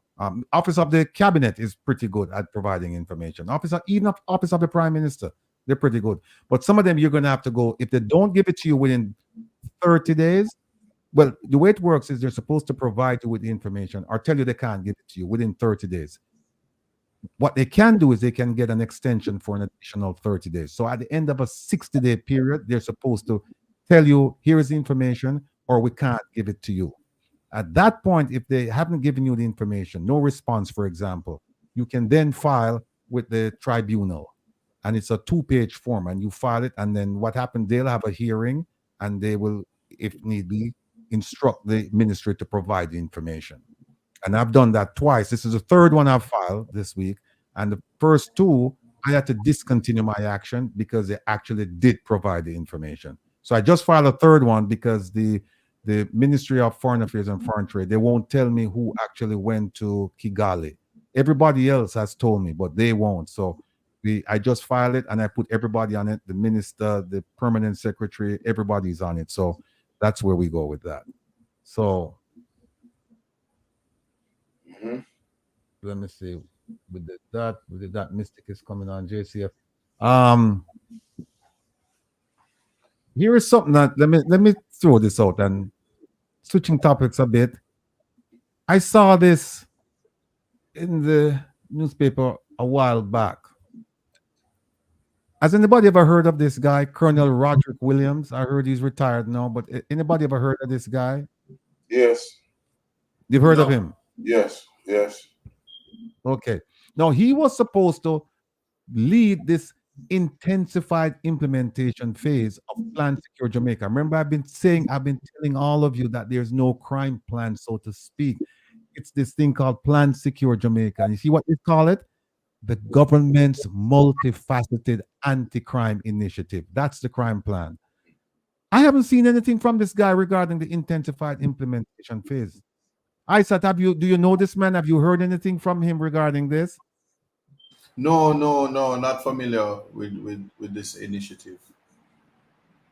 No, but he's a colonel, and the fact of the matter is that he will be in HQ JDF, so he should be able to be found. If he's not, he's on secondment somewhere. I don't know. More than finding him, I'm asking, where is the intensified implementation phase? Where is it? How can we identify it? Has he done it? You can 100 days hasn't passed yet, though. Looking at the information, it says yes. But this was 2019. This was 2019. Yeah, but I'm just saying, it's 100 days. You have to give it since 100 days from this Gleaner article. That's the implementation. The kernel. If you know, what I know of KFC and the kernel behavior is that it's finger licking good. So his crime plan and his initiative proved well. We don't know if this colonel is still serving. It's been a long time. He could have retired by now. We don't know if there's someone. So the best place to write is HQ JDF, what's the lady who's in charge, and write to her and ask her, because she must have some jurisdiction over him, because she's her superior. Well, let me just say he's retired, and I've been asking everybody, where is the intensified implementation phase? What was it? Where has it been done? And no answer. May I suggest that you ask the permanent secretary of the minister, the prime minister's office, Rocky Mead, because he would know, because he would maybe passed on to him or gave him the instructions. I think that Plan Secure Jamaica Plan Secure Jamaica is a Ministry of National Security initiative. Well, you can't ask Dr. Tishang because he's sleeping. All right, folks, let me show you another thing here. I call this a miscellaneous section. Look at this right here. This and this is what caused them to take action against our brother, our learned colleague, friend, the illustrious leader of the Police Federation. If you look right here, you'll see this is a court order, right? And it says here, the court ordered the JCF. This was in 2022, and the court ordered the JCF to put in place a system which is in accordance with the terms agreed in the heads of agreement aforesaid, and which will capture the actual hours worked by members of the Jamaica Constabulary Force in excess of 40 hours per week, and that the said members be thereafter remunerated accordingly for such excess hours. Now, this is what the court said in 2022, that you need to put a system in place because the police officers, they weren't being paid on time and they weren't being paid accurately. It was a manual system, and the Federation took them to court, and in March of 2022, I believe, this was the order issued by the judge, saying that you have 1 year to put this system in place so that the men and women who put their lives on the line every single day for all of us, they can be paid appropriately for overtime and on time and accurately. Now, what happened? The Ministry of Finance allocated the funds and said to the JC, said to the Ministry of National Security, here's the money, go ahead, put the system in. And to date, I just saw something recently where people are complaining that they're not being paid accurately and they're not being paid on time. And this is what Chairman Rowan James was fighting for. This is exactly what he was fighting for. And you see what they did to him. You see what they did to him. And in fact, we have some advice for the police commissioner, because he put out a document. He put out a document called the force orders. The force orders dated 28th of March. Nowhere in there does it mention anything about this overtime mechanism and how people are being paid, when they're being paid, if they're being paid accurately. Nowhere. So we have to give this police commissioner, we have to give him some more advice. We gave him 5 pieces of advice a couple of weeks ago. One of them was for him to rid himself of the high command, some of the people around him, because they're going to undermine him, because he was the least qualified to apply or to be interviewed for the job. And he didn't come up through the ranks. He came in sideways. He came in as an assistant superintendent, I believe, because he has a PhD. The other people, they came in from the basement all the way up to the top floor. And I told him this program that, listen, you need to get rid of them. And so far, he started the process. He got rid of a gentleman by the name, I think he moved him from operations to inspections, which is like they put you out to pasture. And I heard that the poor man cried when he heard that. That's what I heard. I don't know if it's true, but I know that he has been moved, because it has been confirmed by several police officers to me that he's gone. So, and I heard that he's actually moving people around, which is a good thing. It's a good thing, Mr. Police Commissioner. Move them around. But there's one gentleman that before you move him, you need to do something with him. There's a gentleman by the name of Fitz Bailey. No, I know him. I've met him, know him. You need to give him 60 days to brief you on the Patrick Bailey case, the case where the lady's son was allegedly taken out of the vehicle and killed while she was driving on a Craterfield road. The airplane that crash landed off the coast of Clarendon. We need to find out about that. The one that crash landed in St. Elizabeth, we need to find out about that. We need to find out about the Deputy Director of Corrections, I believe, that is the man who flew off a spur trail in his vehicle, and he got out of the vehicle and he went and found a tree and hung himself. All of those cases and all the the outstanding cases, you need to have him come in and brief you on all of them, so that you have an understanding of exactly what has been done, what has not been done, and then you need to move him, because he's going to undermine you. You need to get rid of him. You need to move him someplace else, because I really don't think he's a good fit for you. You come in with a whole bunch of accolades, but nonetheless, you and I know that you're not qualified for the job. You're a neophyte, and so we're going to have to teach you while you're on the job. And there's nothing wrong with that. There's nothing wrong with that, as long as you're willing to listen. So we have some more advice for you. We gave you 5 pieces the other day, and I see where you have accepted some of them. And before the program is over, we're going to give you some more, and we're going to watch you. We're going to watch your performance and see if you're actually listening to us, because if you do, then we're going to give you 5 more. Every time you do something, we're going to give you 5 more, because we want you to succeed. Because given your qualifications and the status that you occupy now, you're not supposed to succeed. And given what's going on with Jamaica, you're supposed to be an abject failure. But we're going to try and ensure that for the people of Jamaica, not for you so much, but for the people of Jamaica, we can control crime, because crime is at a runaway pace, and it's been like that for years. So it would be nice for you to say, I have the least amount of experience to occupy this position, and I created the greatest impact on peace and security in Jamaica. That would be a nice tribute to you. So we're going to work with you on that. So, in fact, Herb, I think we have a email address that we can correspond with you. And I know that you like using this gentleman here. One second, there's a gentleman that I know you like using. His name is hold on.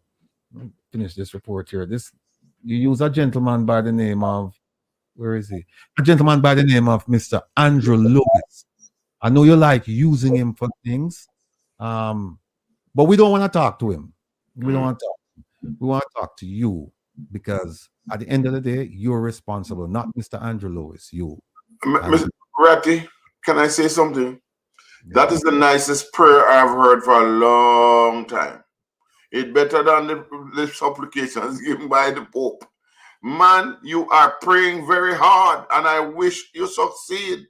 I will pray with you, but I don't know if prayer can help my country right now, Bassa.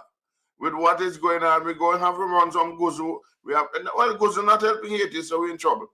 But I'm not trying to make more, the point I'm making is this. Lead exemplo ducimus. We must lead by example, right? And if you are the only one working towards leadership and there's no more example, it's chaos.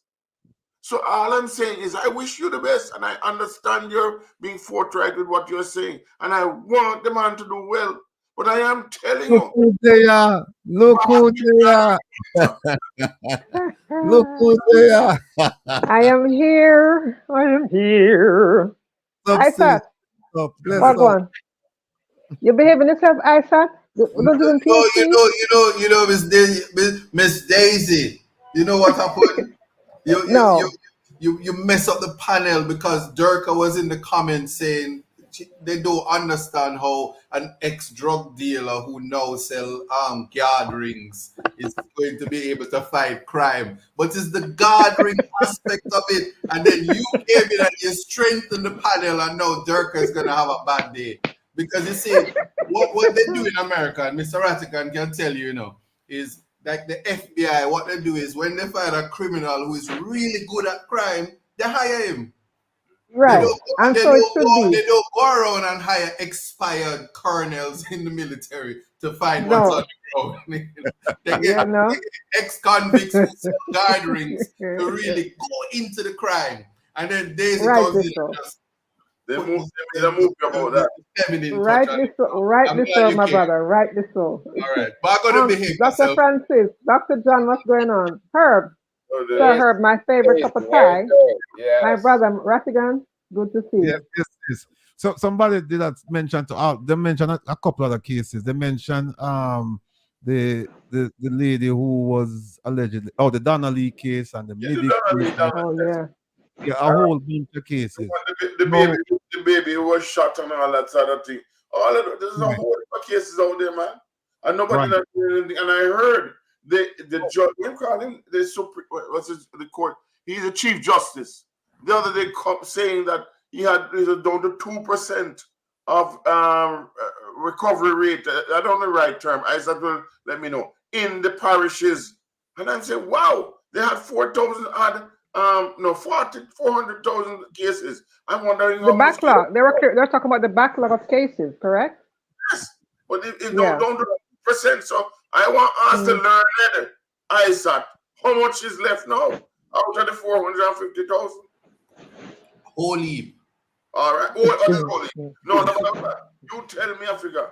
You see I've always told my friends, don't trust the words of a politician. But one thing I can also add to it is that lawyers are not good with numbers, so you're asking the wrong one. All right, my friend. I've always said to people, do not trust the words of politicians. Do not trust the words of politicians. People do not trust the words of politicians. Do not trust the words of politicians. People do not trust the words of politicians. Do not trust the words of politicians. People do not trust the words of politicians. Do not trust the words of politicians. Oh, Lord have mercy. No, with your crime plan, when you talk about crime, it'll need to be funded better, won't it? I mean, that's a big issue, isn't it? Funding of the JCF. No. You think it's adequately funded? No. We don't have enough police. Do we have about 14,000 when we need about 20,000? Isn't that how it goes? I don't think there are 14,000 yet. But it's not funding, John, because if you go back and you listen to what the Minister of National Security said a few years ago, he said he was spending 1.2 billion from fiscal year 2016, and it took last month, to the end of last month. Plus, don't forget that they're getting money from all different sources. The Japanese government last year gave them money to buy ambulances and vehicles, right? They get money from different. Oh, and by the way, but the policemen ain't not getting the money. I'm talking about the man on the street. The policemen are not getting the money. Hold on. Remember, Senator Dan Webby was complaining that them asked for all of this money and it was a significant point in the fiscal year, and they spent a fraction of it. You remember?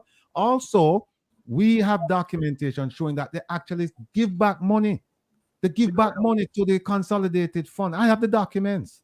But the Yeah, point but I'm talking about the policemen. The policemen aren't paid enough. That's So they're true. not paid enough. That's true. They're not. That's But true.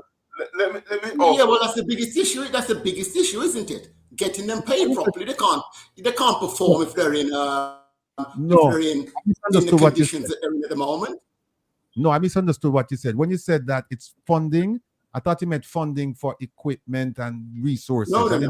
Salary. If you're talking about salary, you're absolutely correct, sir. I agree with you. And a lack of training, constant training, and what have you. Because what is happening out there on the roads, and when there is a shooting, and it's ridiculous. It cannot continue. They can't fight crime like that. The police is like the enemy. We have to find a way to build back their morale, build back their esprit de corps, build back them and the role that they have to perform. Okay, that was what happened in the older days. Okay, the British left it, okay, and what have we done with it? Come on, give me a break. Are you saying we couldn't have done better than it? Sorry, John, I know you're a Brit yourself. Me kind of quarter Brit myself, and I said this full Brit. But the fact of the matter is, or great, I don't remember. The fact of the matter is, we have to focus on the men and women who are out there, as you rightly said, Dr. John, not doing the work and not being compensated, or else it can't work.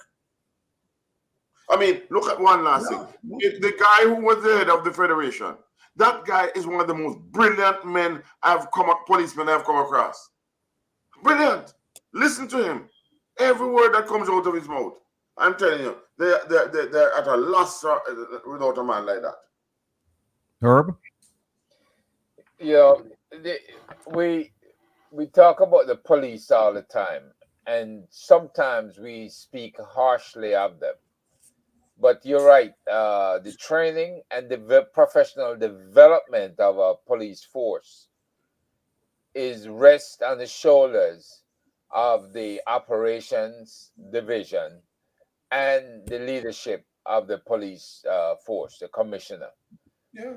I'm not sure if this commissioner has enough professionalism as a police officer to go around and to tell his middle managers what to do. And that is the part that it may be a drawback. But where he lacks in those particular skills, he can make up. Why? Because he's an IT guy. His research and development, right, of the police department to do what they call predictability, crime predictions, to bring the software in there and apply it to each community, every community. Don't leave any out. And that will help him to predict the crime based on each of these communities. There are communities there that might be rich, but how are they getting rich? How are they maintaining their standard of living? What are they up to, right? I mean, if you don't have the mind of a police officer or an inquisitive mind, you'll never know if anything wrong is happening. So when you set up profiles of communities and the profile is demonstrating to you that something is not right, that is predictable policing, right? And that means you're getting leads from your IT systems to tell you what to look for, where to look, right? There is a plethora of people that we track and trace here in the United States simply by using software, simply by going through all, I shouldn't even say emails, but in fact, they do go through emails and other things that are out there in the IT world to formulate opinions, to formulate certain anomalies in systems. And this is how you can predict with accuracy where crime is liable to happen. And it might shock you, but it might be coming from the places you least expect it to appear from. I tell you, can I say something? Yeah, I was gonna say this. I'm predicting, Blake is going to shock the nation. Yeah. He in his capacity, and I don't know him, but there are boots on the ground. He has already lifted the morale of the JCF. The only thing that needs to be matched is the salary.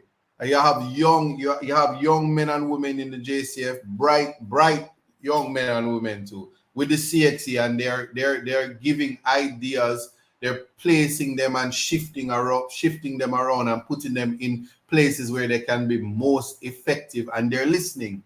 That's something that never used to happen, and he's already there, and you get a sense that they're finally saying one of us is at the helm, and we will do better. But no matter what happens, to piggyback on what John said, is the pay is what is going to be important. Otherwise, eventually they're going to be exhausted.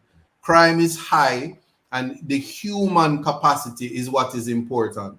And so what needs to happen, well, even from the diaspora, drown out what's happening with government, is to put things in pocket and support the JCF, not as a government entity, but as understanding that our sons and daughters are doing their best to fight crime.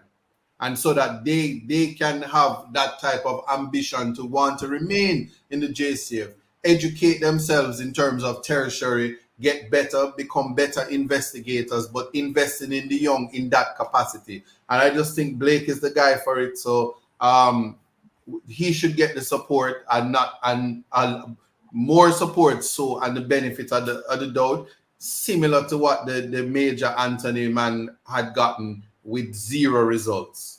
Like, I'm just gonna say that I have nothing against the man, but we cannot get it where it is right now. It can only get better, and we need to support them where that is concerned.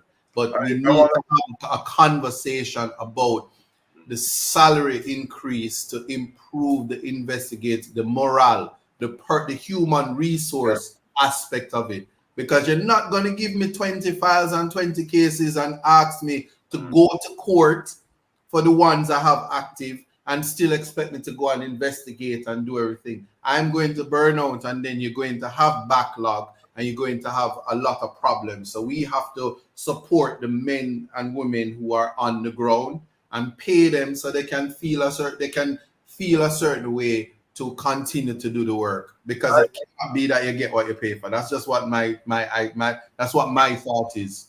I said I'm in total agreement with you. The modernizing it also is very, very important. You can't have a big old book come and go. You can't go through them book. They can't even lift them over. The fact of the matter, you need to modernize and put them in digital format so you can so you can identify people when they move from one era to the next, and they can be recognized out there. We have to expand the Jamaica Eye program. We have to do this, and we have to start building the communities from a community policing perspective. If we do that and we get the people to love us once more and to understand that we're on their side, and also there's another the education angle, giving them opportunities to the young, and all those issues. If we can do that in a pragmatic way, as you have just said, and give this man a chance, of course we want to give him a chance. But the fact of the matter is, it cannot be business as usual. We have to see the movement, and we have to motivate those persons out there in order to move ahead. And if we can do that, yes, we have a chance. And yes, I would encourage every diaspora, everybody, to support the police as we have been doing over there. But please stop telling the foolishness about all the stations are fixed and all that. Some of them are right now, if you sit on the toilets, they fall into the ground. There's just no coffee if they want to, they're staying there late and what have you. The phones don't work. I mean, you don't have any vehicles. You have to be taking taxi. You have to be buying your own shoes. You want me to continue? I could go on for another hour or two. I know this because I've spoken to these people. I've I know that Herb knows that and so on, and Dr. John White, and Daisy might, we know it. Ask our friends, what is happening? Why do you think they beg? Because they're hungry. They're on the street and they're not supposed to do it. We know that many of them don't want to do it. Okay, in my days, the policemen had more children than anybody else, but that was considered admirable. You know, now they don't have no children, but they, you know what I mean? They do all sort of stuff, you know? So let us also make sure we introduce a polygraph before they go in there. Okay, we're not saying people not to make any mistakes, but we have to have some standard. Okay? If you want, you know, I tell you something, you know. Henry Morgan was a thief, but he was supposed to be a good governor. I don't know. But we can't just knock him out and say, we want to say, let us assess what we're getting. Let us start in the schools. Let's start training them. We have a friend, one point on this. We have a friend, his name is Dean Roden, right? And you know what he does? In Augustown, you know, he has all the children dressed up as to what they want to be in 5, 10, 15 years' time. Young children. And they ape like a policeman, a judge, a lawyer, a politician, etc., etc. And that is the sort of thing you need to go from the grassroots. People getting involved and with the children and telling them there's a greater future. And their focus should be on Jamaica land we love. That's my point. So, I said before about funding the police properly and giving them a pay rise. It'll never happen when we have 38% of the budget going to pay debt. These are things we have to solve. We have to look at this because it's the only way we're going to get more money to the police and to reduce crime. But it won't happen with the current fiscal policy that we have at the moment. Yeah, I hear you loud and clear, Dr. John, because our management, the hype that's involved right now, and the obfuscation of what's really happening, you know, it's insulting to those of us here in the diaspora because we can read, and I know they can read too in Jamaica, and they need to do more reading of these World Bank reports and Inter-American Development Bank because it contains very useful information when it comes to crime and security, when it comes to financing. So much good information is out there, and our people fail to read. Now, one of the things that I think with policing is that they fail to capitalize on the offers we gave them in the past.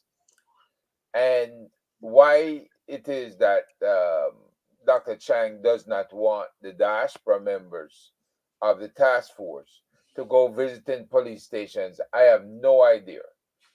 Because I believe, had we been doing this for the past 7 years, we could have gotten some of these police stations up to speed. And if the policemen are up to speed, trust me, they're using iPhones, they're using their Androids, and they're doing marvelous things with those phones. They probably just need tablets or laptops, and they can do a lot more with their crime stats and track and tracing people with their cases and preparing their cases. Now, 7 years ago, when we briefed, we brought up the idea of fusion centers. Now, we're talking about officers going to court and don't have a case file or incomplete case file. When you have a fusion center, you have analysts, you have police officers, you have people from the tax administration, you have people from customs. You have a lot of people there that the file is going through to ensure, and you have a lawyer or lawyers to going through to make sure it meets whatever the standard is for that particular case, right? And you have people who the eyes will see different things.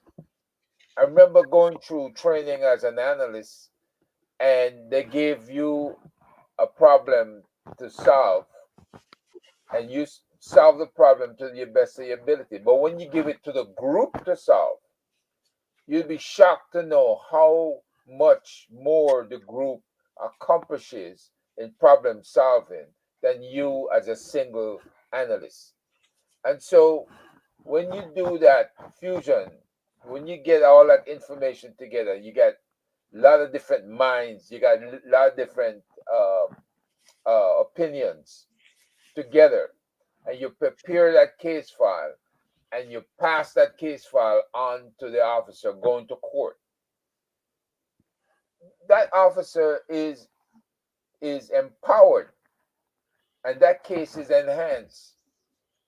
And then we have to make people like Mr. Buchanan work very hard to get that perp off of that charge. And I know ISAT can admit that. A well-prepared case, very difficult to overturn because you have crossed the T's and dotted the I's. But if you have some of these officers running around, and then when you get all these lies about phone tap or about the evidence collection, then yes, Mr. Buchanan and defense attorneys will tear that apart in court. Yep. Because they're just as smart as the people who put those lies together. So we need to get our officers on solid ground by having fusion centers that help them prepare their cases or review their cases before they go forward with it to court. Yeah. I'm in total agreement. Right. What's the Herb? Sorry. Yeah, No, go ahead. Herb. But before I even say anything, greetings to everybody in the chat. Happy Saturday to you. I'm thinking about, all that you gentlemen have been saying, but one thing it goes back to is to the education system, because the current police that we have right now, they need the morale, they need the salary, the system needs to be improved for them, but they also have to be a focus on preparing the next set of members of the JCF coming in their stead, because some of the things that are coming out of Jamaica in terms of the abuses of the human rights abuses by policemen, is something that mostly is focused on. And how many of them are able to articulate to passengers or to the community in general what they're stopping them for? Because I've seen situations where they're stopping them for things that are frivolous or things that they should not be stopping them for. A person carrying things in his car that, it's a private car, and he's going to be told that, he's going to give him a ticket for something that he should have a PPP license for. So they also have to put some investment in re-educating the current crop of police that we have, and also focusing on the education system and making sure they prepare another batch of young people to come into the force better than this set of that, and to make the system better than they are finding it right now. Very good point. Very good point. Very, very good point. You have to have the children, and I said that before. You have to train up the children in the way they must go.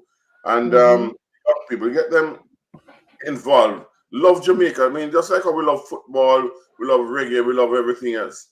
They have to love the land. As I said before, I don't know about those children, but it hurts my heart to look at the back where that school is, in what Dr. John has said. And we have to start them. If they don't know how to protect their own environment, or we don't show them, who are they going to pass it on to? The policemen, and all that, they are from our families. And they have different backgrounds and different influences. Some who have fathers, some who have none. Somebody who the village has raised a child. Some of them just don't understand it. They're the first time. You throw somebody out there with huge responsibility, they walk in and they see that the leaders are not performing their responsibilities. What are they going to do? Right? Right. So we have to have this type of thing whereby we have standards, and we have to recognize them for standards. Because I'm telling you, I've talked to a lot of young policemen who have retired or left, and they're very smart, but they did not see upward mobility. right? We have to. I was lucky, like Mr. The gentleman who's coming on, I think it's Clerk, name is Clerk, to have gone in the Jamaica Defense Force as an officer. But before that, I was just a little dry football. But the difference was, I was able to go to the Social Development Agency, many agencies, and they helped us along the way to be quote unquote normal for whatever, and so we have to go through, and we must not forget. And there are many people who volunteer to come to Jamaica in the diaspora to assist in this process. But unfortunately, the government has not barely been embellishing. Certain people, yes, but not the regular people who can make a difference. I know thousands of people who could do that. I would do that. Yeah, that is, and the thing is too, like you said earlier, Dr. Francis, the importance of community policing. Because I remember when they had the police youth clubs, and that will help to foster a better relationship between the police and the community. Because the police station in a community, they know everybody. When you have the youth club, they know the mother, the father, the grandmother. So that helps to build a better relationship with the people that they are serving, and it helps to bring down the level of aggression that they experience when they're on their beat. So something has to be done, and I'm not going to bring back community policing, but make community policing relevant to now, because young people are bright, they are creative, so they have to tailor it in a way that the young people are willing to stay. Sports is extremely good, but helping them to be able to access the internet, use their creativity to do something that will advance them further in their studies. My brother used to play table tennis at the local police station after school at 2-3 times a week. So they have to do these things to keep the young people occupied. And in my opinion, that will also help to bring down the crime rate, because they'll be less likely to be enticed by gangs, because students who are not in schools are really ripe for gangs and gang activity, because they see them as the foster parent or the parent and the guardian that they need, because they're providing them with something that they're not seeing in other spaces. So the police and the police stations should be so equipped that they can accommodate the young people and meet them where they are, especially when it comes to them bringing out their creativity in a way that makes them feel good about themselves. Because when you have a young child who can say, go to the police station and show an older policeman how to do something, you know what that does for that child? And he goes back to his community and he brings 2 more with them. So we have to make it in a way that this is interactive and they don't feel that intimidated by the police officers. Instead, they feel the mutual respect is there, where they respect the policeman and the policeman respect the community. So that has to be part and parcel of making the JCF a more wholesome organization and not what it is right now. Well, we need better education, don't we? That's where it starts. We need better education. What did you say, John? So we need better education. The education system has to improve to facilitate that 100%, because when you have children coming out of school, high school, and cannot read and write, when you have children cannot spell toothpaste. I mean, I've seen these videos of children who cannot spell words that we learned in basic school, because the communities that we came from back then, it was a village that raised a child. So when you went to school, everybody cared about you on your way to school and on your way from school. So we have to get back to that sort of community village taking care of the family. The family structure has to change. And I do understand that the times have changed and life is hard for so many people because they're trying to make 2 ends meet. But life was hard for many, many people back then, but there was a more structured community setting then that helped every child. So every child was somebody's cousin, uncle, not biological, but that was the kind of structure that was in place to facilitate that kind of learning. And the school system was such that a child who was not performing on par with other children, a class was created for those specific children. So you, instead of keeping like a child, you advance them or put them in in a specific class to address their needs at the moment. So education is really part and parcel, and something has to be done to make that happen. Let me just jump in here and thank all of you for continuing the conversation in my absence. But we're going to be joined now by the dynamic duo, I call them. They're known as Mystic. I'm going to say Mystic Revealers, but Mystic Sensation. And many of you have asked that I have them on the program. And tonight they have decided to take time out of their busy schedule. Saturdays is not a good day for them, but they've decided to grace us with their presence, and we're very, very grateful that they could make the time to be with us. So without further ado, we have, don't move on, Marie. I see you. we have Byron and Anne-Marie, otherwise known as Mystic Sensation. Here they are. Welcome to Reason with Rattigan. Right. Thank you, Rattigan, for welcoming us. And we are happy to be amongst an esteemed panel of course, Daisy Magazine and, of course, Herb Nelson. Big up Herb. And, of course, the KFC man.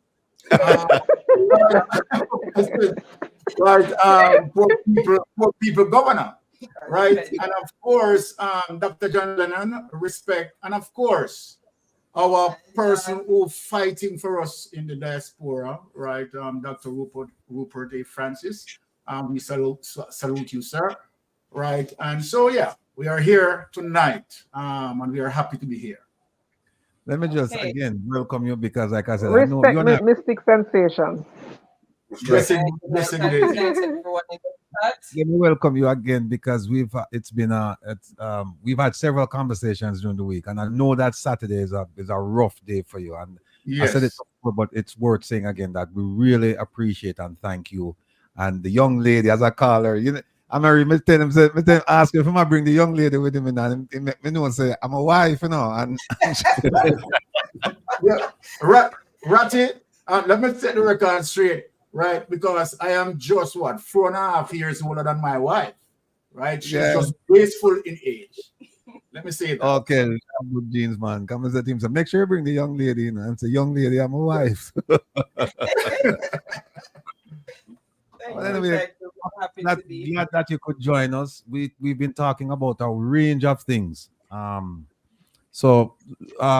Most people, I think, they know you. Because I see a whole bunch of people in the chat room saying welcome. So they say you guys are their favorite vloggers, and that goes without saying because I've seen a lot of write up about you guys. So I'm just happy that you're here because almost weekly somebody put in the chat, hey, why don't you invite them as if they have something against someone? But not before the time, you know. Exactly. So, exactly. Here we are. So for those of them who don't. They don't know you. Just give them a brief, just give them a synopsis of who Mystic Sensation really is. Okay, well, thank you for that. Well, Mystic Sensation, academically speaking, right, I attained a bachelor degree in criminal justice, right. My, professional work, right. I'm a PI. Also, do internal investigations for, two of the major retail companies. In the United States and Canada, which is, of course, Walmart and Costco, right? And of course, yes, we are here vlogging, right? So that is just to summarize up.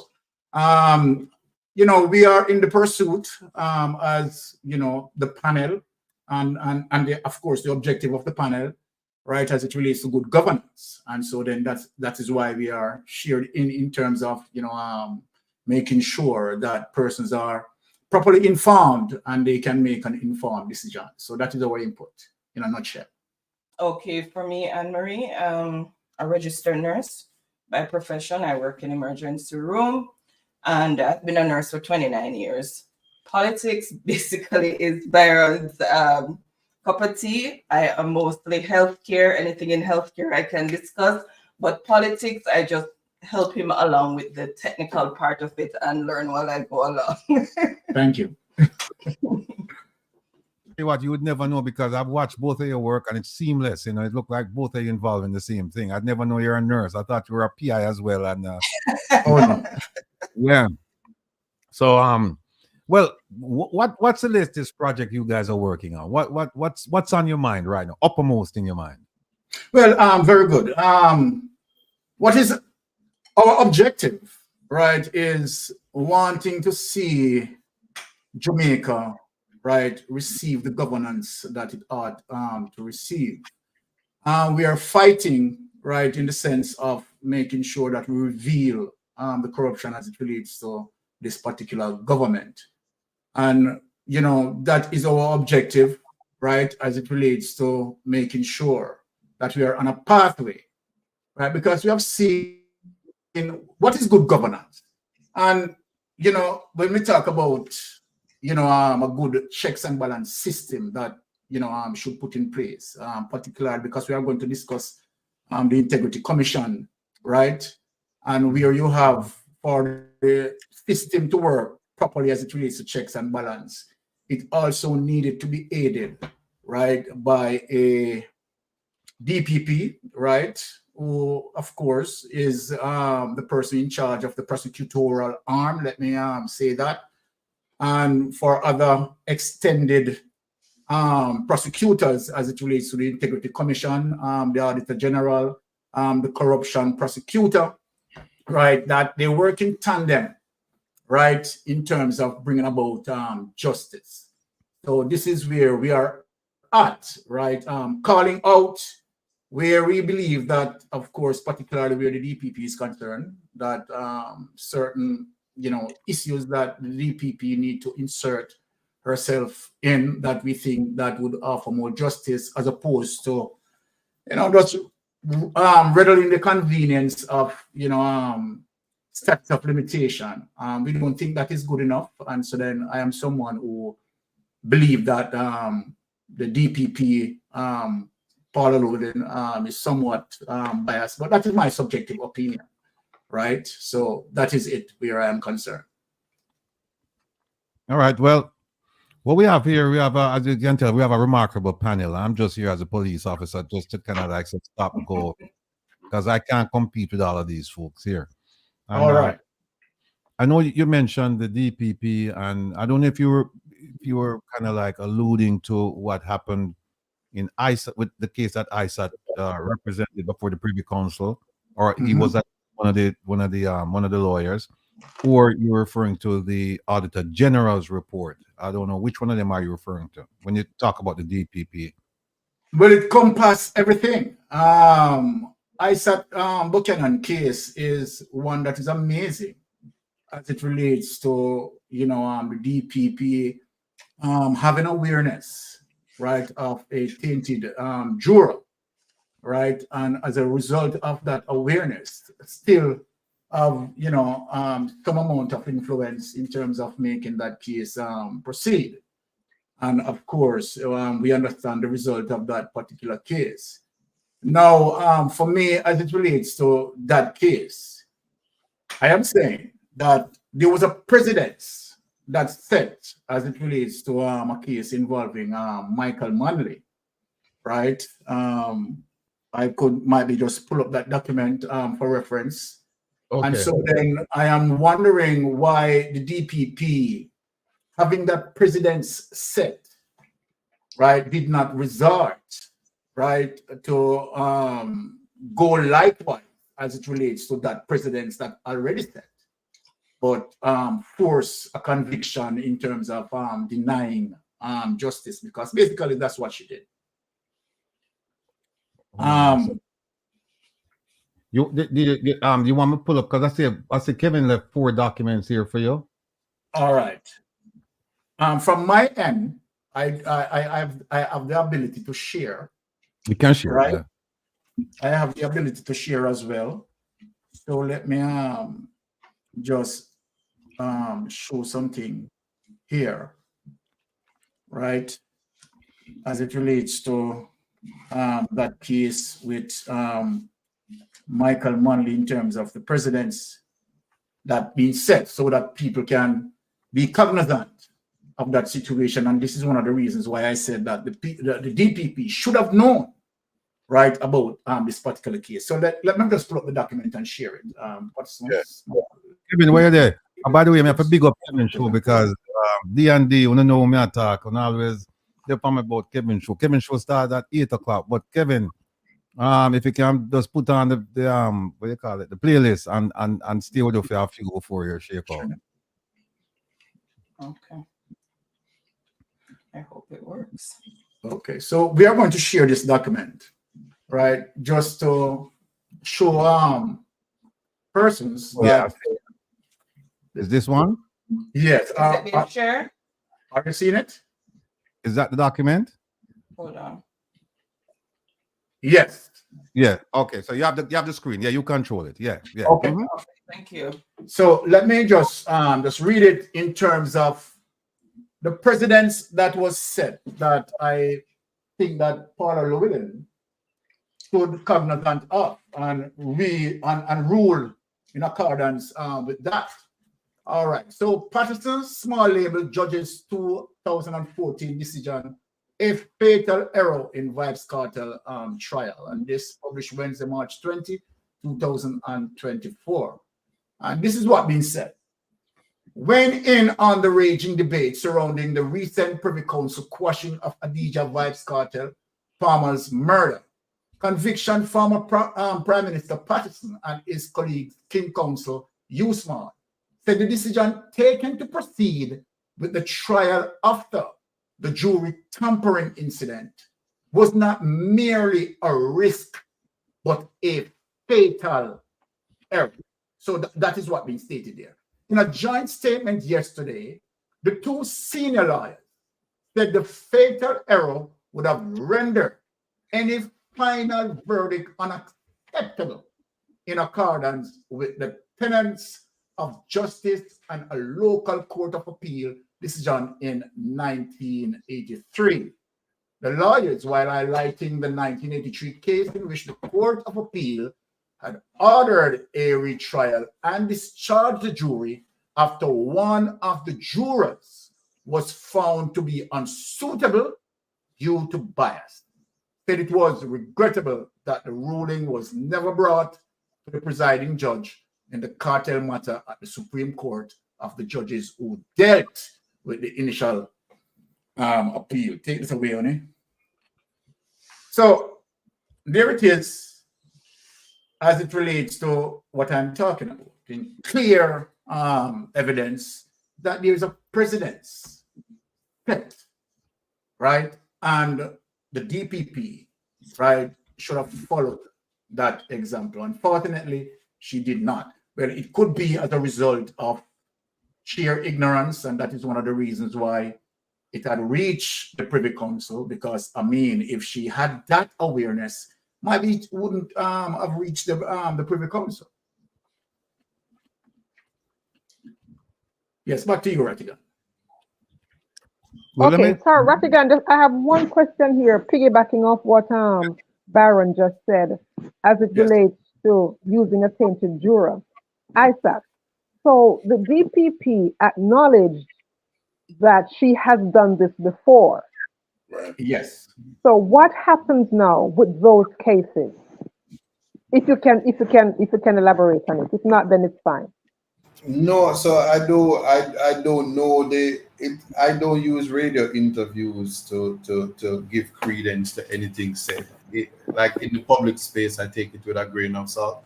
No, she said it, so that's why I'm saying. No, I'm just saying it was said on radio, okay. it was said on social media. In the advent of AI, one could say that it probably wasn't her who said it. Mouth met for chance. Okay. I don't know. But what I will say is, if those cases are identified, I've said in spaces that what has come from certainly this trial is that there is a need in the Jamaican space for the Innocence Project.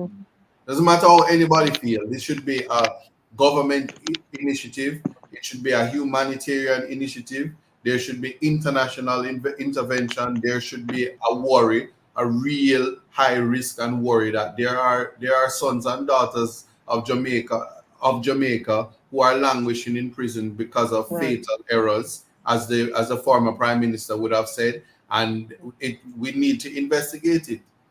And to piggyback off of what happens in the United States, where we see people, they're apologizing to people who have spent 80 years in prison because of fatal errors, because of evidence collection, DNA, just anything like that. I think that's just something, whether or not she has said that or not, that we ought to be thinking about in terms of reform of the justice system. That's a general comment on where we are now and how we should think about the Constitution, fair trial rights, and the presumption of innocence. I agree with Isaac, and it's really sad that it happens among the poor more than anywhere else. The very poor and the marginalized peoples of Jamaica, and I don't know how people can accept marginalization in a country that we're so proud. So, Mystic Sensation, you guys, I appreciate what you have done. I mean, and Paula, in respect to what Daisy said in regards to Paula didn't really know what she was doing. I mean, she can come after me all she wants. She said it. No AI. Sorry, Isaac. I know AI that. Your voice was clear. I know her voice. I can recognize it anyway. If you put her behind a screen right now, I know her voice. Okay? So Dr. Rupert. Yes, sir. I bet you, if I'm the lawyer in your assertions, you would lose. And you would waste Mr. Rattigan's legal defense. When I show you say you can't speak with that type of certainty, especially when it's coming from certain media houses. You don't know the accuracy of what was said and the context it was said. Listen, Brother Isaac, I listened carefully. I could not. It is also how I ended it in there. I can't believe it. Who could have said that? As a prosecutor, I'm not lying. That is what. There is nobody I know. Listen, I say, if only God himself or Allah can come tell me, say not she do it. That's all I say. I never said she do it, I'm only saying that because I believe in those entities, I would believe them, no one else. Not even you, my dear friend. I was one, because I am telling you though, it's not a good thing. It's not a good thing. That it means that justice is not sure in anywhere, but certainly it should be surer in Jamaica. And it's certainly among the lower class people, the people who are poor. I'm not a ist of any kind. I'm simply saying our nation is viewed upon how we treat the least among us. And I thank people who are out there to willing to unearth it. Look at Ratty. If that we would not be here right now, right? If Rat was not Ratty and her girlfriend that went to Timbuktu there to become elected, we wouldn't be here today. You understand me? Come on. All right, Isaac. I know you're a lawyer, true lawyer. That's why I like lawyers, my friend. Good job. Let me add my two cents to it. One is it was a radio broadcast and she was identified. She was identified by title. Now, we haven't heard from her to say that wasn't me. That's a bogus interview. It's not me. I have nothing to do with that. It's not my voice. We haven't heard that. But let me throw something at you, Isaac. Would it be, assuming for the sake of this line of questioning, that it is the DPP, would it be feasible under the Constitution to write to the Prime Minister asking him to recommend to the Governor General that he should empanel a tribunal to look into the activities of the DPP and to determine whether or not she should be removed from her position? One. Number two, assuming for the question again that was her and everything else, we have no question about identification. It's her. Is there a case to be made before the GLC for acts unbecoming of an attorney, disciplinary action? Is there any case at all to be made? So, you're asking if I would write on my letterhead, it would be rejected. So I maybe if it's on Rattigan's letterhead and the Dirty 30 do something, maybe some traction can go from there. But nothing where I am concerned. And in terms of, so here's the thing. I don't know what brings profession in disrepute. Just this week, lawyer kicking off Judge Face, CPO intervenes, kick down senior attorney, big cas marketplace business, nothing from the Bar Association. The Bar Association says the matter is being investigated. They have no comment. They don't say that conduct like this has brought the profession into disrepute and has tainted the justice system. That I would come here and your whole comment section is going to say that I'm pandering to the judiciary. I don't care who the judge is. If ever there is a day when you go into court and you have to be worried that judges have to be protected against lawyers because of lack of respect for the office that they hold, that is what we have to start to think about. The personalities, it's not the personalities we must think about, it is protecting the reputation of the office.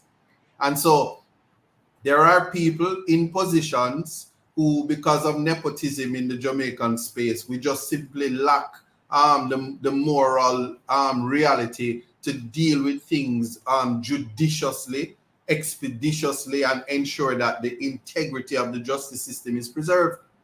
So if it sounds like I'm dancing around your question, I'm highlighting to you that as I'm speaking to you, I woke up in a Jamaican society where it can be published in a Gleaner, a Star, whatever it is, a newspaper publication, that a senior attorney get into a cas with a judge, and the CPO, that is the close protection officer, a member of the JCF, has to make a decision that him have to kick off a lawyer face to make sure say judge not get kicked down.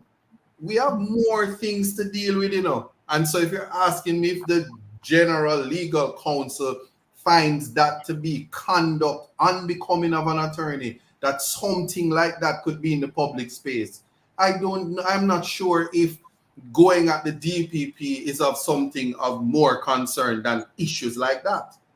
But if we are doing our work, there are just certain things that should never be acceptable if we want the people to trust the justice system. If we want the people to believe, like when I come on here, everybody think I'm being sarcastic when I say the justice system works. A part of it is going all the way to the Privy Council sometimes because of personalities, i.e. the Dirty 30 when they don't have standing. How ridiculous. Do we have to get to the Privy Council for you to know that you have standing? Because the Privy Council has already said so in similar cases. And then after they say it, prime ministers of old will come out and says, how could you not know that, my black people? The white people didn't have to tell us, we know. And so it's Animal Farm all over again. So we have too many issues and too many gaps to be filled for us to just worry about one thing. And the passage of time will prove that this embarrassment too shall pass, but we have to think about reforming the justice system.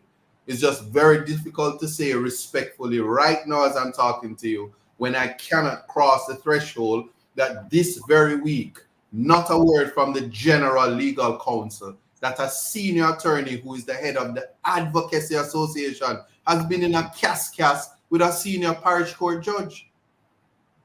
We'll never get past that. It will be swept under the rug, but certainly young attorneys are seen for themselves, that dopey know who for frightened. And it's all about who you know that the integrity of the profession is taken. But me never gonna get back my $500,000 for quoting Vibes Cartel. So if a judge face want to get kicked off by a senior attorney and them don't want to punish him or open an investigation, take it to trial in the public space, I'm worried little about people who gamble constitutional rights and want to do it again. I have very little regard. I just deal with the law and know that, like Dan Atkins says, context matters, and that's all I'm worried about.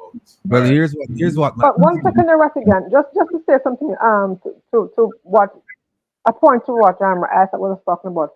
Could that action from between the attorney, that castle between the attorney and the judge and all of that, be a part of a broader problem of the wanton disrespect of the offices that many people in high society hold, that nobody's holding, because the standard has been lowered so much that this is no acceptable behavior. Because I'm going back to the prime minister walking out on the opposition leader, and there was no outcry apart from those of us in the diaspora, of which you, I said, I remember one of the dirty 30, so just be aware of that.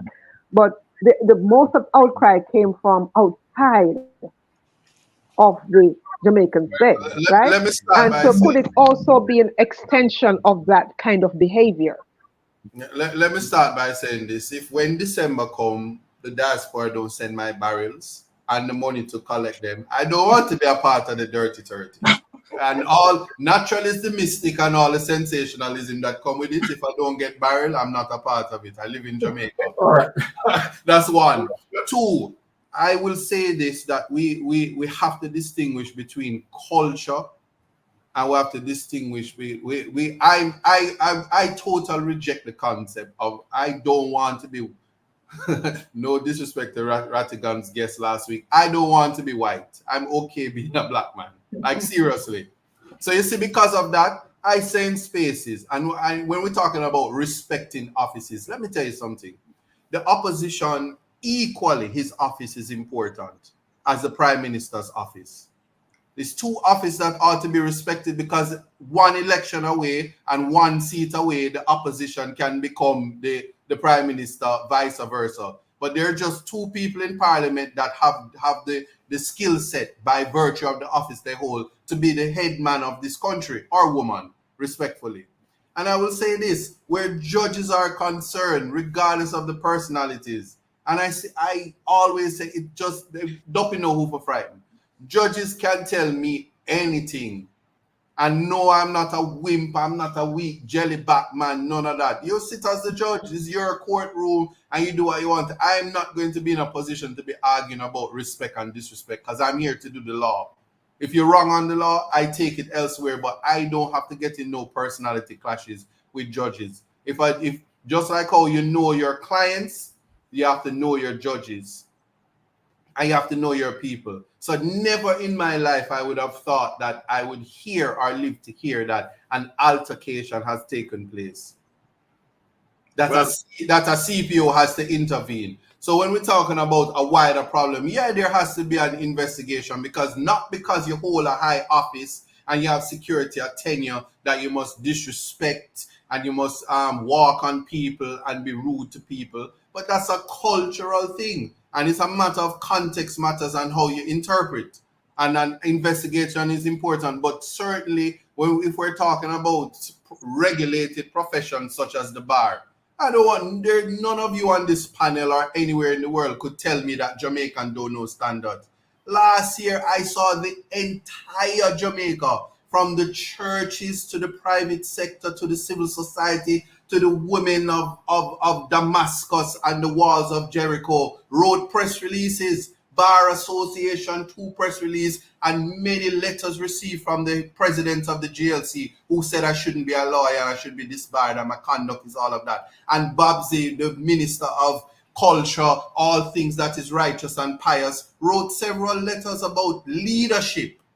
So one cannot tell me that when you hold office and you do nonsense and you embarrass the office that you hold and you do all of this, that you mustn't get the ISA treatment.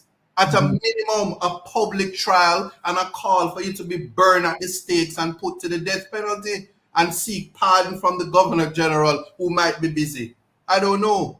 But we can't say that we don't know what the moral standard is. And it is completely unacceptable that when things happen, there are words that I hear, words that are so dangerous. And I think it's only because you are who you are that you get to do certain things. Like it was so disrespectful to be grinding your teeth and walk out and then have Muma Lash, that may be nice, and have other people who you remove from government ministerial positions to be tracing and behave the way they're saying people ought not to behave if you hold leadership. and then come back tomorrow for a do-over to say you're the best baby father, whatever. But maybe that's what the people want as a standard to be a prime minister. Quite acceptable. I like the guy. His nose is as big as mine, so I'm good there. And so it's about personality. But outside of that, we must know what we want for our people. And why I raise the situation with, and I'm not dancing around the DPP. She is a creature of the Constitution and is open to criticism. And yeah, they can carry it to the JLC for criticizing when they don't like you or whatever. Why I'm raising the issue is we have a CPO, which is a close protection officer, a member of the JCF, who is possibly going to be in a situation because he or her, in her fear, saw the need to protect the judge against a senior attorney. What could have been said that you with all your training, 40 years at the bar, could have gone into a position where somebody felt that you would attack a judge? And I don't care if the judge is a judge that nobody likes and think that she's this and that. You must respect the office. That's certainly what I learned last year, that if you, ISAT, don't like the DPP, which I do like her, you are to respect her office because she worked hard to be in the office. And likewise, as you have raised, if you are in the office, you're not to abuse the office that you hold.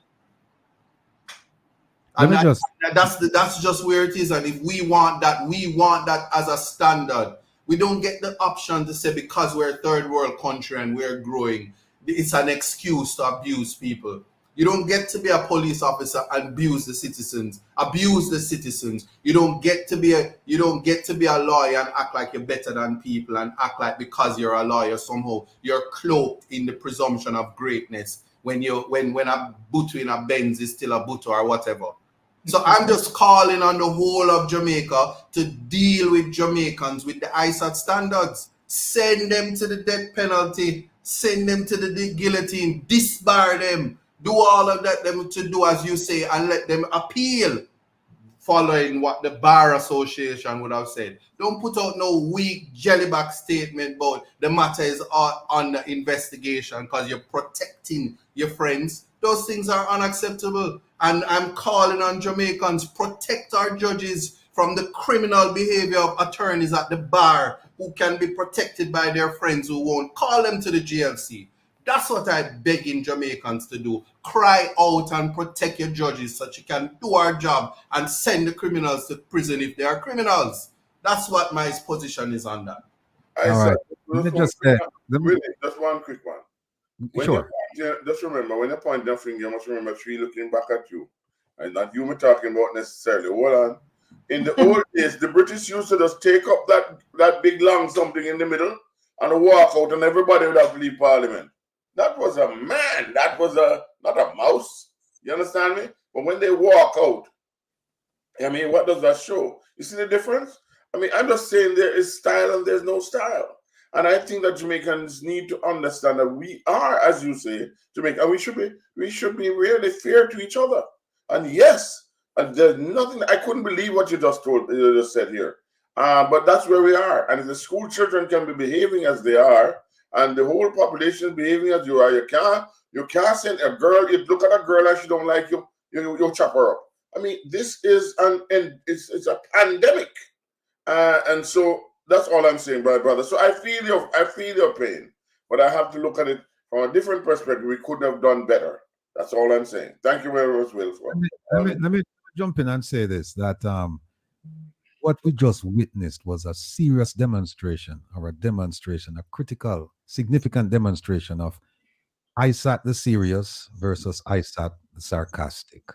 And I want to thank Maria for getting on the juke him on them in short ribs because you get him out of comfort zone and you see a magnificent. Yeah, I said I love him dearly. Daisy knows it's 5 hours past my KFC break. No. What you did was you got to get him to a point where he's really being lawyer-like and he's talking about it not only from the perspective of the philosophy of the law, but also his personal feelings about what happened. And it sometimes it's difficult to separate both of them. I mean, law has passion in it too. I mean, it just didn't come out of the sky from some place. People put passion in it. Now, I said, you remember that you mentioned this term, gamble with the Constitution. It says some, people gamble with the Constitution, and people embarrass the profession. And I agree with you. And here is my take on it. Some people will say, well, don't go to the prime minister, don't do this, don't do that, because nothing is going to happen. I'm of the opinion that you follow the rules. And if the rules say that if you want to get rid of the DPP, this is the route, you do it, and then you hold the prime minister accountable. It's another thing to hold him accountable for, because if you don't do it, then you have no argument, because the argument is going to be, there's a process, and you didn't employ that process, so therefore you have no argument. Having said that, let me just read you something. The Constitution, one of your favorite documents, section 96, subsection 4. It says the Director of Public Prosecutions may be removed from office only for inability to discharge the functions of his office, whether arising from infirmity of body or mind, or any other cause, or from misbehavior, and shall not be so removed except in accordance with the provisions of this section. How do you remove so we know that we can remove, constitutionally, you can remove the DPP. How do you do it? Subsection 5, the Director of Public Prosecution shall be removed from office by the Governor General if the question of his removal from office has been referred to a tribunal appointed under subsection 6 of this section, and the tribunal has recommended to the Governor General that he, meaning the DPP, ought to be removed from office for inability, as aforesaid, or for misbehavior. Section 6 now. If the Prime Minister represents to the Governor General that the question of removing the DPP from office for inability, blah, blah, blah, ought to be investigated, so the Prime Minister has to go to the Governor General. But people bear in mind that there are provisions within the Constitution that will allow the Governor General to do so on his own volition. But let's just stick to this. It says, the Governor General, acting in accordance with the advice of the Prime Minister, shall appoint a tribunal which shall consist of a chairman and not less than 2 other members from among persons who hold or have held office as a judge of a court having unlimited jurisdiction, blah, blah, blah, blah, blah. And it goes on. And then the tribunal, they look into it, and then they make a recommendation to the General. So what I am proposing, and what is in the works, is a letter to the Prime Minister laying out the case, as Mystic Sensation did, laying out the case to the Prime Minister to say, you need to recommend to the Governor General to appoint a tribunal to look into this behavior. For all the reasons you just mentioned, Isaac, and others. That's number 1. Number 2, the GLC. What they did to you and what they've done to others, they should apply the same rules to the DPP. She's no different. Now, keep in mind, the GLC cannot remove the DPP from office, but they can discipline her to the fact where she's rendered useless, and then this would kick in. Section 96 would kick in. But that process is underway as well, where we're going to notify the GLC, and we're going to notify the GLC en masse, not just one person. You have to submit not only the complaint, but you have to submit a declaration, an affidavit along with it, detailing the behavior that you're complaining about. So that is in the work. So the DPP, I hope you sleep well. People might try to protect you. I don't know why, but if they do, they're going to be held accountable as well, because we're keeping our eyes on everything. And as someone told me just this week, that this diaspora is not the diaspora of 20 years ago or 20 years ago. This diaspora is very active, very assertive, very intelligent, very results oriented. And so we are going to do, and we're not going away. We're not going away. And if them things that them, we have a decision that is against us, that we're going to just fall up and go sit on that corner. Them no way. Because like Julius Malema said, in fact, you know what? I think I better take a Julius break. Here is Julius, everybody. It's difficult, but you must soldier on. Don't give up. If you are a coward, you don't belong here. Don't give up. If you are a coward, you don't belong here. If you are a coward, you don't belong here. But if you fight, even when things are difficult, you keep on fighting. This is your home. Welcome to the home of black people who never give up, who keep on soldiering on. Even when it is difficult, we keep on soldiering on. One day we shall arrive because we know we have a future, and that future is what we make of it now. No one is going to destroy us because we have an appointment with that future. A very important appointment with the future. And you are not going to stop me into making it into that appointment with the future. Like I said, we are very courageous. We don't fool around here. And my hope, my fervent hope is this. You know, people talk about things and they say, I would like my children and my grandchildren to benefit from it. No, with me. Me want to benefit from it. There is something called the fierce urgency of now. Meaning that no, we have to do it, and we have to do it for ourselves and other people as well. But you don't come, because the moment you start thinking for my children, you start thinking down the road, and so you start kicking the can down the road. No. We're doing it like our lives depend on it. And so we are moving forward with this thing regarding the DPP over at the GLC and over at the Prime Minister's office, and make them do what they want to do with it. But at the very least, we would have taken the proper steps, the steps that are legal, and the steps that are authorized to say something went wrong here and we need to hold this lady accountable. So that's my speech. Mystic Sensation. Before you do that, Mr. Rattigan, I just want one clarity on one thing. Okay. You said the diaspora. Is it the Friday diaspora or the Thursday one? Because we were very confused. Is it the one with the Rasta? Is it one with the dreadlocks or the one? Well, no, that's a very good point. Why we're confused? No, excuse me. That's a very good point, and we're going to get to that subject. The subject about the Global Jamaica Diaspora Council and the real diaspora, right? The Global Jamaica Diaspora Council is a movement them call that is government controlled and directed. The other one that you're talking about, the real Global Jamaica Diaspora Council, consists of us, real diasporans who are discussing real issues about real people and about providing real solutions. And no government, no control. We never will, no time at all. Mystic Sensation, you've been very patient. All right. I'm going to take a parallel line with, of course, Isaac, as it relates to what he just said. However, right, I am going to just explain something here, right, as it relates to good governance, because this is our mission tonight. I am just going to just create an hypothetical scenario that, for example, that we have a corrupt DPP. So I'm not saying that the DPP is corrupt, right? This is the line that I'm taking. Now, if you have a DPP that is corrupt, that within itself carries what we call a ripple effect, a domino effect, and right, as it relates to how justice affected. Now, what am I alluding to? I am alluding to the fact that when we talk about good governance, we have a prime minister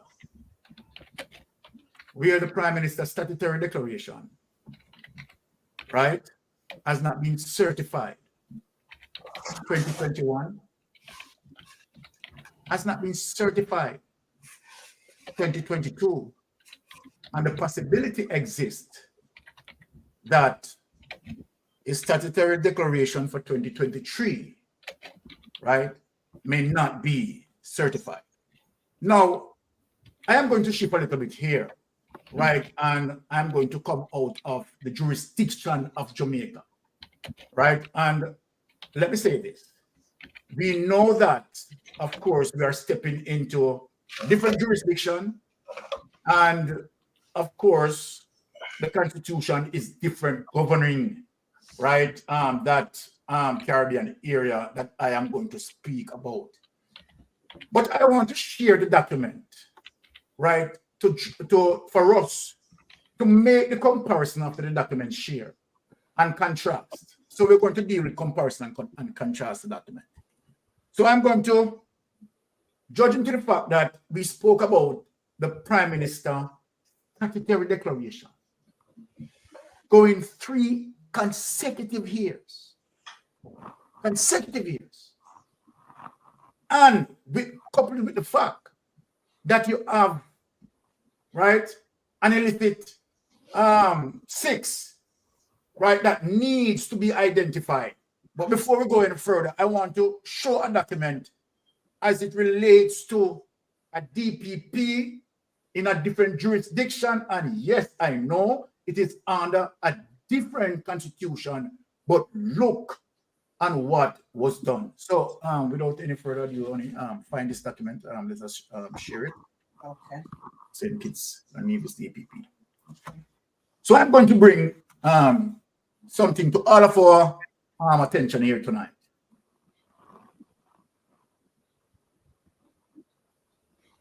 Right? Sure. Okay, so of course. Okay, yes, get rid of it. Thank you. Okay. That's the best I can. So here it is. St. Kitts is our neighbor, right? It's our neighbor. St. Kitts and Nevis DPP filed charges against 9 defaulters under Integrity in Public Life Act. The Integrity in Public Life Act is equally similar to our Integrity Commission Act. Let us make that clear. Similarity. Buster St. Kitts and Nevis Director of Public Prosecution, DPP, Adeline Smith has filed charges against 9 defaulters under Integrity in Public Life Act. Taken under the Integrity in Public Life Act, Cap 22.18 as amended. 2 public officials have been omitted and 1 extension granted per the list published. DPP Smith enforcement action is a follow-up to an initial press release issued on January 11, 2024, and public officials who failed to meet the filing deadline of 26 January 24. In a press release dated February 1st, 2024, DPP Smith advised, as the DPP, I am tasked, this is what the DPP is saying, I am tasked with upholding the rule of law and ensuring the highest standards of integrity among public officials. Adding, as of today, the deadline for compliance with the mandatory declaration requirement has passed. It is with regret that we note several public officials have failed to meet this obligation. Omitted an extension from the list. In accordance with earlier warnings, complaints were filed on January 31st, 2023 against public officials who failed to comply. The names of 2 public officials have been omitted from the list below, pending a legal opinion regarding the effect of their resignations on their obligations to file. Another has requested and been granted an extension until February 5th on compassionate grounds owing to the death and recent burial of his mother, DPP Smith explained. All the public officials listed in the table below have failed to meet the filing deadline on 26 January 2024. So this DPP is going to now publicize the names of persons, right, who breach. The list represents a diverse range of positions and organizations, underscoring the universal applicability of the law to all applicable public officials. While I have been made aware that at least 1 public official has filed since deadline, that name has still been listed because the deadline of 26 January 2024 was the final deadline. Now look at the approach in terms of what this DPP had done. Summonses are presently being prepared by the court registry and will be served in due course. The DPP press release announced, number 1 on the list, Honorable Fitzroy Eddie, Magistrate and Judiciary, right? Statue Engla, position General Manager, Ziz Broadcasting Corp. 4, Ricky Lenrick Lake, Chairman, Urban Development Corp. 5, Ruthlin Harris, right position member, Public Service Commission. 6, Oral Brandy, General Manager, Nevis Air and Seaports Authority. 7, Stedman Trust, Chairman Nevlek. 8, Albert Garden, General Manager Nevlek. Pamela Martin, Chairperson, Nevis and Tourism Authority. Hear what this DPP saying? Combating corruption and maintaining public trust, which is extremely, extremely important. Majority of our Jamaicans, right, don't have that public trust in our DPP at current. I wish to reiterate, let me quote, right, open quote, I wish to reiterate the importance of these declarations in combating corruption and maintaining public trust. Were I to fail to follow through on my warning of certain prosecution, not only would the credibility of my office be damaged, but it would also set a harmful precedent that laws can be disregarded without consequence. Let us take that away. Now, I am saying, as I previously explained there, right, drawing parallel as it relates to one moral compass, right, and the reason to execute, carrying out the law, right? Now, when we look on our situation in Jamaica, this is very serious. This is very serious. A prime minister who is preparing for a general election, doing all this campaigning and all of that. You have illicit 6 amongst that situation doing campaign, and he is, right, telling us to overlook all of that, right, and voted for him. And I am saying, at what stage, at what point that the DPP, our DPP, that stand for justice, right, is going to decide, right, to insert herself in a situation like this, having the prime minister, right, statutory declaration 2021, 2022, and the possibility of 2023, not 5. And regardless of the process and the delay process or what is going on with the Integrity Commission, and where we cannot speak of the status of the 6th person involved, I am thinking, what are the reasons that the DPP cannot? We know that the Constitution gives the DPP the ultimate power to start a case, to investigate. So then my question to the panel, right, and I'm glad that Isaac is here. What would be the possible reason for the DPP not to engage in this situation? Could you repeat the question? I didn't hear it. I am saying, based on the fact that we have our prime minister who is seeking a third term, has the statutory declaration for 2021, 2022, and the possibility of 2023, right, has not been certified, right? And we understand the process as it relates to the investigation. The prime minister had been given more than sufficient time to present what need to clarify the variances as it relates to his possible wealth, right? That, you know, seems like his salary, right, cannot show in the form of balance as it relates to that. So the variances cannot be explained. I am saying, what is preventing the DPP from stepping, from insert herself within this situation? I'm just asking, I don't know.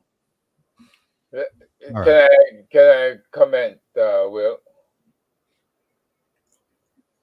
What you have to look at is whether or not we have a DPP who has been compromised long before this. And when you have a DPP who has been compromised, then a trend occurs.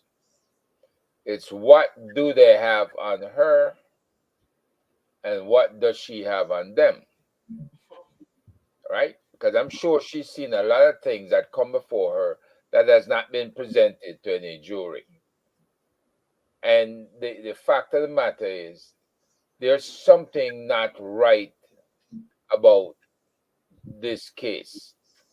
Now, the Vibes Cartel case brought things to the fore because looking at the court transcripts and listening to her in that interview, and I don't believe that that was an AI generated interview, but just listening to what she had to say, we have to go back and take a look at what we would call in the US prosecutorial misconduct.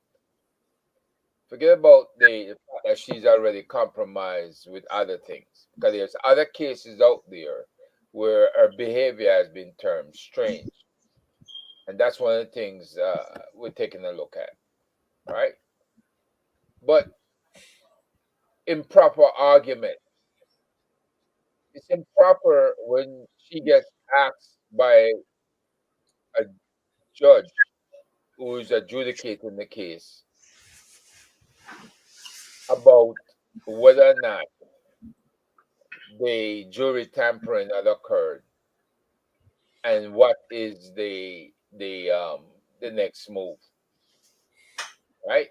I should also say that the defense attorney, one of them, was also asked the same question, and he said the right thing. Now, if the defense attorney can say the right thing about the case, here's a DPP that expressed her personal opinion that went beyond the evidence presented. In other words, she is adjudicating for the judge, in my opinion. And so her misconduct at that stage should have been noted. But what the judge did was rush to end the case and give it to the jury. And that judge himself could also be on the investigation by, if not the JCF, then maybe INDECOM, to look at the behavior that was exhibited in the courtroom that led to the fiasco in London, right? Now, she went up to London as part of the presentation of the case, and she's sitting there, and the Privy Council chief judge is reviewing the case and just ripping it apart. Everything he said could have been handled by the appeals court in Jamaica. So now we have to take a look at the appeals court in Jamaica and what was their motivation for overlooking the obvious in this case. And why did it have to go up to the Privy Council and embarrass the country of Jamaica when you have, I assume, at least 3 learned justices on our appeals court that should have been able to handle the case easily at the appeals court level, right? So when you have stuff like this happen, right, and you have judicial oversight, judge is aware of the misconduct and they should have taken action, referring the prosecutor for disciplinary proceedings, declaring a mistrial, dismissing the case, recommending a new trial. You had options. So he didn't even need to ask the DPP what he should do.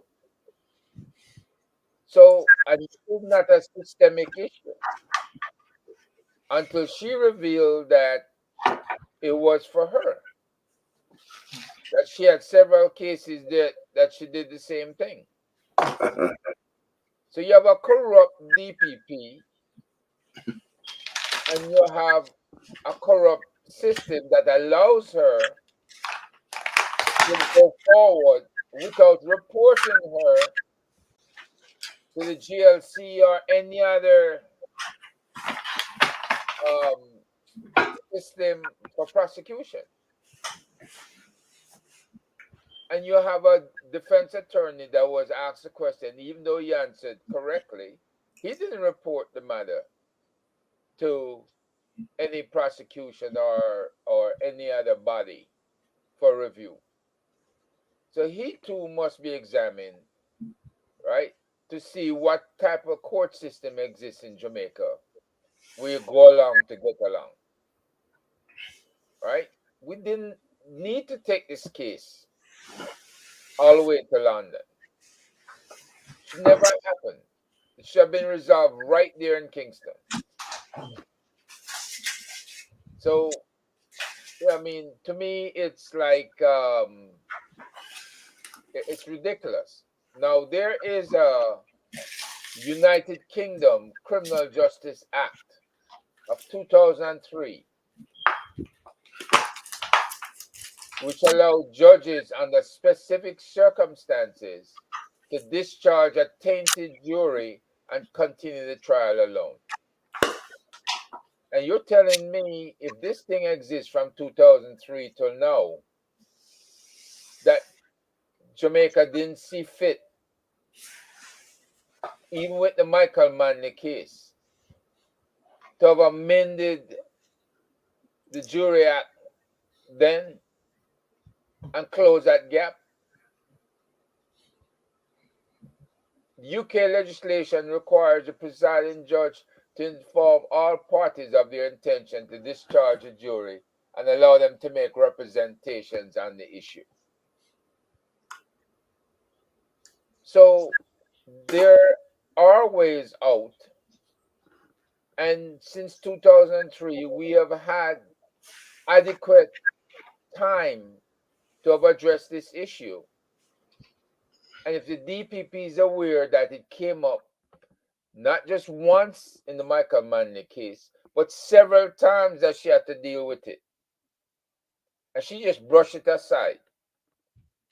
So now those cases should brush aside, should be in for case review to ensure there was no unequal treatment of defendants or a violation of the undermining of the system. So either way you look at it, it's on her and it's on that judge. And it's on that defense attorney who was questioned, who was asked a question and gave the right answer, but went along just to get along. You cannot have this breakdown in integrity occurring in the system, because when it occurs amongst these lawyers and you assume that, oh, it will never get out, that's the way you screw people over, and it never gets out either. So let's fix it now before it happens again in the future and embarrasses us again up there at the Privy Council level. All right, let me ask Maria to jump in if she has some, because the question pending is whether or not the DPP, based on everything that happened, whether or not she should be involved in this. Yeah, yes, Rattigan. That's the question I've been asking for a very long time. Why has she not gotten involved? Because it is within her purview to prosecute. She can do it without anybody bringing it to her. But you look at so many, look at the corruption level in Jamaica, and you see so many things that she can launch an investigation into and prosecute people based on what the findings of her investigations are.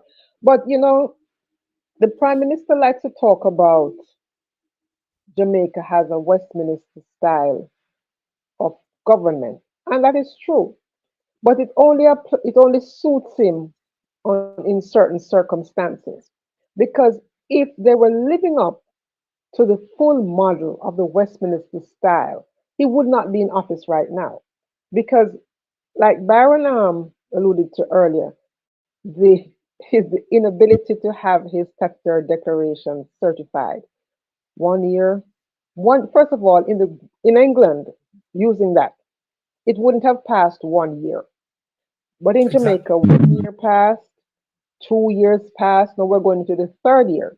Now, what would be interesting, and as Baron was talking, I thought to myself, what if, say for argument's sake, 21, 22 were not certified, but 23 is certified? I wonder what would be the grounds on which they would have certified that, because if 2 years consecutively it's not certified, then I don't see how they could certify the third year. But we have to wait and see. But a major disqualifier for any leader in a healthy, effective democracy is the inability to have his statutory declarations certified.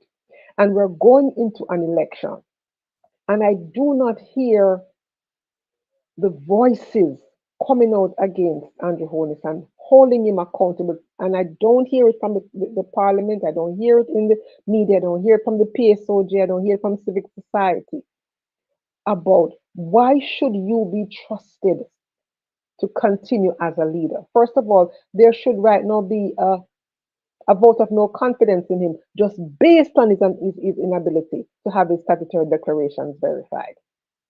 So it shows that there's a certain level of corruption that surrounds the prime minister. Yes, Isaac, go ahead. No, I was not finished, but this is where everybody goes first. Mm-hmm. I don't think that's So yeah. You sure?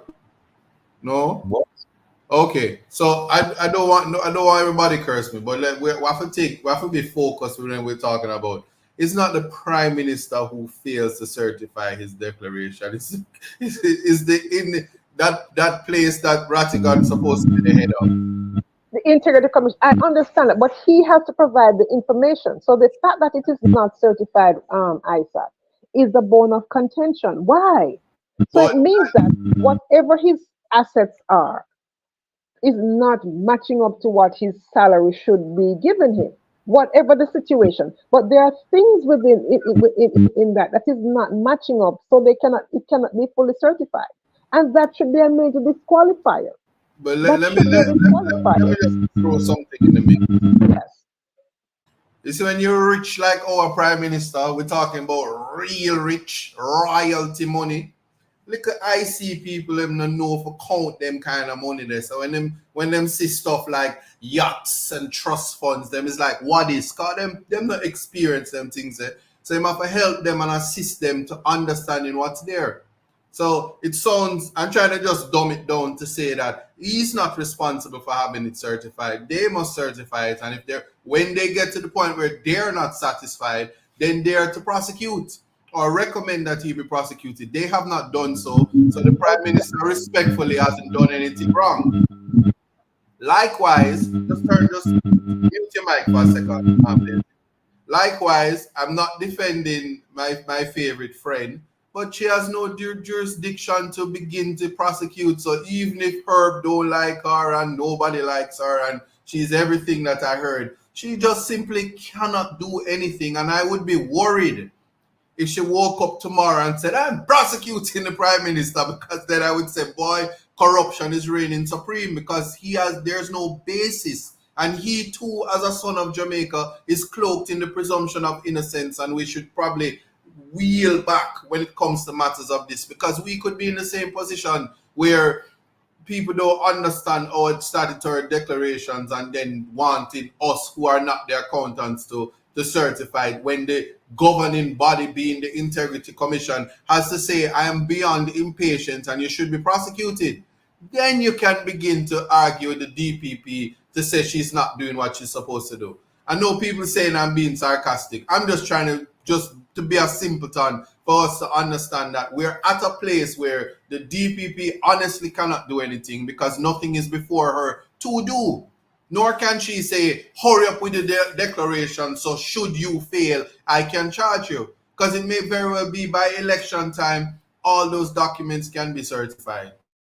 But there was a case prior to that where there was a recommendation, help me, Rattigan, from the, I think it was the corruption prosecutor, and then I don't know, and then when it was to charge the prime minister, For and something unrelated, and the director of no, it had something to do with the Integrity Commission, something private, something to do with, and it was recommended that he should be there to prosecute the prime minister, and then subsequent to that, there was something happened. I don't remember the exact language, and then somebody came out and said about it, the last thing that came out, I don't know if it was the DPP or the corruption prosecutor, who then said that the time has elapsed, something to that effect. And the exact language is not in front of me, but something to that effect.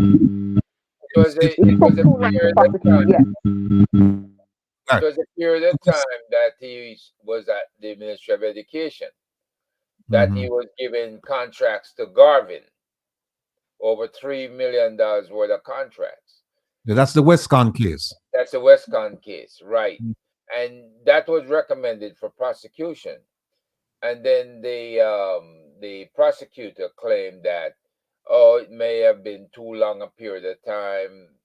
That No. you know, and here's what happened in the Westcon case. The prosecutor, the corruption prosecutor, she declined to prosecute him because what happened, they interviewed him twice, and so they gave him a second bite at the apple, and so he kind of tidied up the story, and then some of the people who were around him, they made some statements, and the statements just didn't quite lock in with what he was saying. But the essence of it, she said that, look, I don't have enough to prosecute the prime minister. However, the others around him, I have enough evidence to prosecute him, but because of the abuse of process defense that they could have raised, and she made the argument for them, and I'm like, no, you go for, let them raise the argument. But she raised the argument, and then that was the end of the case. But let me show you something. Let me show you, because I want to get back to Mystic Sensation's question, which is, why is the DPP not involved?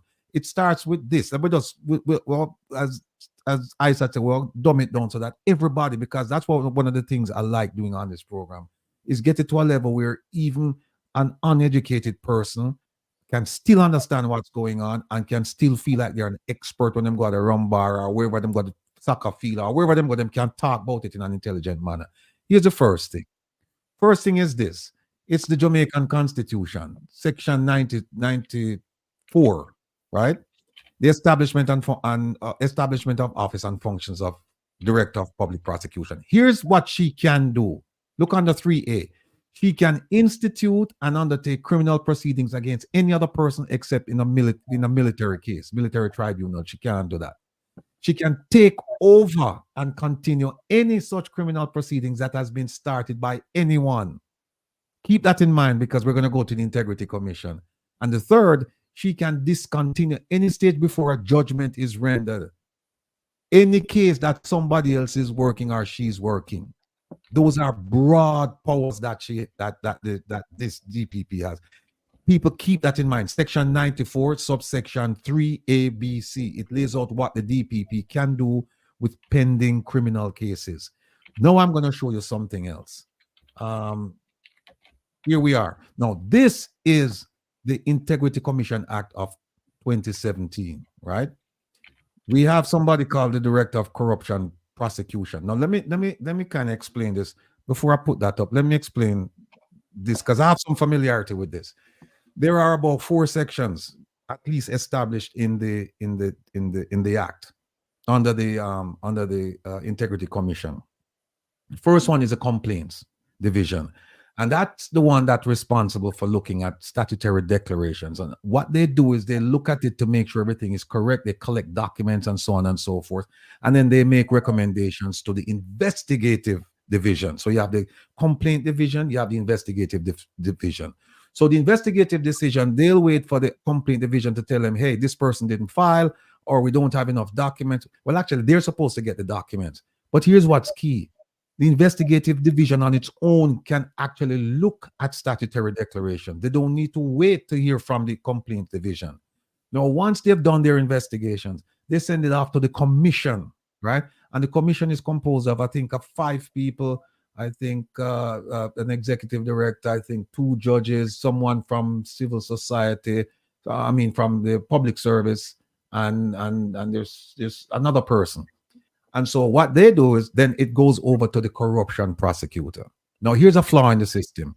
The corruption prosecutor is not working hand in glove with the investigative division or the complaint division. So issues that could have been addressed at that level is not addressed. It comes over to her, and then she says, "Oh, this is wrong. I'm not going to prosecute." She should have been working with them. The mechanism should be such that she's working with them from the moment that complaint comes in, so she can say, "Look, I am going to need A, B, C, D in order to prove my case in court. Here are the requirements under the statute. And if you don't have them, then let's not bother," right? So to prevent all of that wasting of time. Now, when it goes over to her, she can make a decision. But here is something else that she can do. She can, and it's not just she alone. Here we go. Section 34. It says, look at 1A. Look at 1A, very important. It says the Director of Corruption Prosecution shall, subject to the powers conferred on the DPP by Section 94. That is what I just read to you, that she's subject to that. So the DPP can step in, take over our case. Step in, end the case. The DPP is the supreme prosecutor in Jamaica. So the DPP, even though the DCP, the Director of Corruption Prosecutor and Integrity Commission, she has the right to prosecute those cases, the DPP can actually step in and take over those cases. So here's what happened. 1A, it says the DCP, Director of Corruption Prosecutor, she's subject to Section 94, meaning that the DPP can take over a case. And then it talks about a bunch of things that she can do. She provide legal advice and blah, blah, blah. Now, here is where it's key. Look at number 4. It says, without prejudice to the provisions of subsection 1A, which is Section 94 of the Constitution, right? The Director of Corruption Prosecutor may, acting on his own volition or upon the request of the Commission, request an opinion from the DPP as to whether or not to initiate criminal proceedings in respect of any matter that has been referred to him under this Act or any other enactment or on a point of law.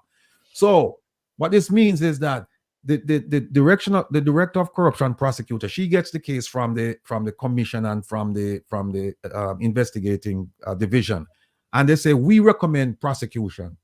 She look at it, right, and then she can say, you know what, I go and go to my boss, the big boss, who is the DPP, and have the DPP look at this thing and render an opinion.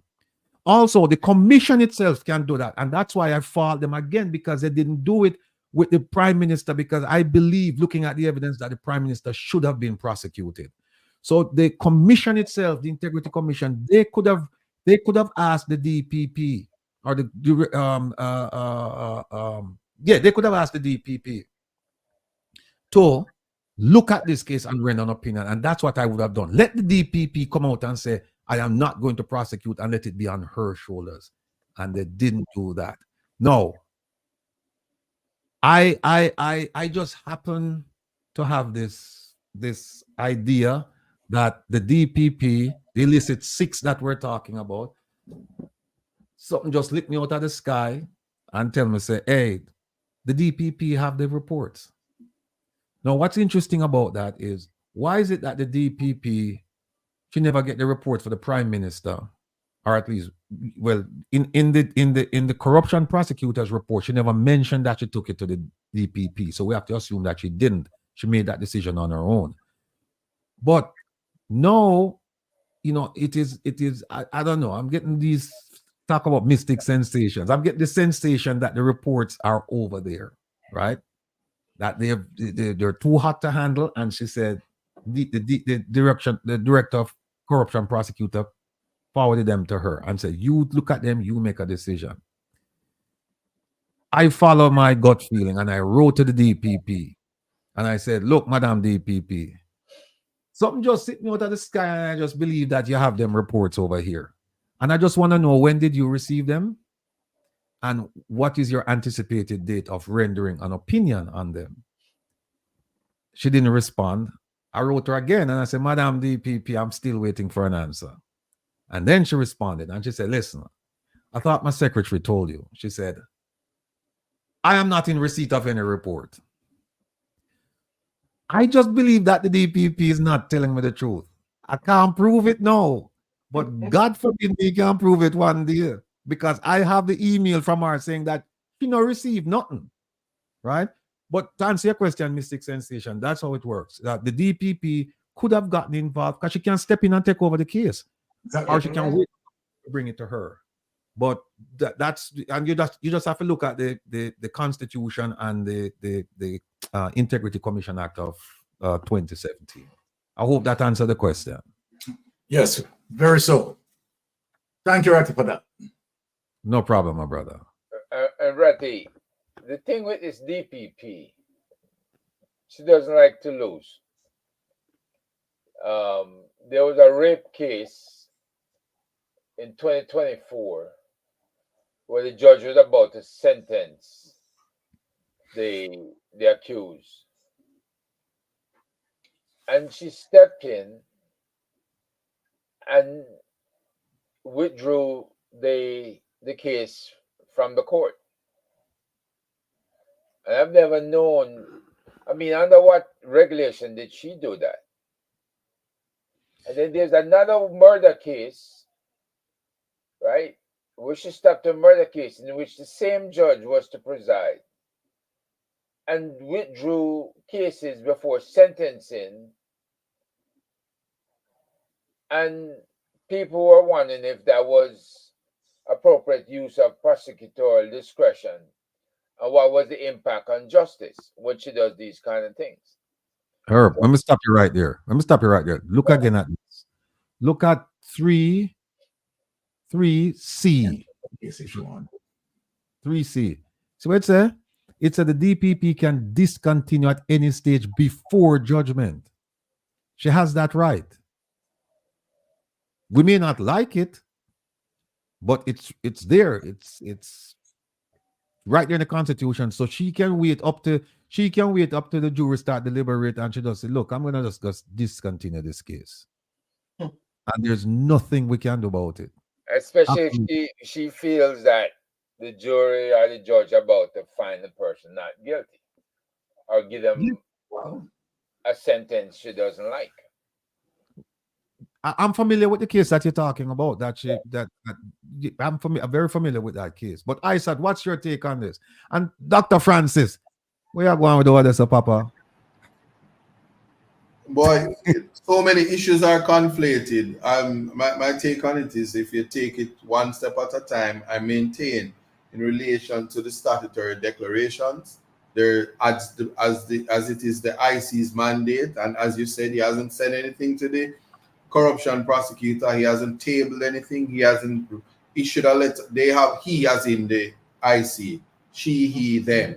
The commission itself has not indicated that the time has passed and he's incapable of getting his statutory declaration certified. So there's nothing for the DPP to intervene in, and it's just that shouldn't be put to her feet. Like, I just really have to say that. So we have to just kind of separate it. The other stuff, I'm not going to get involved with that. Herb hit hard and him don't live at Jamaica. And if I call out help, he's not Michael Lee Chid. Him don't have no helicopter to come swoop me up. So they don't mix me up where that is concerned. But in relation to the other stuff, I mean, it's fair for the criticisms that you guys would have made in relation to the other case. But once again, I'm not a creature of speculation.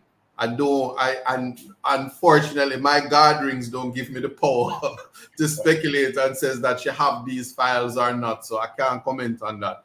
But I'm just saying, as we make these, as we assess each situation, we shouldn't conflate them, because there are circumstances where people are dead right, but we use the ad hominem technique to say, well, you wasn't right here, so you're not right at all, or this is why you're not doing it. So we just have to be mindful of that. But here's the thing. If you listen carefully to what Mystic Sensation, the question he asked, why isn't the DPP involved? I can understand why he would ask that question, and I can understand. I don't understand why she wouldn't be involved. Let me push back a little bit on your point. you're an officer of the court, right, as a DPP, and you're the supreme prosecutor. And when you have that power, as prescribed in Section 94, that you can initiate, you can take over, you can discontinue, and you know that the Prime Minister, and remember now, Mystic Sensation provided us a companion case, right? Something that you can compare and contrast with in St. Kitts and Nevis, right? Not to say that it's the same situation, but if you look at the behavior of the DPP in that case, right? You look here and you say, well, wait a minute. We have a Prime Minister who established the Integrity Commission in 2017. He gave some marvelous speeches about the wisdom of having such a body to stamp out corruption. He went and he asked them for training on anti-corruption. He got the training. And what did he do? When they said, sign this code of conduct, him said, "Me nah sign nothing." That's one thing.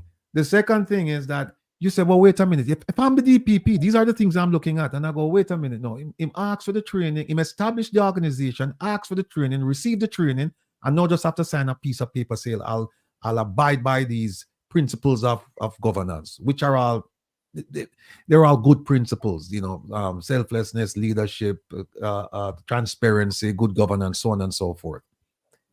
And then, not one, but two, at least two. The third one was due last month. We don't know what happened to that yet. We'll find out in another few days. But two statutory declarations have not been verified. If I'm the DPP, I'm getting up off of my ass and I'm calling the corruption prosecutor, I'm calling the integrity people and say, hey, what's going on here? We cannot have this. How can we have a prime minister, right, who's meeting with international leaders and is doing all of these things, and yet his statutory declarations have not been verified by the very body that he created?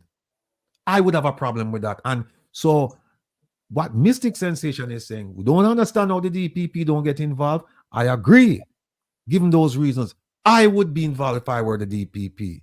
I would be involved. And that's where the independence of that office comes into question. Rattigan, I just want to say something here. I don't know how anybody on this forum cannot understand. Her time in office has been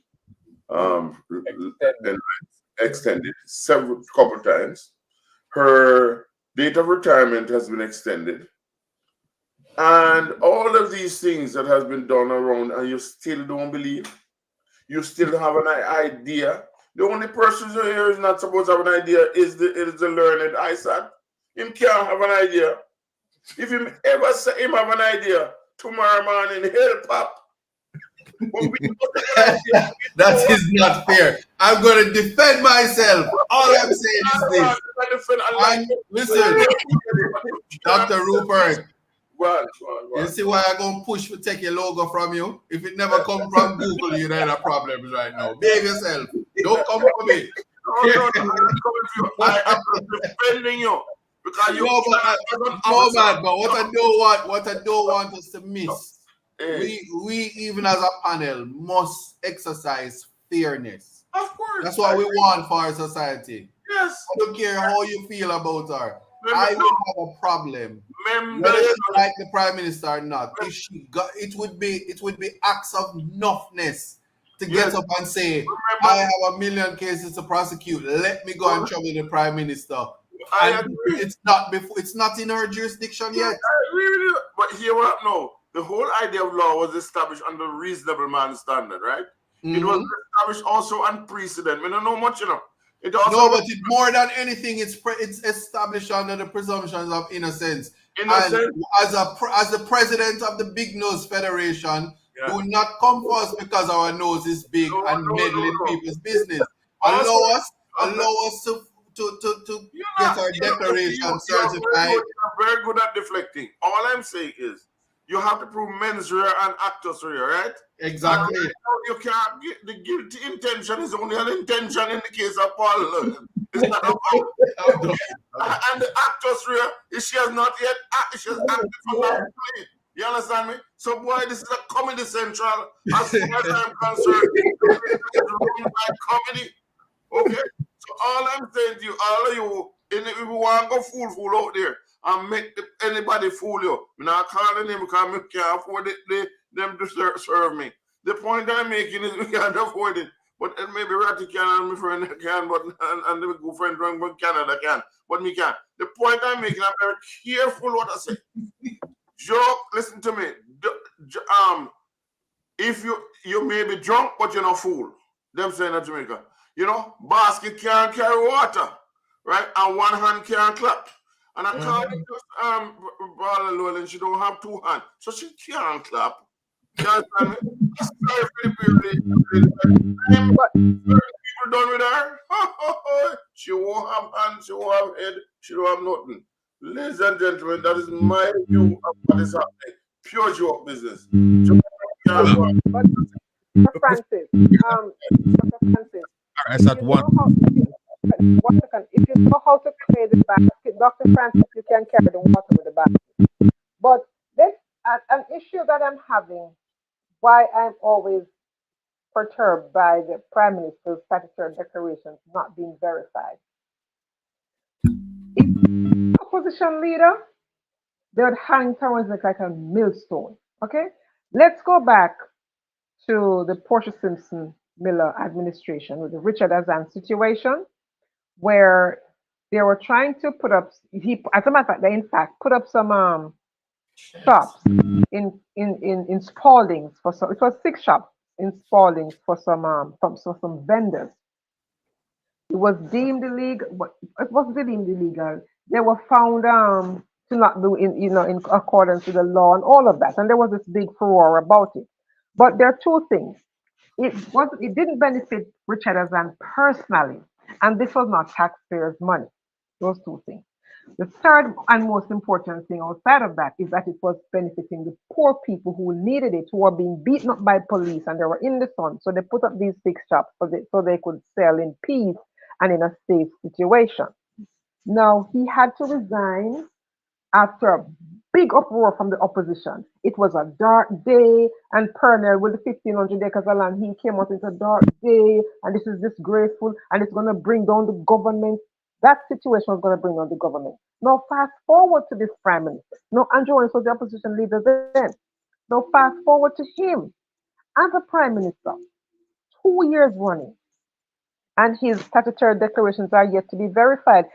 Even in the Parliament, there should be an investigation in a Westminster style, Westminster model of government. There would have been an investigation to say what is happening here, because it is important for the people of the country that he's governing to know how his lifestyle is being funded, especially in a country where the corruption is through the roof. Transparency, in the interest of transparency and good governance, he should not have had 2 years running where his statutory declarations are yet to be verified. That is problematic. And then he's seeking a 3rd term. He is untrustworthy, I'm sorry to say, and his integrity is shot because he is the one who talked about having people of unquestioned integrity in his parliament, yet his integrity is questionable. Yes, so we have to have better leaders. We need better leaders. And if we do not start at the top with honest leaders, no wonder the whole system is corrupt. No wonder you have Beryllium Regional Hospital right now. No wonder you have water commission situation and all these misappropriation of funds where you can be paying $400 million for empty buildings and then blame it on, oh, this is a procurement. I've never heard a situation where you pay rent for a building that you're not occupying.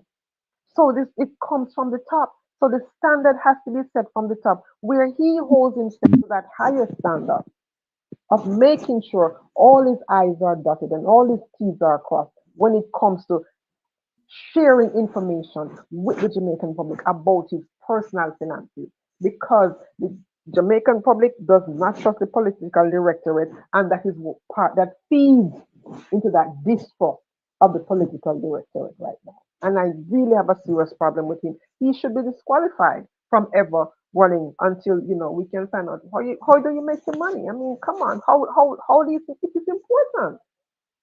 It's necessary. Corruption is rampant in Jamaica. Corruption is eating the lifeblood out of the country. So we need to know what our leaders are about. And if, like I said before, if this was the PNP, it would be the albatross around Mark Golding's neck. Well, Daisy, Yes, sir. let's be fair. Historically, we have not been a very fair society, and corruption has been here for a very long time. Let's not go into the history of it. But if you can have a governor like Henry Morgan, what do you expect? He was a damn pirate. And so, therefore, I'm just saying we don't have to go that route, though, you know. We, as a Jamaicans, in 1960 was very important to me because in 1960 we became independent. And we remember that Singapore, nobody wants to remember that he came down there to see how we were doing it because we were really leaders in the world at that time. And he went back and he did what he did and did a great job. And look at Singapore now. But what have we done? Exactly what he said we were going to do. Sit around, roll ganja spliff in our hand, and swing reggae alone and this, that. And I'm not knocking my country. We have done great, better strides in many ways than Singapore has. But at least their people are still not wanting, even the poorest among them. They have housing, they have this, they have that, and they have everything that we don't have. And I'm sure that our people will be better off. So the point I'm making is this: we have to establish integrity. It is not here, and it's not going to be here until we, the people, understand that it is us who have to vote.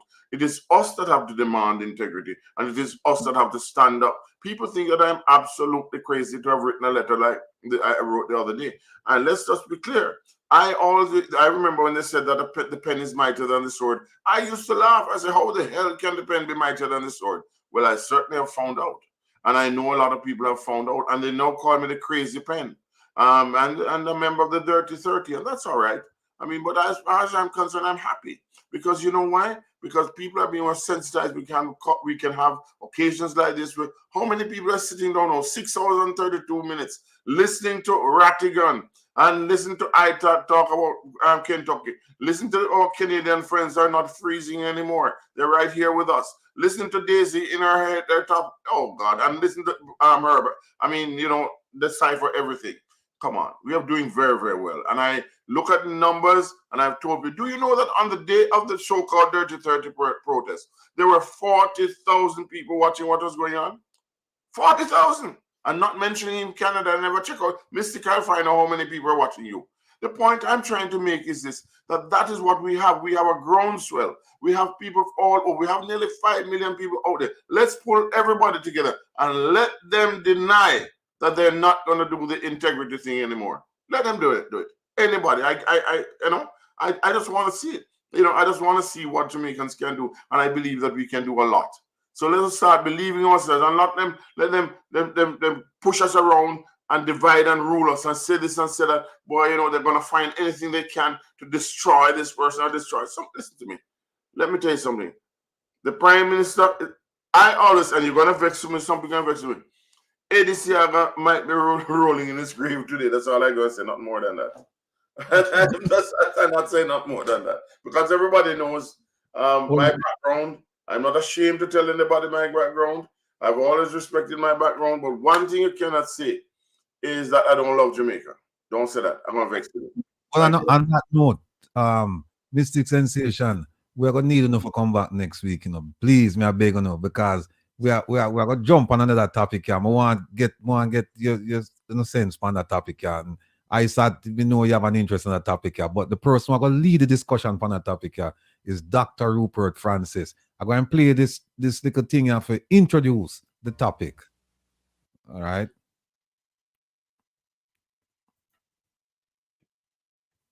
All right. Here we go.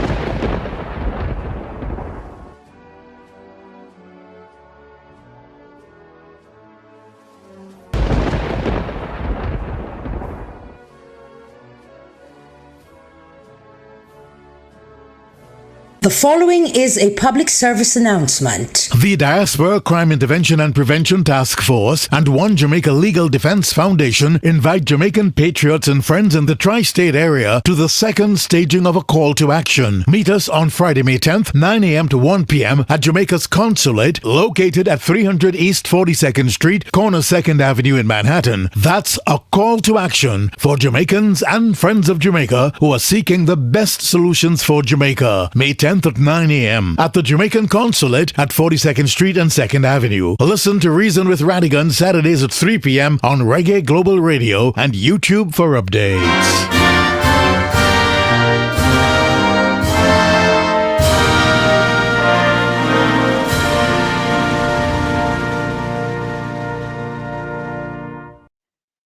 Doc, take it away.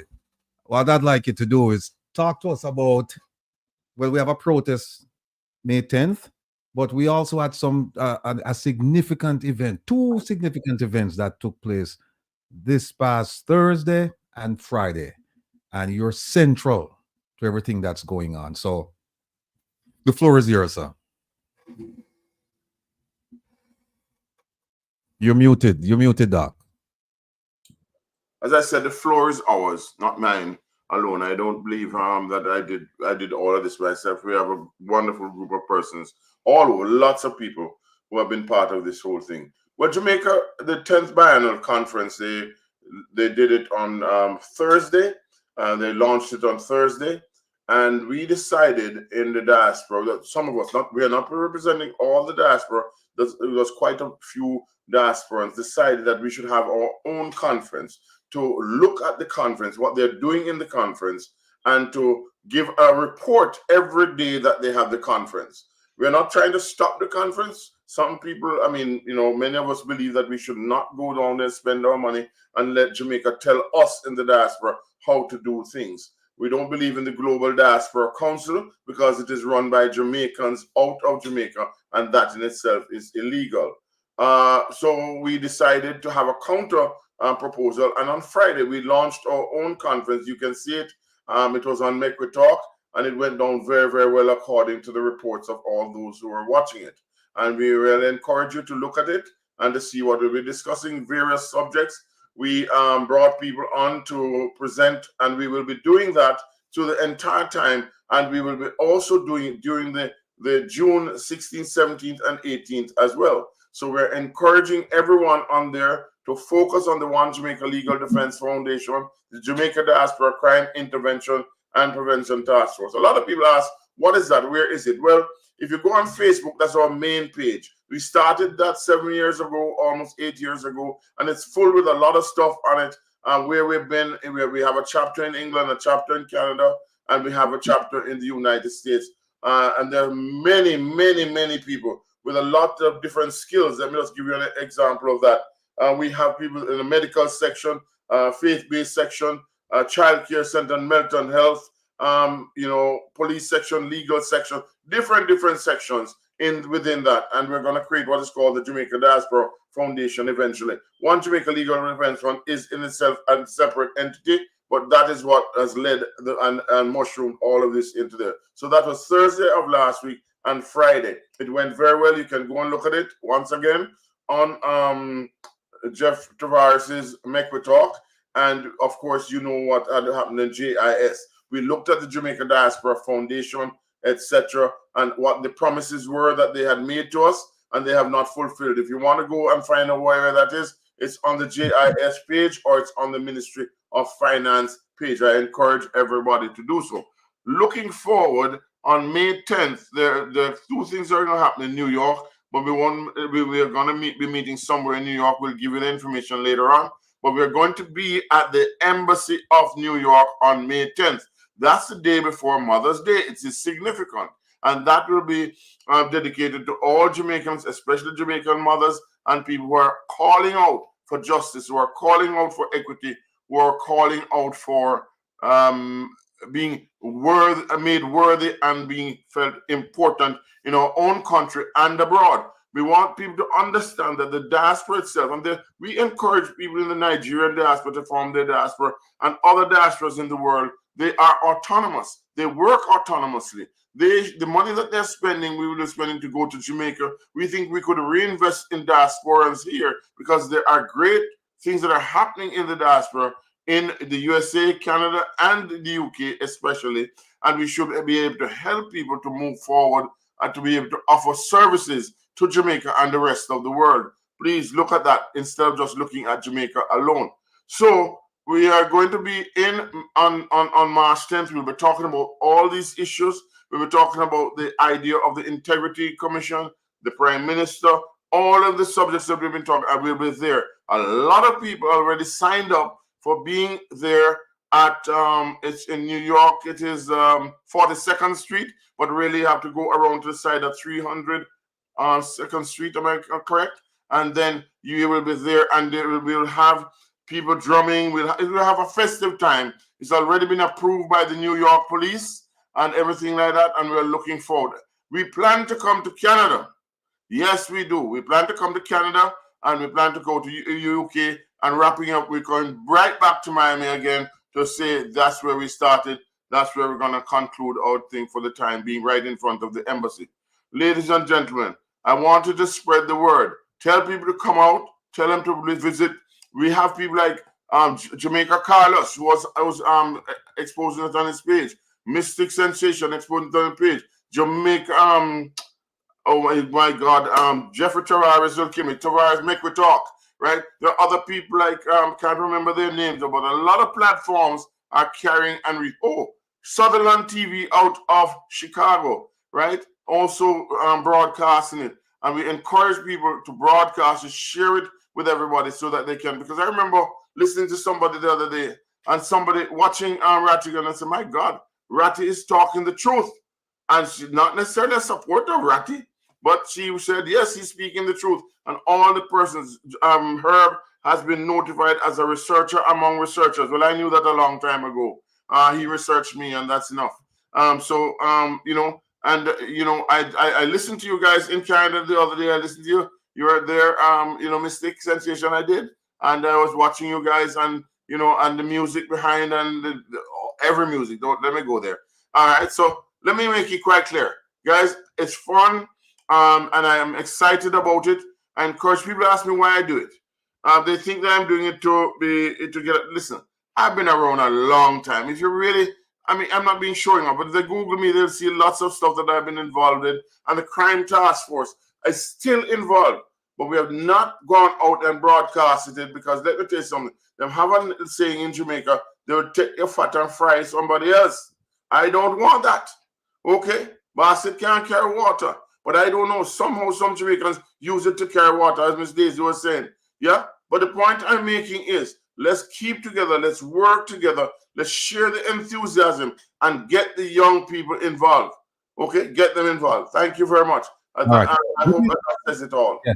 Let me just do a quick presentation here, and I want to hear from Mystic Sensation because I'm a special guest tonight, and we know we're going to have them back because I'm have a whole heap of material, and we need to hear from him because it's all about educating people, inspiring people, and that's what they do. Now, this past Thursday, the Jamaican government had a launch, as Doc said, to basically advertise their conference, which will be held in June 16th through 19th, 4 days in Jamaica. And we're telling people, do not go for lots and lots and lots of reasons, because they're inviting us to our conference that they planned, and we now must find plane fare, hotel accommodations, ground transportation, food, and also must pay the entrance fee, right?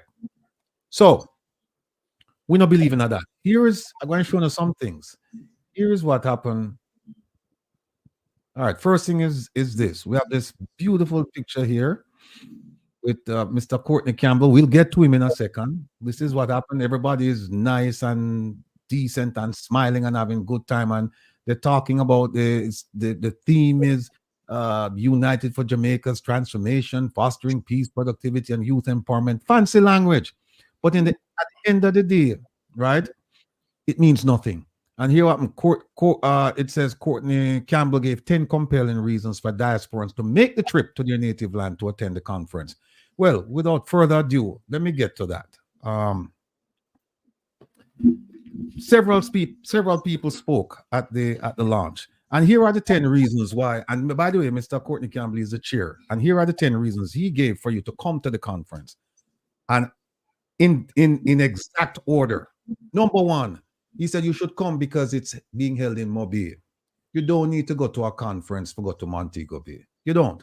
And I've been telling people that if you have plans to go to the conference, cancel them.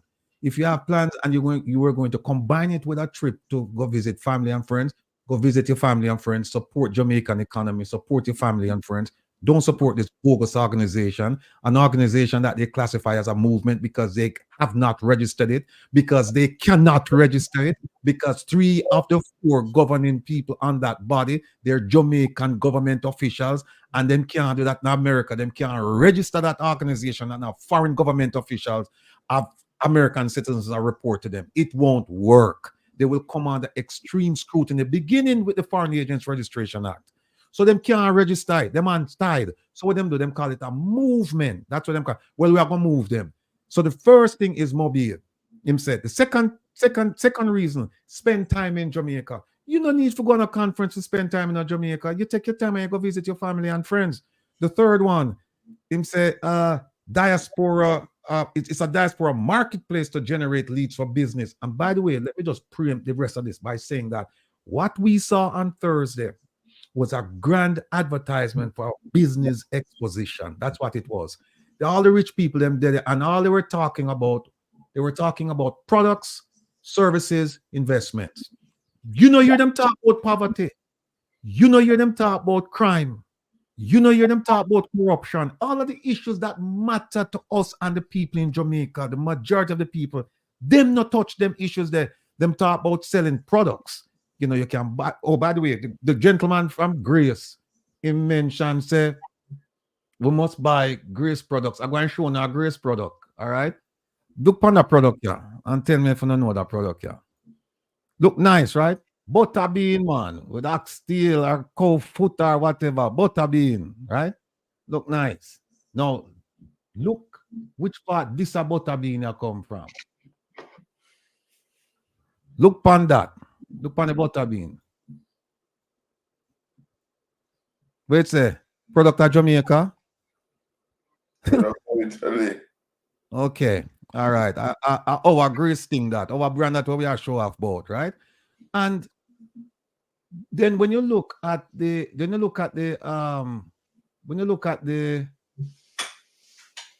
see it here.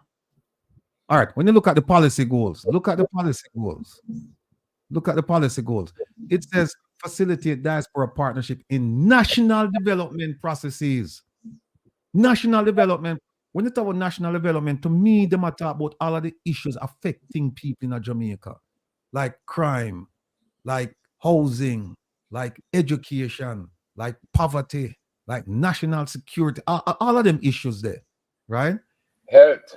What I'm supposed to deal with. Then it's supposed to facilitate diaspora institution and networks. It's supposed to recognize them and facilitate them, like our organization that is registered, the One Jamaica Legal Defense Foundation. And it's supposed to facilitate and enable environments for diaspora contributions, right? That are begging them, I beg the diaspora, right? So when you say contributions, I'm begging that. And I'm saying enhancement of service delivery to Jamaican citizens located in the diaspora. Let me show you something about this. I want to enhancement of service delivery to Jamaicans. Listen, look on this here. Hold on there. Look on this. This is somebody right to the One Jamaica Legal Defense Foundation, you know. A registered organization, not the bogus one where them have called the Global Jamaica Diaspora Council. Now look at where this person said. Greetings. I write to you about an urgent matter. I have written to the Jamaican consulate about, let me enlarge it, about my case, and they passed me to PICA, that's Passport, Immigration and Citizenship Act, agency. Then PICA passed me back to the person that called about passport, you know. The PICA passed me back to the consulate. I'm being passed from pillar to post, and I'm being prevented from exercising my birthright to Jamaican nationality, plus my right to seek asylum in Jamaica. I'm a British Jamaican and a British citizen. Please, can you help me? No. Guess what? No. I forgot to help person now deal with the passport issue. You know, PICA Pika is a problem. By the way, the Pika man talk to, him name the Pika man, they talk, him name Andrew Winter, and in pure fluff, not once him talk about the passport issues. There are many of you out there right now listening to us who you submit, forget a passport from the consulate or the embassy or the high commission, and it's been 6 months, it's been 9 months, it's been a year, and you still can't get your passport because there's a problem with Pika. And this is something that the Ministry of Foreign Affairs and Foreign Trade should collaborate with the Ministry of National Security under whose umbrella of Pika falls, and work out those issues so that people can get them passport in a timely fashion. Here is something else we can do. Look what them do to our people. Look what them do to our people. Look on this. You know about this? This is last week Thursday, no people. Rain or fall. See the address there, 300 East 42nd, where we are going to protest. Rain or fall, and look where our people them there. Them line up like dog outside on the side of the building, right? So them no let we in the building, right? This is how we get treated. This is how we get treated. Now, getting back to where this gentleman him said the number 4 reason was to visit art and craft market. You are go. You are go left from Canada for fly go conference to go art and craft market. Number 5, you will get authentic Jamaican food. I don't dispute that, but I'm not flying to Jamaica for no conference for get no Jamaican food. And by the way, the hotel when them recommend, I believe the hotel is 30 minutes away. It's a new hotel and they might try drum up business for them. And I'm being told that the rate is mostly $300 a night, and it's for 3 nights and a half to stay there, right? And they might stand over there. I don't know if we're going to get authentic Jamaican food right there, so they might get some bland American food. Then number 6, come and visit property you want to buy. You don't have to go to the conference for that. There are plenty of Jamaicans living on the island that you can contact and say, listen, reputable businesses you can do. Number 7, tour the island in an island car rental car and with a digital phone. Them people are serious. I joke them I make, man. And them actually have the nerve to come out and say this in the public domain, Tour the island in your island car rental with your digital phone. That sounds like business to me. That not sound. Here the next one, rekindle connections in Jamaica. If me want to rekindle connection, why me I go at that? Why me I go at the place there? If me I go rekindle connection in Jamaica, me go look for my people them. Number 9 is conference agenda. You see what it there? The real reason why you should all go. It there number 9. Number 9. And remember now, this wasn't like off the top of my head, I'm talking. This is a prepared thing. And then number 10, gone back to the thing, to the business thing. Build strong networks in areas you're interested in. No. Why would I want to go to something like this? Instead, people who need to come to our conference, which will be held the same days as theirs, June 16th through 19th, but them are going at the morning, we are coming at the night. And when we come in at the night, we're going to be able to tell you what them saying at the daytime. When them get together and them talk about business and them forget about all of your interests, whether you live overseas or in Jamaica, and then we will be able to do a present. We're going to have speakers who will address the topic that they address that way. So now, guess what happened now? We're forcing them. We are driving their agenda, because if them come and them can't afford no that them know where it exists. Them can't come and talk no foolishness about, we want to buy a property here and want to do this and most Jamaicans who live abroad, them talk there. Them don't talk, them talk there. Them want to come back Jamaica, but them want to know what will be done with the infrastructure, especially with the health thing, with crime and health. Because I will come back with a pocket fatter money, but we health not supposed to. And so when we come back, we want to know, say we have a place where if we get sick, we can run. I don't even want to show you some of the place, some of the conditions at the hospitals, right? That is where we want to come back to come to. So we know I got to drive them agenda so that them have to change them agenda to talk about some of them issues in the day. So in the night now, we are going to come and we are going to bring on a speaker who going, if it's tourism, we are going to have somebody who's well versed in the subject matter and them can talk about tourism. Then we're going to have somebody from Jamaica and somebody from the diaspora. We talk about the issue, and then the panel will meet and then we'll discuss it. And it will be solutions oriented, because we will not hold back on the solutions. We no care how we government. We are going to provide solutions, because at the end of the day, We want a better Jamaica. But you see, people in win power now very arrogant. They won't listen to us, but we're gonna give it to them anyway. Just like how we give the police commissioner advice, and we are gonna continue to give him advice, we're gonna give the government advice. But we know they won't listen to us, but we're going to do it because we have to register the fact that we went the extra mile to say, listen, not only are you guys doing ill to the country, but here are ways that you can actually redeem yourself, that you can turn this thing around, you can do a course correction.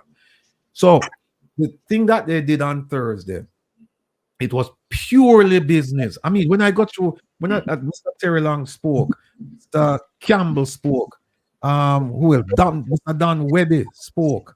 In fact, the agriculture section said, boy, people should get night. And the thing about agriculture section in Jamaica is that it's a dwindling sector. Because if you look at statistics for agriculture, you'll find that fewer and fewer people are involved in the agriculture sector. Why? Because they are importing inferior but cheap produce. No scallion, no good like the scallion where I come from out of St. Bess and the tomato them. Not at all. But them bring them in cheaper and people have to deal with the budget. So that's one of the things. Then him talk about Grace Kennedy. Then we have James Bank, them talk, Pika talk, Jam from Miss Cox, Chi talk, Mr.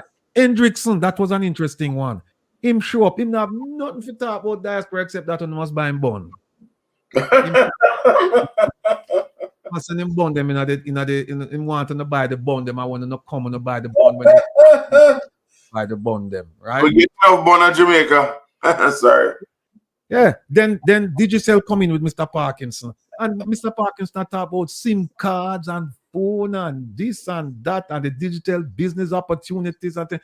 Most of the people in the diaspora, most of the Jamaicans in the diaspora, this is not what them can afford to talk about. This is not what them want to hear about. And them no have no money if you go put up no big money if you do them things I will not talk about. Then the last person, no, not the last, the second to last person who spoke was Mr. Island Car Rental, Mr. Parks. And him said they are the exclusive ground transportation provider. So what that means, no, if you have a leave in a little man down there want a little taxi thing or whatever, I said, no, we run things, you don't have to use our car rental and you can tour the island with a digital phone and eat on a bun while you not do that. The last person to speak was my favorite minister, the Honorable Kamina Johnson Smith, otherwise known as Apina, as dubbed by the people in Ghana. And here's one of the things that she said that struck me. She said, we planned this conference with you in mind. Whenever you're such a feistiness, we are the diaspora right now. But she said, we planned this for Uno. And you better love it. And you better come down and spend on the money. Well, we are telling people, them say, here what now? Our conference is at night online. We don't spend a dime. We don't go to work. Don't take no time off and go down there. When you go to work, when you come home, cock up on your foot and kick back and watch and listen and you can participate because it is about real diaspora people talking to real diaspora people and real Jamaicans in Jamaica about real issues affecting us and about real solutions to the problem. We not talk about the 50 or the 100 acre land where Mr. Dan will talk about him going plant Aki. Him say the diaspora people them love Aki, so him go plant 50 or I think 100 acres or 50 acres Aki orchard, Aki farm, so that them can get it. Them always think about how to make $1 half away. And then when it's time for us to say, listen, we want to make a contribution in terms of providing some solutions to dealing with the problems affecting the minimum wage people are slightly above minimum wage and the poverty-ridden class. And they account for about 70% of Jamaica. Them no want to hear that. Them no want, but I want them to say the time has come for this new diaspora to take the lead. And that's exactly what we do. And them have sleepless nights right now because it's death by 1,000 cuts because we are cut them left, right, and center. We're not stab, we are cut. We are slice them because every time them come up with something, we come up with something better. Every time, and our something better is for our people, our brothers and sisters suffering in Jamaica. Them people are sick your stomach. You want vomit when you hear them talk. because them not have no interest in our people, none whatsoever. It's all about the almighty dollar, and them don't care how them get it out of your pocket, but them plan to get it because them see you as what? Them see you as idiots, as fools, as somebody where them can zigzag and take money out of your pocket. You know something we also notice? A lot of the, what them call them, the corporate sponsors, legacy partners. A lot of, you know who them legacy partner are the same people who did that support the honorable minister for the Secretary General position.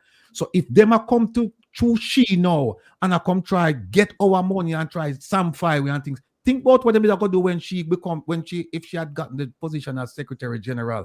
I don't have to think too hard to figure out why them support her and why them support her circumventing the process instead of giving the money to the government and make the government engage in partners. That never happened. But at the same people, go back and look at it, you will see some of the same folks inside there.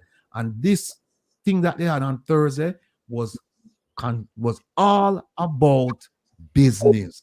It was all about business. It wasn't about providing solutions to the vexing problems affecting our people.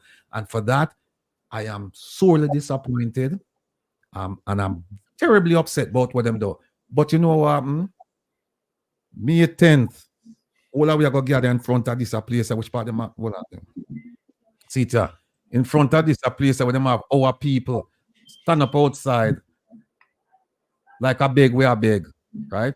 We are going to deal with them, you know. See the address of people, they're on 2nd Avenue. See it right as well. It's not they're on 42nd Street, they're on 2nd Avenue. Even though it's a 42nd Street, it's right around the corner. We are going to deal with them. Then, for all our people in Canada, we are going up there in June. We are going to deal with the thing proper in June. And then for all our people in Washington, D.C., see the herbalists, yeah. The herbalists have run that thing there in June. And then in July, with England, and my good brethren down in Miami, my Mr. Oliver Meir, the Consular General. Prepare yourself, sir, because round robin, we are going to come back down there. Right? We know you think you get rid of it, but you know you're tired to see our face. We're coming back down there. Right? And so this is what we have to do. And some people even ask me, but don't you think it's destroying brand Jamaica? I say, I know we are destroying brand Jamaica. And them are destroying brand Jamaica. When you have 70% of your people are go out in bed hungry or with empty calories, a belly full of nothing. When you have more than 50% of your population are earn 13,000 a week, tell me how that is enhancing brand Jamaica. Why you tell me that? When you have children coming out of school, we are read below standard, international standard. Them can't add, them can't read, them can't write. You tell me how that is moving. When you have a hospital, where we just swap video the other day where we know some give a man hand a rotten off.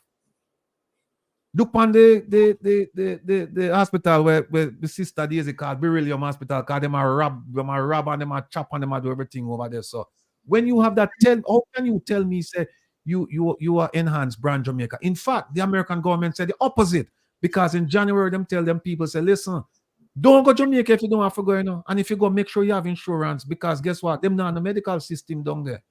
Them not in the medical system, and they specifically spoke about the ambulance service. And it was only, 2 weeks ago, my brethren, Jerk Chicken Mikey, him dead like dog. In their medical associates and them for carry him go up a university hospital, and the man wait more than 3 hours for your ambulance. More than 3 hours for your ambulance.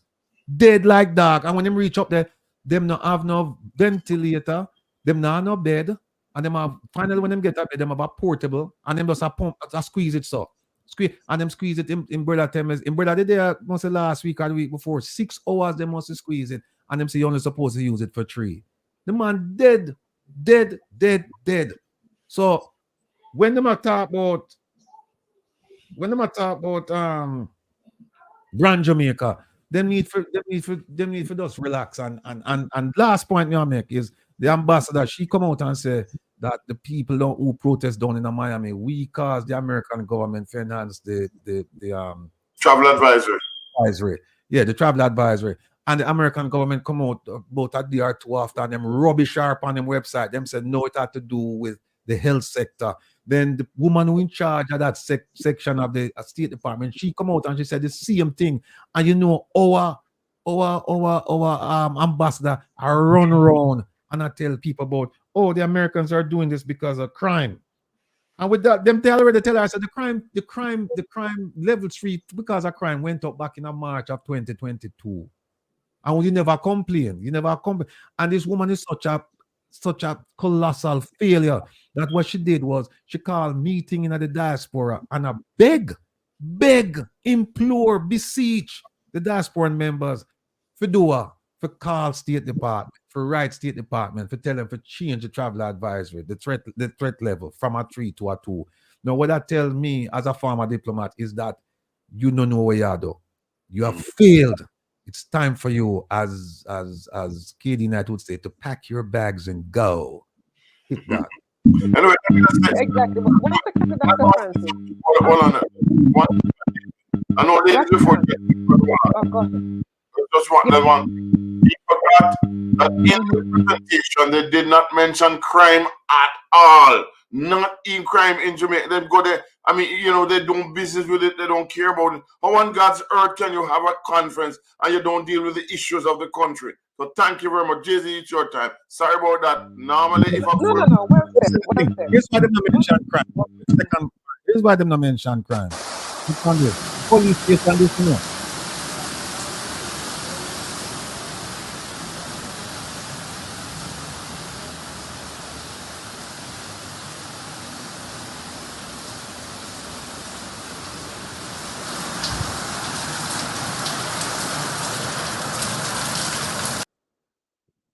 Police station.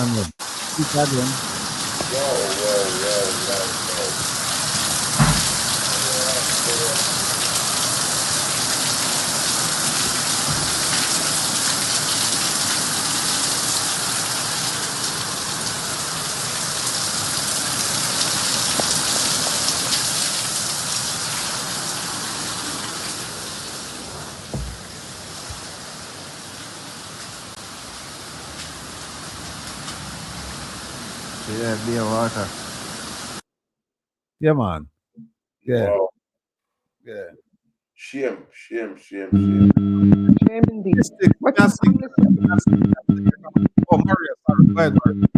No, one second. I'm listening to you talk, Rattigan, about the minister saying they planned the conference with the diaspora in mind. But the operative word is there is diaspora. And the diaspora is not located in Jamaica. It has to be located in the diaspora.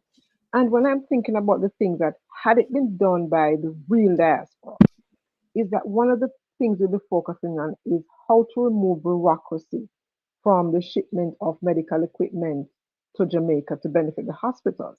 So those are things that the diaspora wants to talk to the government about.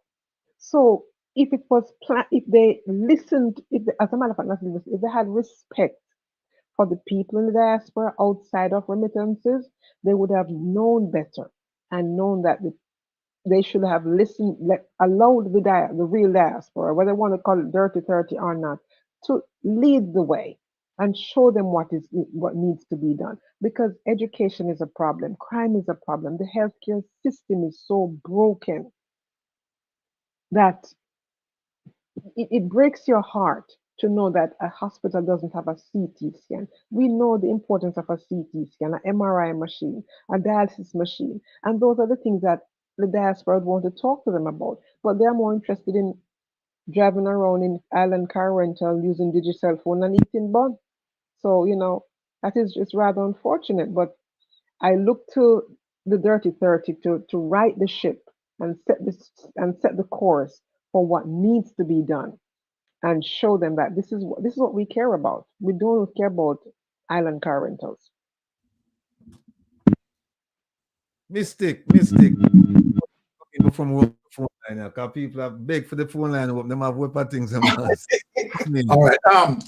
I'm going to take this opportunity, Ratty. I have a group of technocrats who asked me to read out this information on your channel because as a result of their concern. And I want to touch this another issue, but I'm just asking the permission to go ahead and read out this. No, man, this is your place, you know. This is your house. Oh. You don't need permission to do things in your house, man. All right, thank you. All right, so the group of technocrats being concerned, right, said Byron, quote this on Rattigan today, please. Professional citizens in Jamaica, for example, engineers, lawyers, doctors, etc., in the civil service and private sector have been working for over 20 years, many of whom can't own their home or now. Some have mortgages and are struggling, while some are paying rent and have to put up with the unconscionable landlords, and some still live with their parents. Sad. The merger of upkeep and other benefits into the salary of the civil servants has crippled their ability to offset cost and save to even start a mortgage. Most of these people have left Jamaica, hence, who is the government of Jamaica is depending on to build the country. When those who have left with the experience in their various fields of profession did not even pass on the knowledge to the new graduates who have entered the workforce. Now, and this is it as it relates to people, just particularly our technocrats who have the skills and the talent, I think, just want to give up. And so then you get concerns like this. Now, panel, people in the diaspora locally, when we look on our voters' apathy, and we talk about 63% of our Jamaican people did not participate in our electoral process, sorry. It is a grave cause to concern. 63% of Jamaican people, right, have not been participating in our electoral process. What causes that? And so then, in terms of the experiences of so many persons speaking out, and particularly as it relates to what this group of technocrats just communicated. One, we talk about lack of political representation. But the underlying problem that we have is corruption. Corruption amongst our leaders who ought to represent us, and represent us, right, as it relates to the moral way. But here we are at a juncture, right, that we must change where we are heading. We are heading as it relates to the precipice of an abyss. And so then we have to grab the bull by the horn. And so then tonight I am speaking to those 63%, right, to say to us that the Constitution had allowed us that if we are not getting any representation from our government, we have two options. One, we go to the poll and we vote, right? Two, that will never happen under this government as it relates to a vote of no confidence. That will never happen. Don't have the numbers. We have seen the 48, the 49 members of parliament, right, will go down the stream as it relates to the leader of the government. So I'm pleading to people tonight, right? You know what you're feeling. We see the series of misinformation, disinformation, and it seems like we are in an era where we talk about alternative truth seems to be at the surface. And so then we are calling up all Jamaicans to please continue to follow us. And this is one of the reasons why it is important when we talk about the One Legal Jamaican Defense Foundation that Rattigan right? Dr. Rupert Francis, Herb Nelson, right? Daisy Magazine, driving that mission for this to be supported so that you have a mechanism that we can put in place in terms of a checks and balance. And I'm asking people, please, to support, right?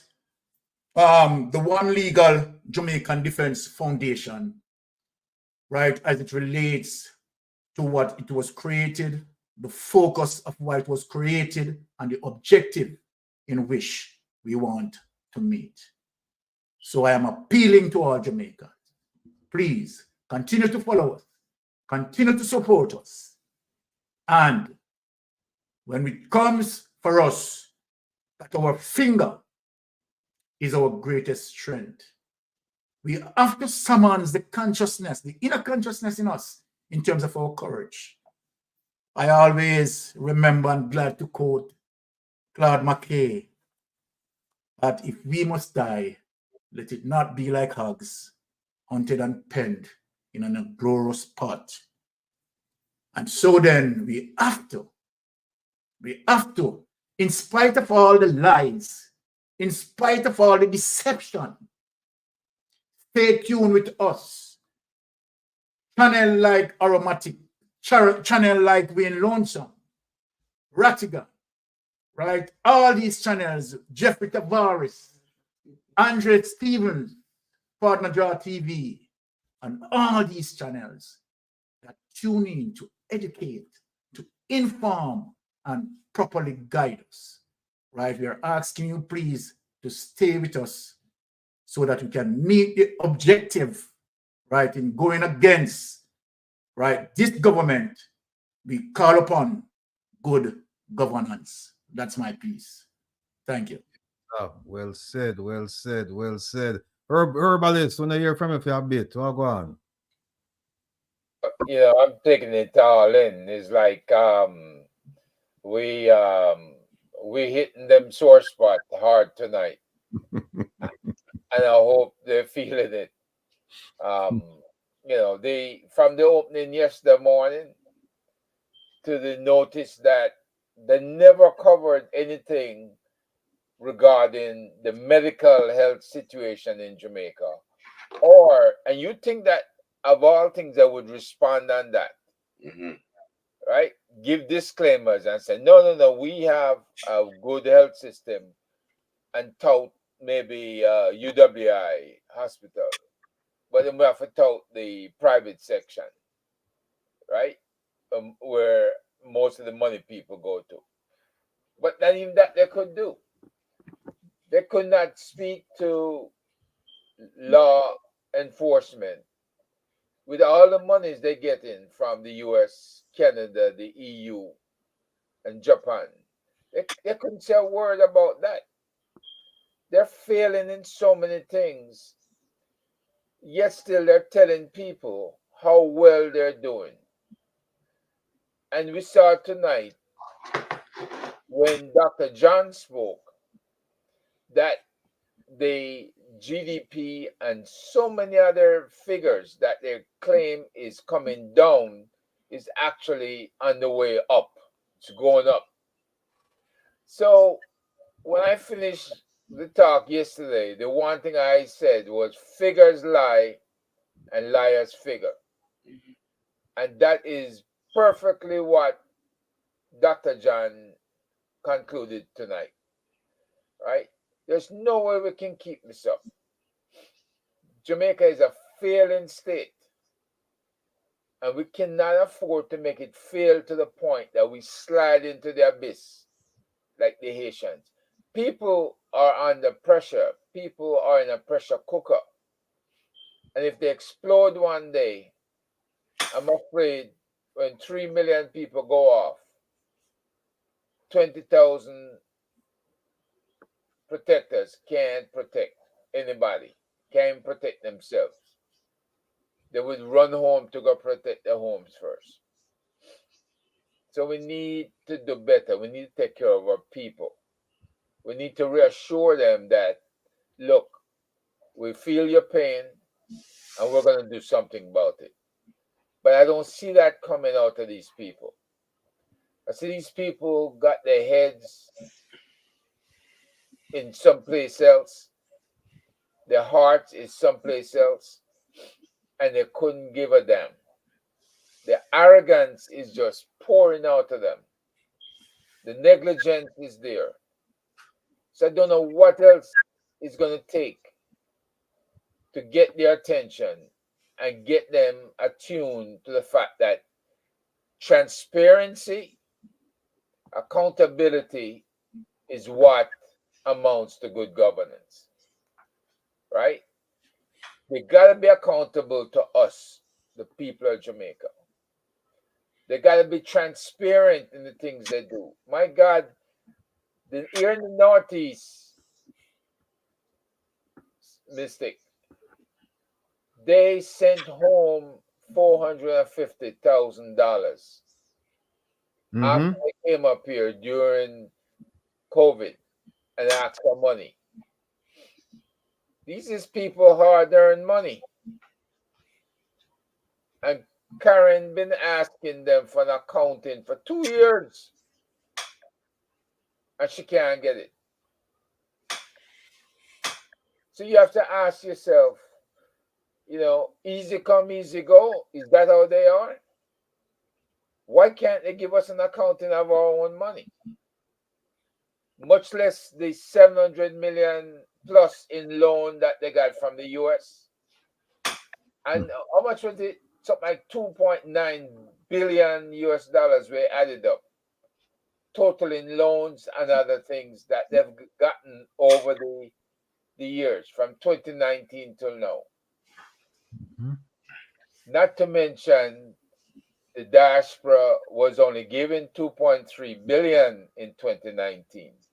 The diaspora stepped up their game and gave an extra billion US dollars. 2.5 billion more. 4.5 in all. Okay. So we've been listening to the cries of the people, and we've responded to them. And these criminals gonna sit there and just ignore us and run their own little game down and expect that we're gonna respect them and support them with the stuff they're doing. No, it can't happen. Herb. So I forgot what this. I think in one of our discussions, somebody described the government of Jamaica as a criminal enterprise. Yeah. Somebody. Yes. It was so appropriate.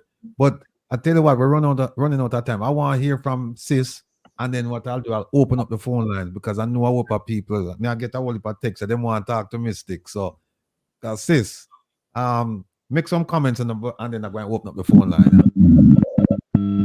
No, I agree with what Herb is saying. The lack of respect for the Jamaican people is just so, glaring, and the arrogance. They don't know it all. When you get help, do some accounting for it, because we need to know where the money is going. And somebody said that this is a government that, I think it was Damon Crawford who said, this is a government that spends the most money but gets the least results. And that's why we're asking, where is the money being spent? Because we do not see it on the ground. All that money that they got from Kamala Harris for youth programs. Where are the youth programs? And the youth are begging for help. So that's all we're asking for, some transparency and some good governance, so we can start to put a dent into the corruption problem that is plaguing the country right now. Well, folks, the phone line is open, 667-369-8569. Again, the number is 667-369-8569. A Mystic there, I know them in other place, so want to call and big them up and ask any questions you don't want to ask, because on the constantly that they say, well, Mystic, they don't need to bring them on, and Mystic there now, so ask the questions, we're there, and while we are waiting for you to answer, ask the question, we could just have a light moment. Hey, baby. Home a little catch it in the hill. Wait up in West End Grill. This man said, turn it on. Hey, baby. Jimmy, I miss you.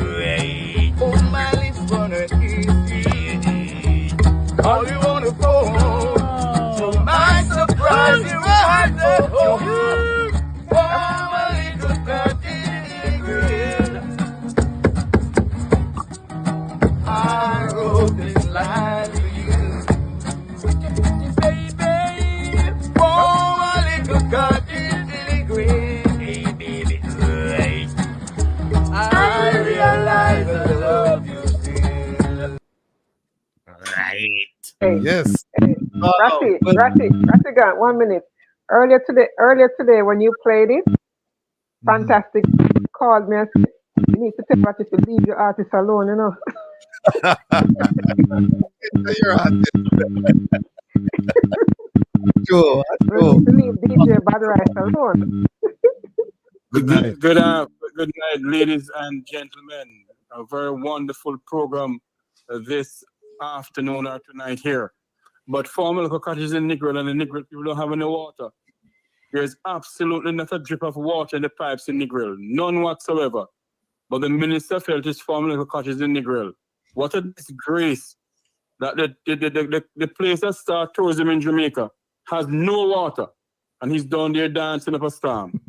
Anyway, I just called to tell you guys, great program. Enjoy the program this evening. And I haven't seen Marie in a long while. I hear from her in a long while. She just showed me what's anyway. That's a part of life. Listen, Jeffrey, you know where to find me, darling. Good night, everyone. Jeffrey. Caller, good night. Welcome to Business Rattigan. Where are you calling from? Good night to the panel. Good night to everyone. Night, sir. Yeah, man. I somewhat before I came out there, so I was on and I left it playing and I came back inside and I'm wondering, is this the same program? And I realized it is. I didn't know that there was a website. I am familiar with you, Rattigan, and through the other brother over there in Canada, we learned some. And I saw the movement and what you guys are up to, and I am commending you guys. It's tremendous and it's awesome. But I'm kind of filled with so much cold bump right now. I'm kind of not nervous, but just need to settle myself a little bit because there's something that I want to share. Go ahead, please. Hello? Yes, go ahead, please. Were you guys hearing me all along? Yes, man. Okay. Because I turned my thing down. So what I'm saying is that I realize there is an error. An error exists, right? And we're talking about a government. The government is talking about the people. And there's a presumption. When I just came on the website and I saw the Jamaica Constitution. And I've done some research a few years ago. I saw where, if you guys realize that people is only mentioned one single time in that order of council, that document. The body of the document mentioned persons like numerous times. Right. The only place it mentioned people is where they took an oath to protect the people. Okay? No, the people are acting in a capacity as persons for which they have no true protection. And many scholars and who have done research in the legal field should know this information, right? That I remember speaking to a prominent attorney in Jamaica and I asked, have you ever came across the definition of the term Jamaica? We're saying fix Jamaica, but what are we really trying to fix? Right? And it says, according to the legal definition in the Interpretation and the Independence Act, it says Jamaica includes Moran Cay and Pedro Cay. Now, if you guys were to look at this text in the legal context, you realize that some level of fiction exists. And all of what I'm seeing is that they are using the identity and having the people enumerated as persons to go back and get grants, just like the sister is asking what happened to the money. The money does not go back to the people in wholesomeness. Some of it is being squandered and spent to prop up for another election or something. You get what I'm saying? So it is really the labor of the people that is being used. And it's only when the people can become conscious of holding these guys accountable, and they can only hold them accountable if they know where they are within the law. All right. Let me ask you a question. Yes. Are you coming to the protest in New York? You know, I this is the first I am really hearing about it, and I would love to lend my voice in whatever way I can. I'm not behaving as if I am more than anybody else, but I realize where the mistake, the mistake is in the record. Our identity is being used to purport that of a legal entity. I want to point you guys to something else. You know, since this National Water Commission thing came about, right? I did some research, and you know what I came up with in my research, and I would love for it to be further looked at in professional legal lens. Anybody that have them house on the land of them called Jamaica, who is not engaged in any commercial activity, they are not supposed to be paying a water bill. Send that to us. Send that to us. Huh? Send it on the website, or send it to us. Find out where, send it to us so we look into it. Because that is one of the purposes of this program, is not only to disseminate. But before, when you read the National Water Commission, the regulation for charges, it only define a commercial customer. Right. No, nowhere at all it mentioned that people supposed to be paying water bill, and is our own, is enslaving our own, and it's only through a collective consciousness which you guys are orchestrating, and I truly commend you for what I am seeing. You get what I'm saying? But this is really the first I am getting to lend my voice. Sorry, nobody hear me in this fashion. But I'll have to connect with you via the website. Yeah, man, connect with me, because we need to get that information so we can look on it and verify that. I drafted a one-page letter, and I will certainly send it to you. Yeah, and by the way, we are expect to see you out there now on the May 10th, Friday, May 10th, between 9 o'clock and 1 o'clock, 9 a.m. and 1 p.m. I expect to see you. I'll speak with you shortly. I give thanks for accepting. All right, my brother. Take care of yourself. Thanks for the call and support. All right. Yeah. Caller, good night. Welcome to Reason with Rattigan. Where are you calling from? Yeah, New York. Question. Statement. Yes. All right. We talk about Jamaica. Are we telling the people them to reinvest in Jamaica? That's the only way Jamaica can be a better country, you know. Because we're not producing, and we're not we have to import, but we're not producing. When Jamaica borrow, rent Jamaica pay. Like for the road, rent for the road, for the bridges, Jamaica pay a rent for the bridge to China, Jamaica pay a rent to China for the toll, and Jamaica borrow $100 million from somebody that pay rent again for that money. So you don't think it's time now for we now to start teach Jamaican people how to build up country by investing in Jamaica, by opening small businesses. Yeah. And paying the taxes, because we number one, we don't pay tax, guys. 70% of Jamaican don't pay taxes. You know that already. You do. GCT, you pay it. But GCT tax can't run a country. No. But what I'm saying is that 70% they don't pay tax. I'm telling you that they do. GCT tax Rattigan cannot run country. No, I'm not saying it can run a country. All I'm saying is that they pay taxes. Yeah, but listen. If I'm right, listen, 70% of Jamaican just rights for one sugar and pay. Right, so they're not paying no taxes. Not bother with that Rattigan. No, man, no. And buy a pants. Go down the road and buy Hold on a second. You can't come up on the program and make a blanket statement that people not pay taxes. You must say they pay a little tax. Change Rattigan. Me and you are Jamaican. I'm going to go to you. No, hold on a second. Brethren, listen to me. You cannot come. Listen to me now. Listen to me. You cannot come on the program and make a blanket statement that 70% not pay taxes. I agree to. What? And that is facts, because we can prove it. Buying rice, flour, and sugar. Let me ask you a question. Is there GCT? Is there GCT and flour, rice, and sugar? No. There's no GCT and flour, rice, and sugar. Those are basic items. No, hold on a second.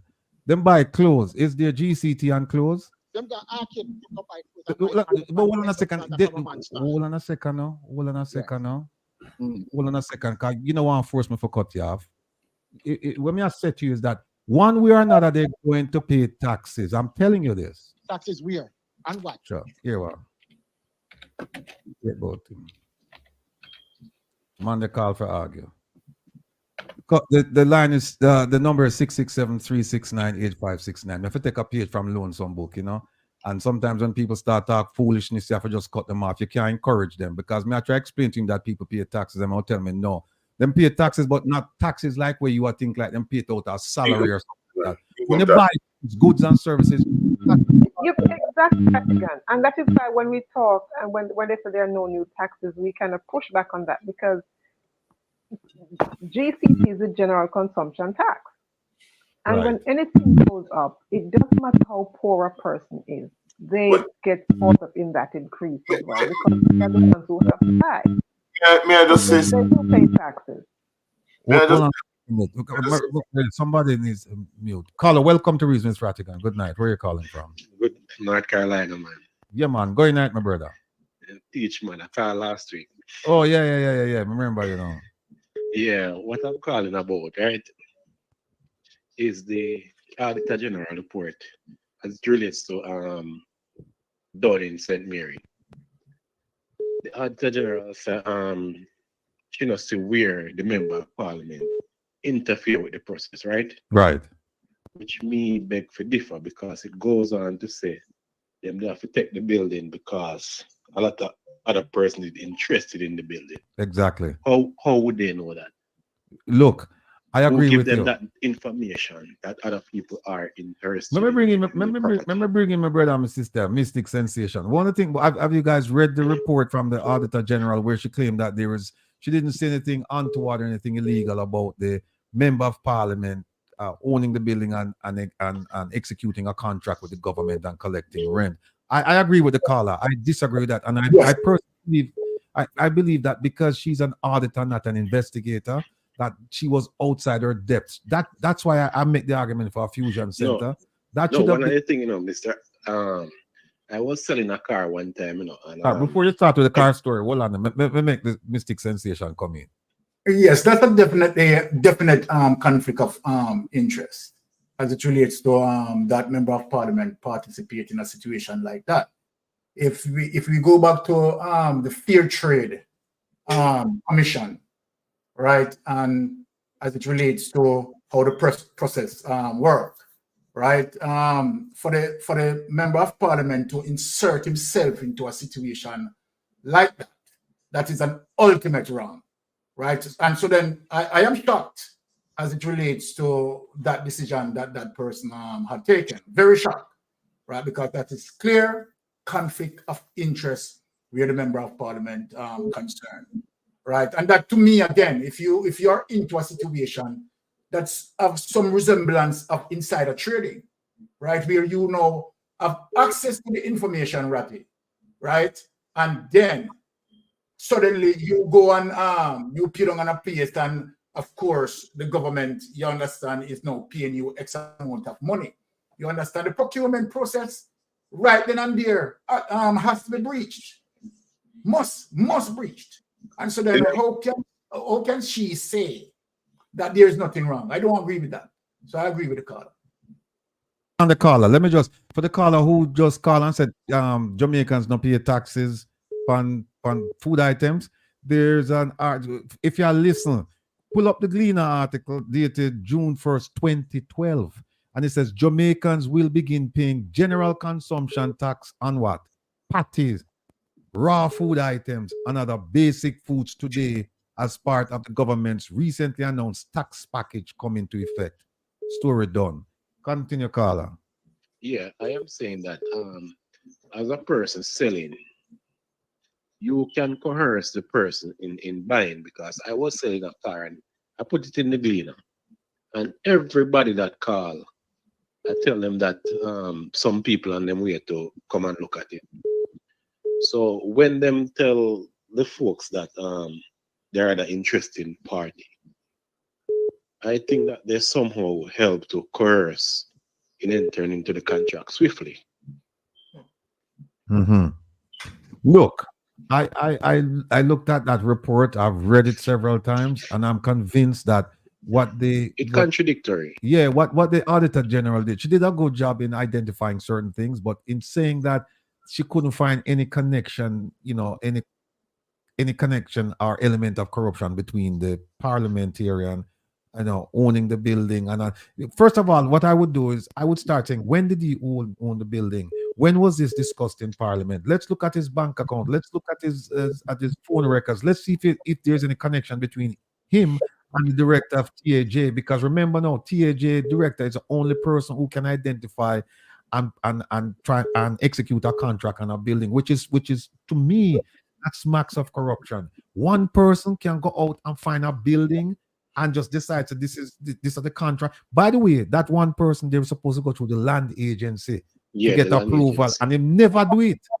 They never do it. So, yeah, lots of problems with that, my brother. So due process never really observed. no. So while I commend her on the audit, I don't commend her on the investigation.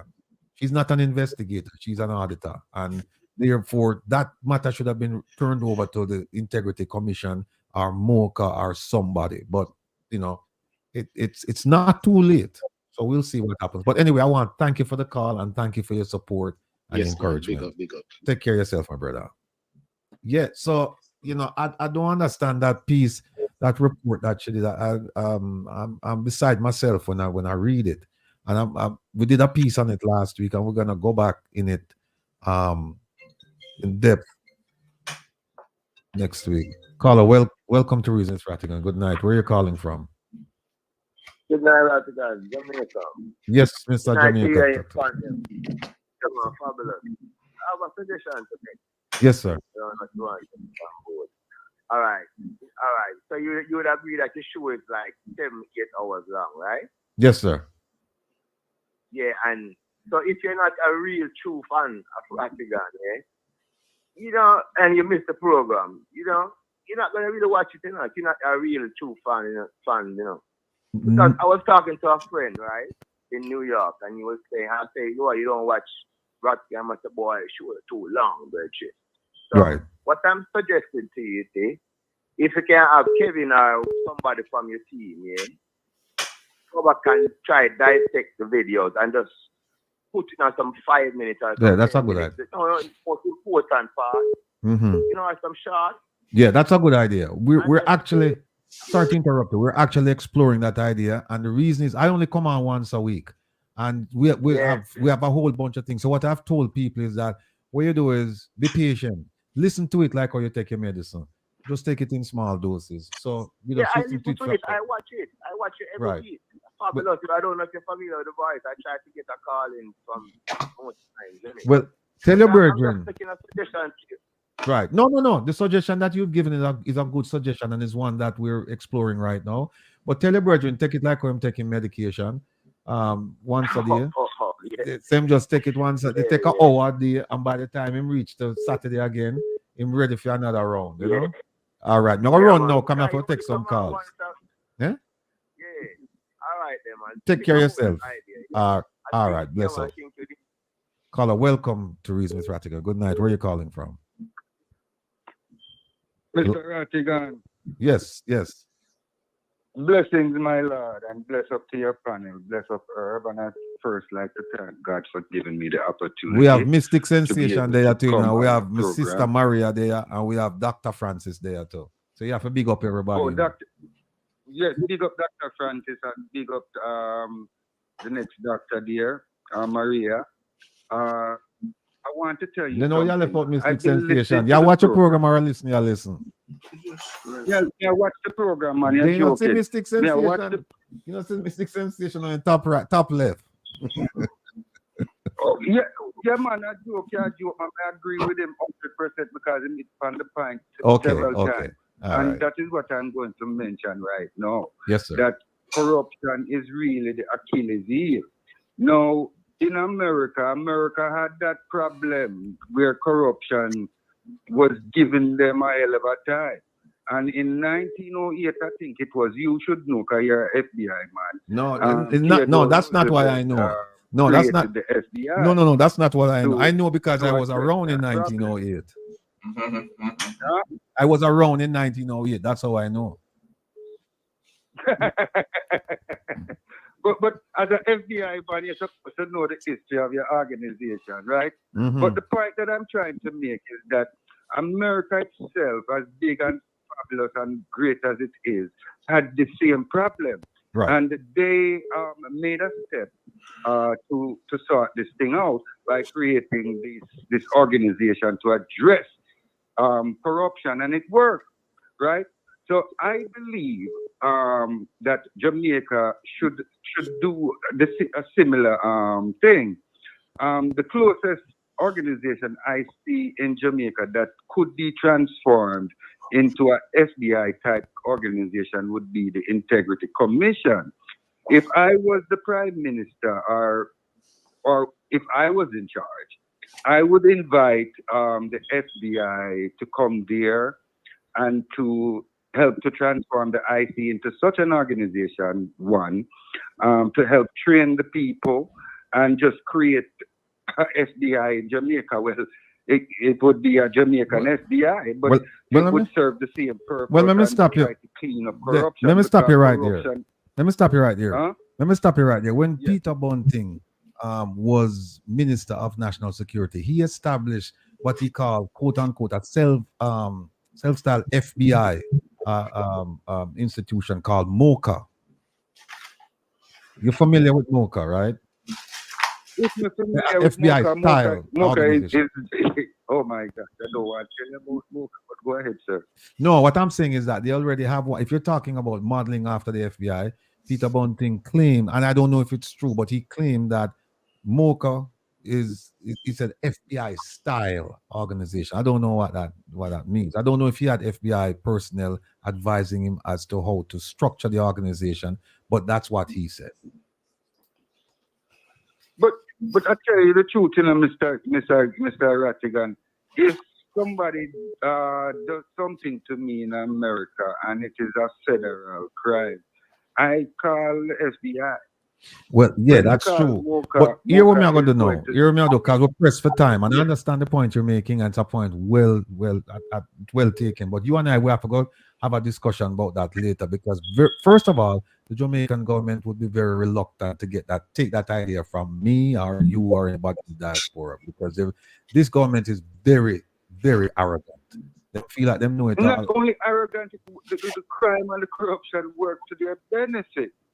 You understand? So of course the criminal is not going to want you to put up a bar. So you call them criminal now? Lock on the seals. Right. No, I understand the point, but you're gonna run now. You have to come in all the time. Blessings, and it was a pleasure. And thank you guys for taking my call. And you guys keep up the good work. And you know, the more we talk, the more we can, you know, expose a lot and sort through the matter. By the way, where do you live? You live in New York? Do you live in New York? Yes, man. All right. No, listen to me. I hope you talk to your boss already if you take time off. If you're not your own boss, I hope you talk to your boss to get the day off for Friday, May 10th, you know. Listen, I'm going to write my placard. And as the Butu, we are coming on my Mercedes Benz, and I'm going to stand up, I'm going to stop my car right in front of the embassy there, and stand up on the front height and put up my placard. All right. I'm going to be that guy. All right. Let them try to get you outside. Don't worry. All right. This is slower about all right. In the city. All right, my brother. We'll talk next week. All right. Take care of yourself. Be well. Yeah. Bless all you. right, Bob. Caller, welcome. Good night. Welcome to Reason, Miss Rattigan. Where are you calling from? I'm in the Bronx. Yes, Bronx. Boogie down. Talk to me. Yeah, man. Rattigan. Good night to you, panel, right? Yes. And special respect to each and everyone. Mystic Sensation also, and his lovely wife. I watch him every Friday night, you know. Yeah, anyway, better than me, because I call her young lady and man almost box me down. Yeah, beautiful. Anyway, yeah, about the Auditor General, right? Yes. And the building there, right? Yes. I believe you see these people, right? To be honest with you, how I see her moving around. It seems to me like she has some shares in the building also. Who? You know what I'm saying? Who have shares? Thing need to be audited. You know what I'm saying? No, who have shares in the building? Who you believe have shares? The same lady there. What's her name? That she no resignation there. Johnny, now resignation. You mean the clerk of the parliament? The same one that said that she don't see anything wrong with the member on the building. I don't. Who's that you're referring to? That said she don't see anything wrong with the building that the man home. Oh, the Auditor General. Auditor General. So you're saying we should investigate her then because you believe that she has some connection to the big, some Yes, financial. I believe she has some shares in it too. Okay, all right. Well, I tell you what, that's a homework for us. We're gonna look into that. All right. Yeah, man. Tune in to us next week when we go through the report. Because we're gonna go through the report and find detail. Yeah, man. We gotta find out who owned the building and so on. Right, for sure. And we're gonna look to you to help us do it now. Yeah, man. And by the way, me expect to see at the protest, all right? What do you mean, man? We must do the same. You must do that, so. Yeah, man. Okay. Maybe 15 minutes from where we live. Oh, so you have to train. Yeah, man. Just take train 15 minutes, 20 minutes. All right. When you come, we have a placard for you and a t-shirt. So, because you're gonna lead it, you know. You're gonna join Carlos, because Carlos are the head chanter for we, you know. So all right. All right. All right. Take care of yourself. Me have to run now. Yeah, man. All right, bye-bye. Carlos, good night. Welcome to Reasons Rattigan. Where are you calling from? I'm calling from Florida. Florida. Okay. We're in Florida. Good evening to your panel. Yeah, where in Florida are you calling from? A little place named Ocala. Yeah, okay. My place that. Go ahead. Listen, I think a salient point was missed in respect of the issue that was raised with the Auditor General and the Member of Parliament for Southeast St. Mary and that building. I think there is somewhere in law that gives Member of Parliament permission to do business with the government. The problem is that he or she has to seek permission from Parliament. They got to go to Parliament and then a vote is taken as to whether or not they can do the business with the government. So it depends. It depends. No, it depends. If it's a senator, when you get elected, you have to declare your stuff to the Governor General. So it depends. But I get your point. That some kind of documentation should have been there. Some kind of authorization should have been there. Well, that may lead to why the Auditor General says she didn't find anything wrong with the arrangement. Okay. I'm just wondering, Okay. it's a possibility. I want to look into it. Yes. All right. All right. Take care of yourself. All right. Bye. Oh, by the way, Yeah. y'all come at the protest, right? You laugh. No, you know why I'm going to be at the protest? Right. I'm going to be in New York from about the 6th of May, and for a number of reasons. So yes, I plan to be at the protest. All right. I know that voice. I'm not going to say anything more. Don't give me away. No, I won't give you away, but I will see you there. All right. All right, guys. Take care of Take yourself. care. All right, Take bye-bye. care of yourself, my brother. One love. All right. Ocala. Wow. Folks, I'm going to turn off the line now. So we'll get one more minute because we've been at this for a while now. And all right, I'll get 60 seconds. So Mystic Sensation by popular request, special request on popular demand. Yeah, the people will come back. So now for make arrangements.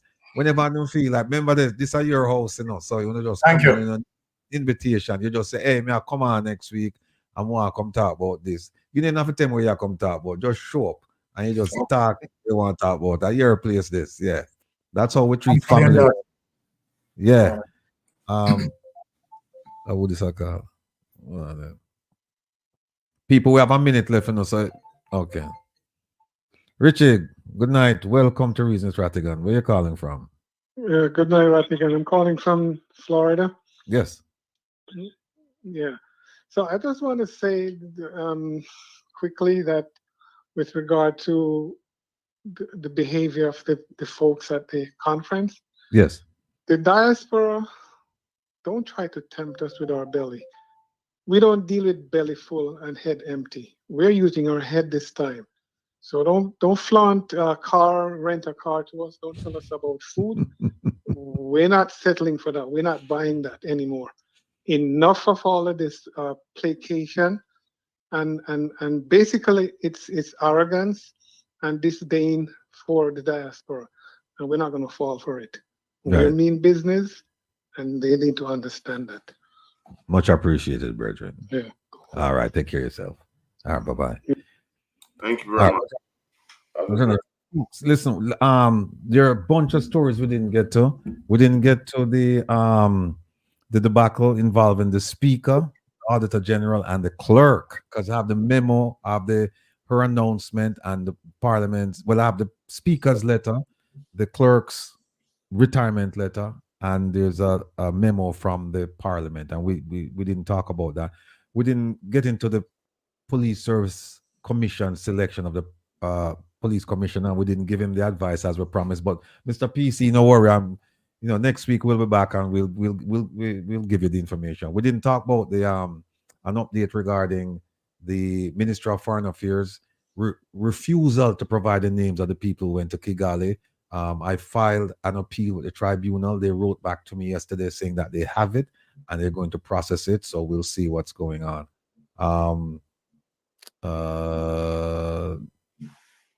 And then we didn't talk about ADMAT, Mystic Sensation. We didn't even get into that with the St. Lucia and the Prime Minister and the Integrity Commission. So we have a lot of things to talk about next week. I mean, Rona, so we're full of content. I mean, I'll reiterate the story of when I first started thinking about doing a program like this. I went to Jamaica and spoke to a very, very well-placed person in all sectors, business as well as political circles. And he said to me, you don't have to worry because Jamaica is content rich. And I said to myself, I don't know about that, because when you get all this content, and he said, don't worry, it will fall in your lap. And he was absolutely correct. So we have a lot of stuff around there. Pretty soon I forgot trying to see if I can hire somebody just to even answer the phones. I mean, this phone, people who have called me on the phone and left messages, I promise you I'll try and get to it, but understand that I'm the only person doing this. And so it's kind of difficult for me because I have a professional life, I have a personal life, and I have this. This is passion for me, So I have to put some time into it, but I just don't have enough time to put into it because then I'd have to stop doing everything else I'm doing. So that's enough for me for this broadcast. What I like to do now, as we normally do, is just go around the room and have people just kind of like, the guests and the panelists just kind of give a sense of what happened and how we plan to address this issue of corruption and all the other things besetting the government of Jamaica, which in turn is affecting greatly our people. And that's our main concern, people of Jamaica. So let me start with Maria, ladies first. Yeah. Without accountability, there's no way to deal with corruption. And we're getting okay, let me help. Without accountability, there's no way to deal with corruption. And we have to start with just one person. And when we hold one person accountable, then we'll start the domino effect of having other people being held accountable, because corruption is eating away at the economy, the social fabric of the country, and the people at the bottom are the ones who are suffering the most. So while the 1% are quite happy and belly full and all of that, masses are suffering. And it is for them that we really take the time out to do this. And like I said, big up Mystic Sensation. Love you guys. Love it too, Daisy. Thanks. Yeah. What's next? All right, next. And by the way, I just want big up Tigo. I'm just have to tell the government say that them belly full, but we hungry. Angry man is an angry man. I'm just want to echo that message to them, and it's so true. So because them know if them belly full and we're hungry, them want to try give away some little scraps. They will say for come a conference and for come participate in them financial schemes and buy them products and services and do the investments with them. But it never work that time, yeah. So that's where we are. Herb, go night, my brother. I heard that last question. That I was taking a look at it. And it's saying members of parliament and senators in Jamaica doing business with the government. Right. Members of parliament are elected representatives in the House of Representatives, the lower house. They have specific responsibilities related to legislation, representation, and oversight.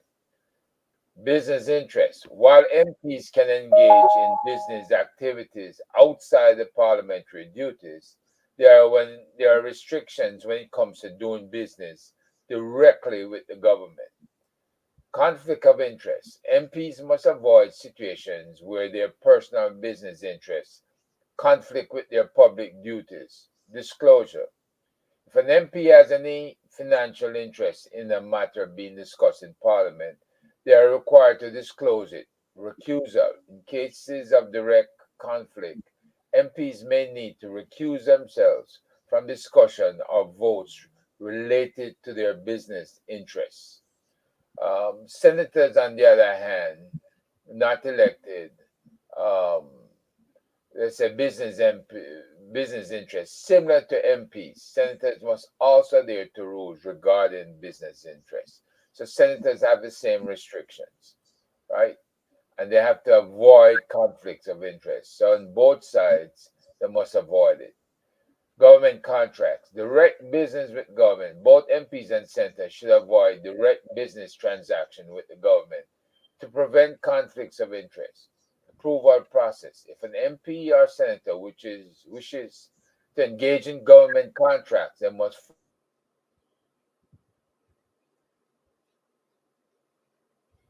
You all right, Herb?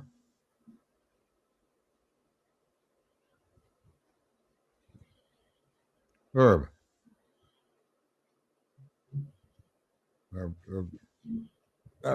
Doc.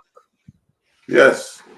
Yes, it's good to I want to thank you for all that we have done this evening. I want to thank Mystic Sensation and encourage them to invite us over to Canada in terms of visiting you online or wherever. I was there just about 3 months ago, and man, we had a joy. Most of my friends, ex-soldiers, are in Toronto at the Lions Den.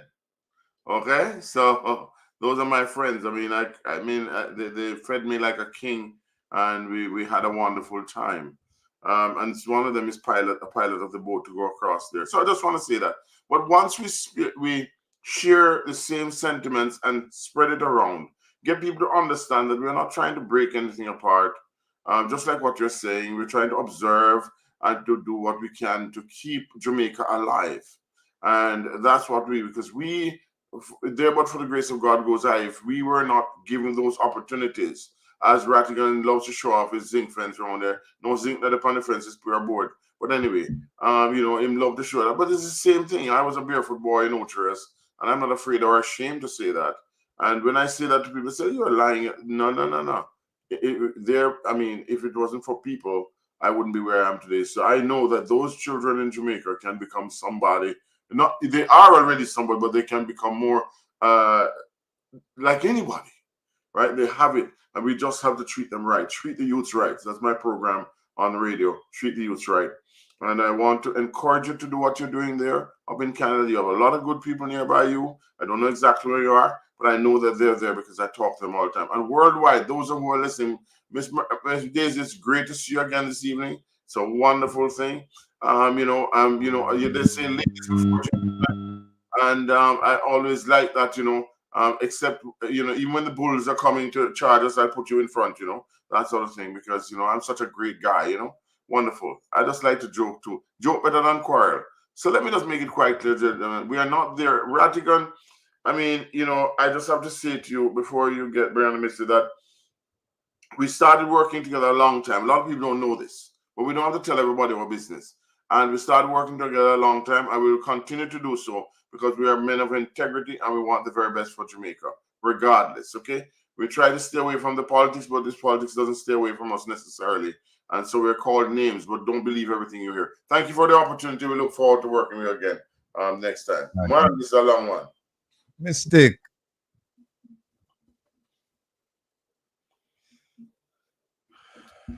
All right. Yeah, first and foremost, I want to say, Daisy, we love you dearly. You know that. All right, Rattigan, I want to say a big thanks to have us on the program. We feel really comfortable, and thank you for all the endorsement. Right, my takeaway for this evening, right, is honesty and integrity matters, right? And I recognize that Jamaica is a little bit polarized. Some, people green and they will never see anything out of that color, and some people are orange and will never able to see anything out of that color.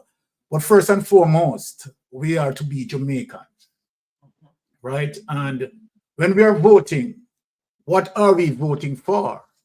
We have to vote as it relates to generation gap, right? We can't just vote for me, right? Myself and I. So when you vote, you're talking about your voting is going to affect, right, your children, grandchildren, and so forth. We're talking about generation gap. So we are saying that when we have a government that, lack the various checks and balances, and we are seeing the apparent corruption, of course we have to call it out, right? This is a democracy, and particularly when we see a government seems to have the tendency of wanting, you understand, to send a signal of dictatorship, right? We have to stand up against that. We have to resist that.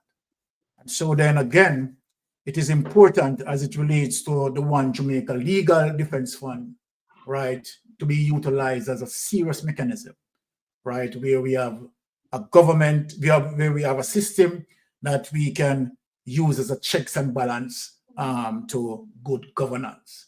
So once again, I am very happy to be a part of this, right? And once again, thanks to you, Rattigan, for inviting us. No problem, my brother and sister. That's up. Herb, finish, please. Yeah, the last part of it was transparency. Transparency is crucial to maintaining public trust. Any business dealings involving government contracts should be transparent and in accordance with legal requirements. And this is coming from JIS, all of this. So, I'm not putting anything out there that the government themselves did not put out. And in addition to that, it's a pleasure, Mystic, to be on a program with you after all, and your sensational partner. You both really do good service on behalf of Jamaica. All right. So I just wanted you guys to know that. And before I close out, right, I need to play this thing one more time before we go.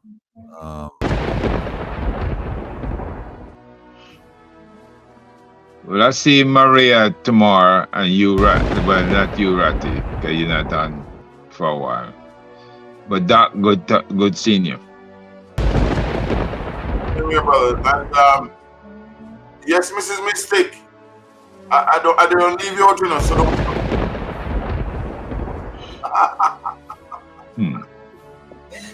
Good. Byron is Mystic and Anne-Marie is Sensation.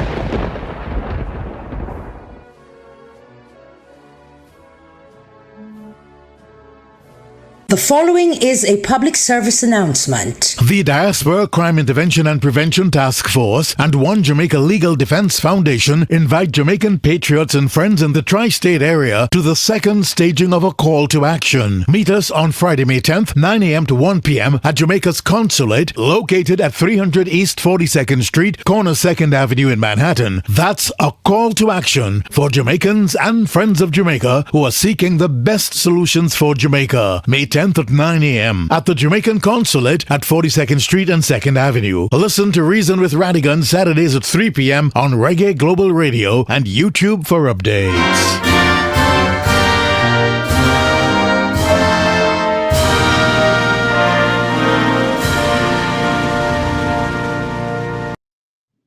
Let me just say, thank you, Mystic Sensation. I mean, it's a pleasure and a joy to have you here. I'm overwhelmed, with emotion to have you here because you guys do tremendous work. I don't know if you may have heard, but I don't think you've really heard the full story because people talk about you all the time because you're not out there doing tabloid, you're not out there doing suppositions or guesswork. And you're not talking about people's sex lives or who did do this and who did do that. You're sticking to the issues, and people love and appreciate you for that, and so do I. Dr. Francis, as always, my brethren, we may disagree, but we're never disagreeable, all right? And it doesn't filter into being enemies. It's healthy to have discussions and even disagreements with people that you love, and sometimes that's the best disagreement you can have with somebody that you love because you know that you truly care about them, but you also will stand up for what you believe in. Right? Absolutely. Yeah. Herbal. So you drink your herb tea to this. Everything. Yes. Love this part from my friend. Yeah, some marijuana mixed with Guinean weed, mixed with everything.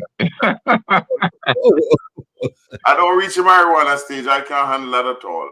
Yeah, I can't. To be honest. Don't forget, Herb, the deep dive report.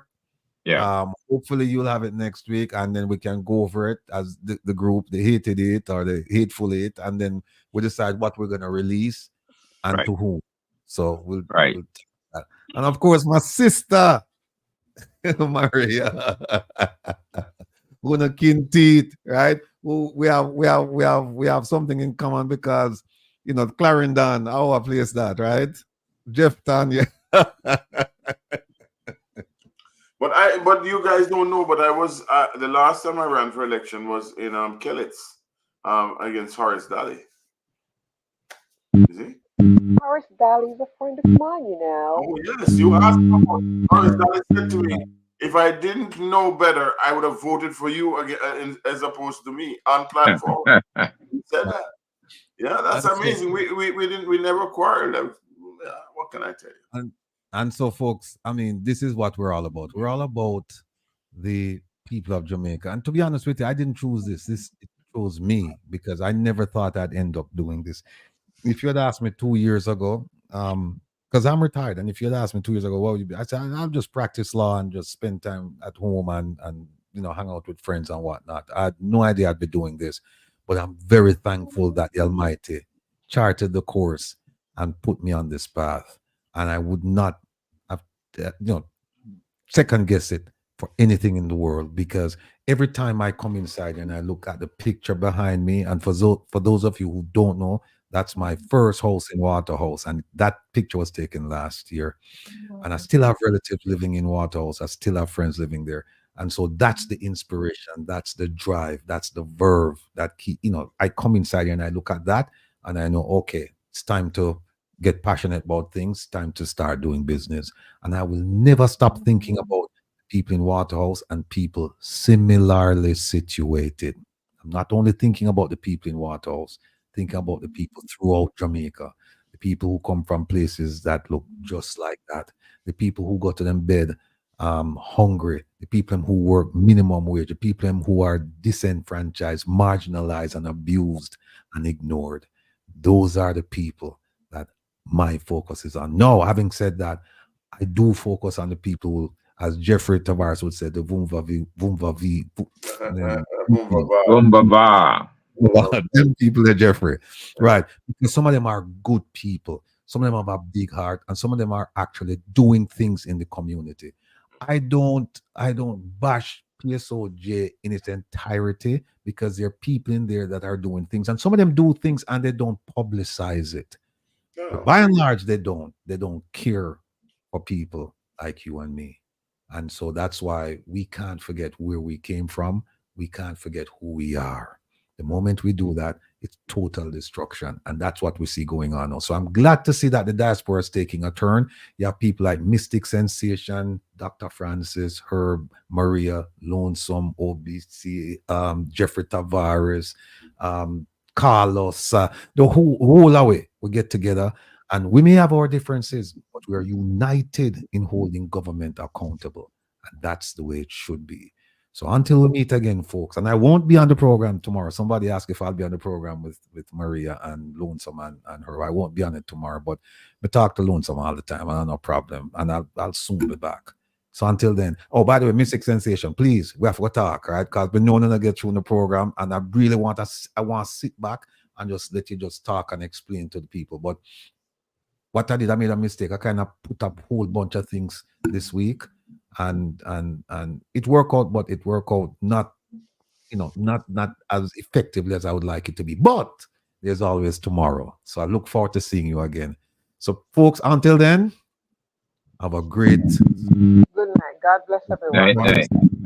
Same here. Tomorrow. All right. Yeah. All right.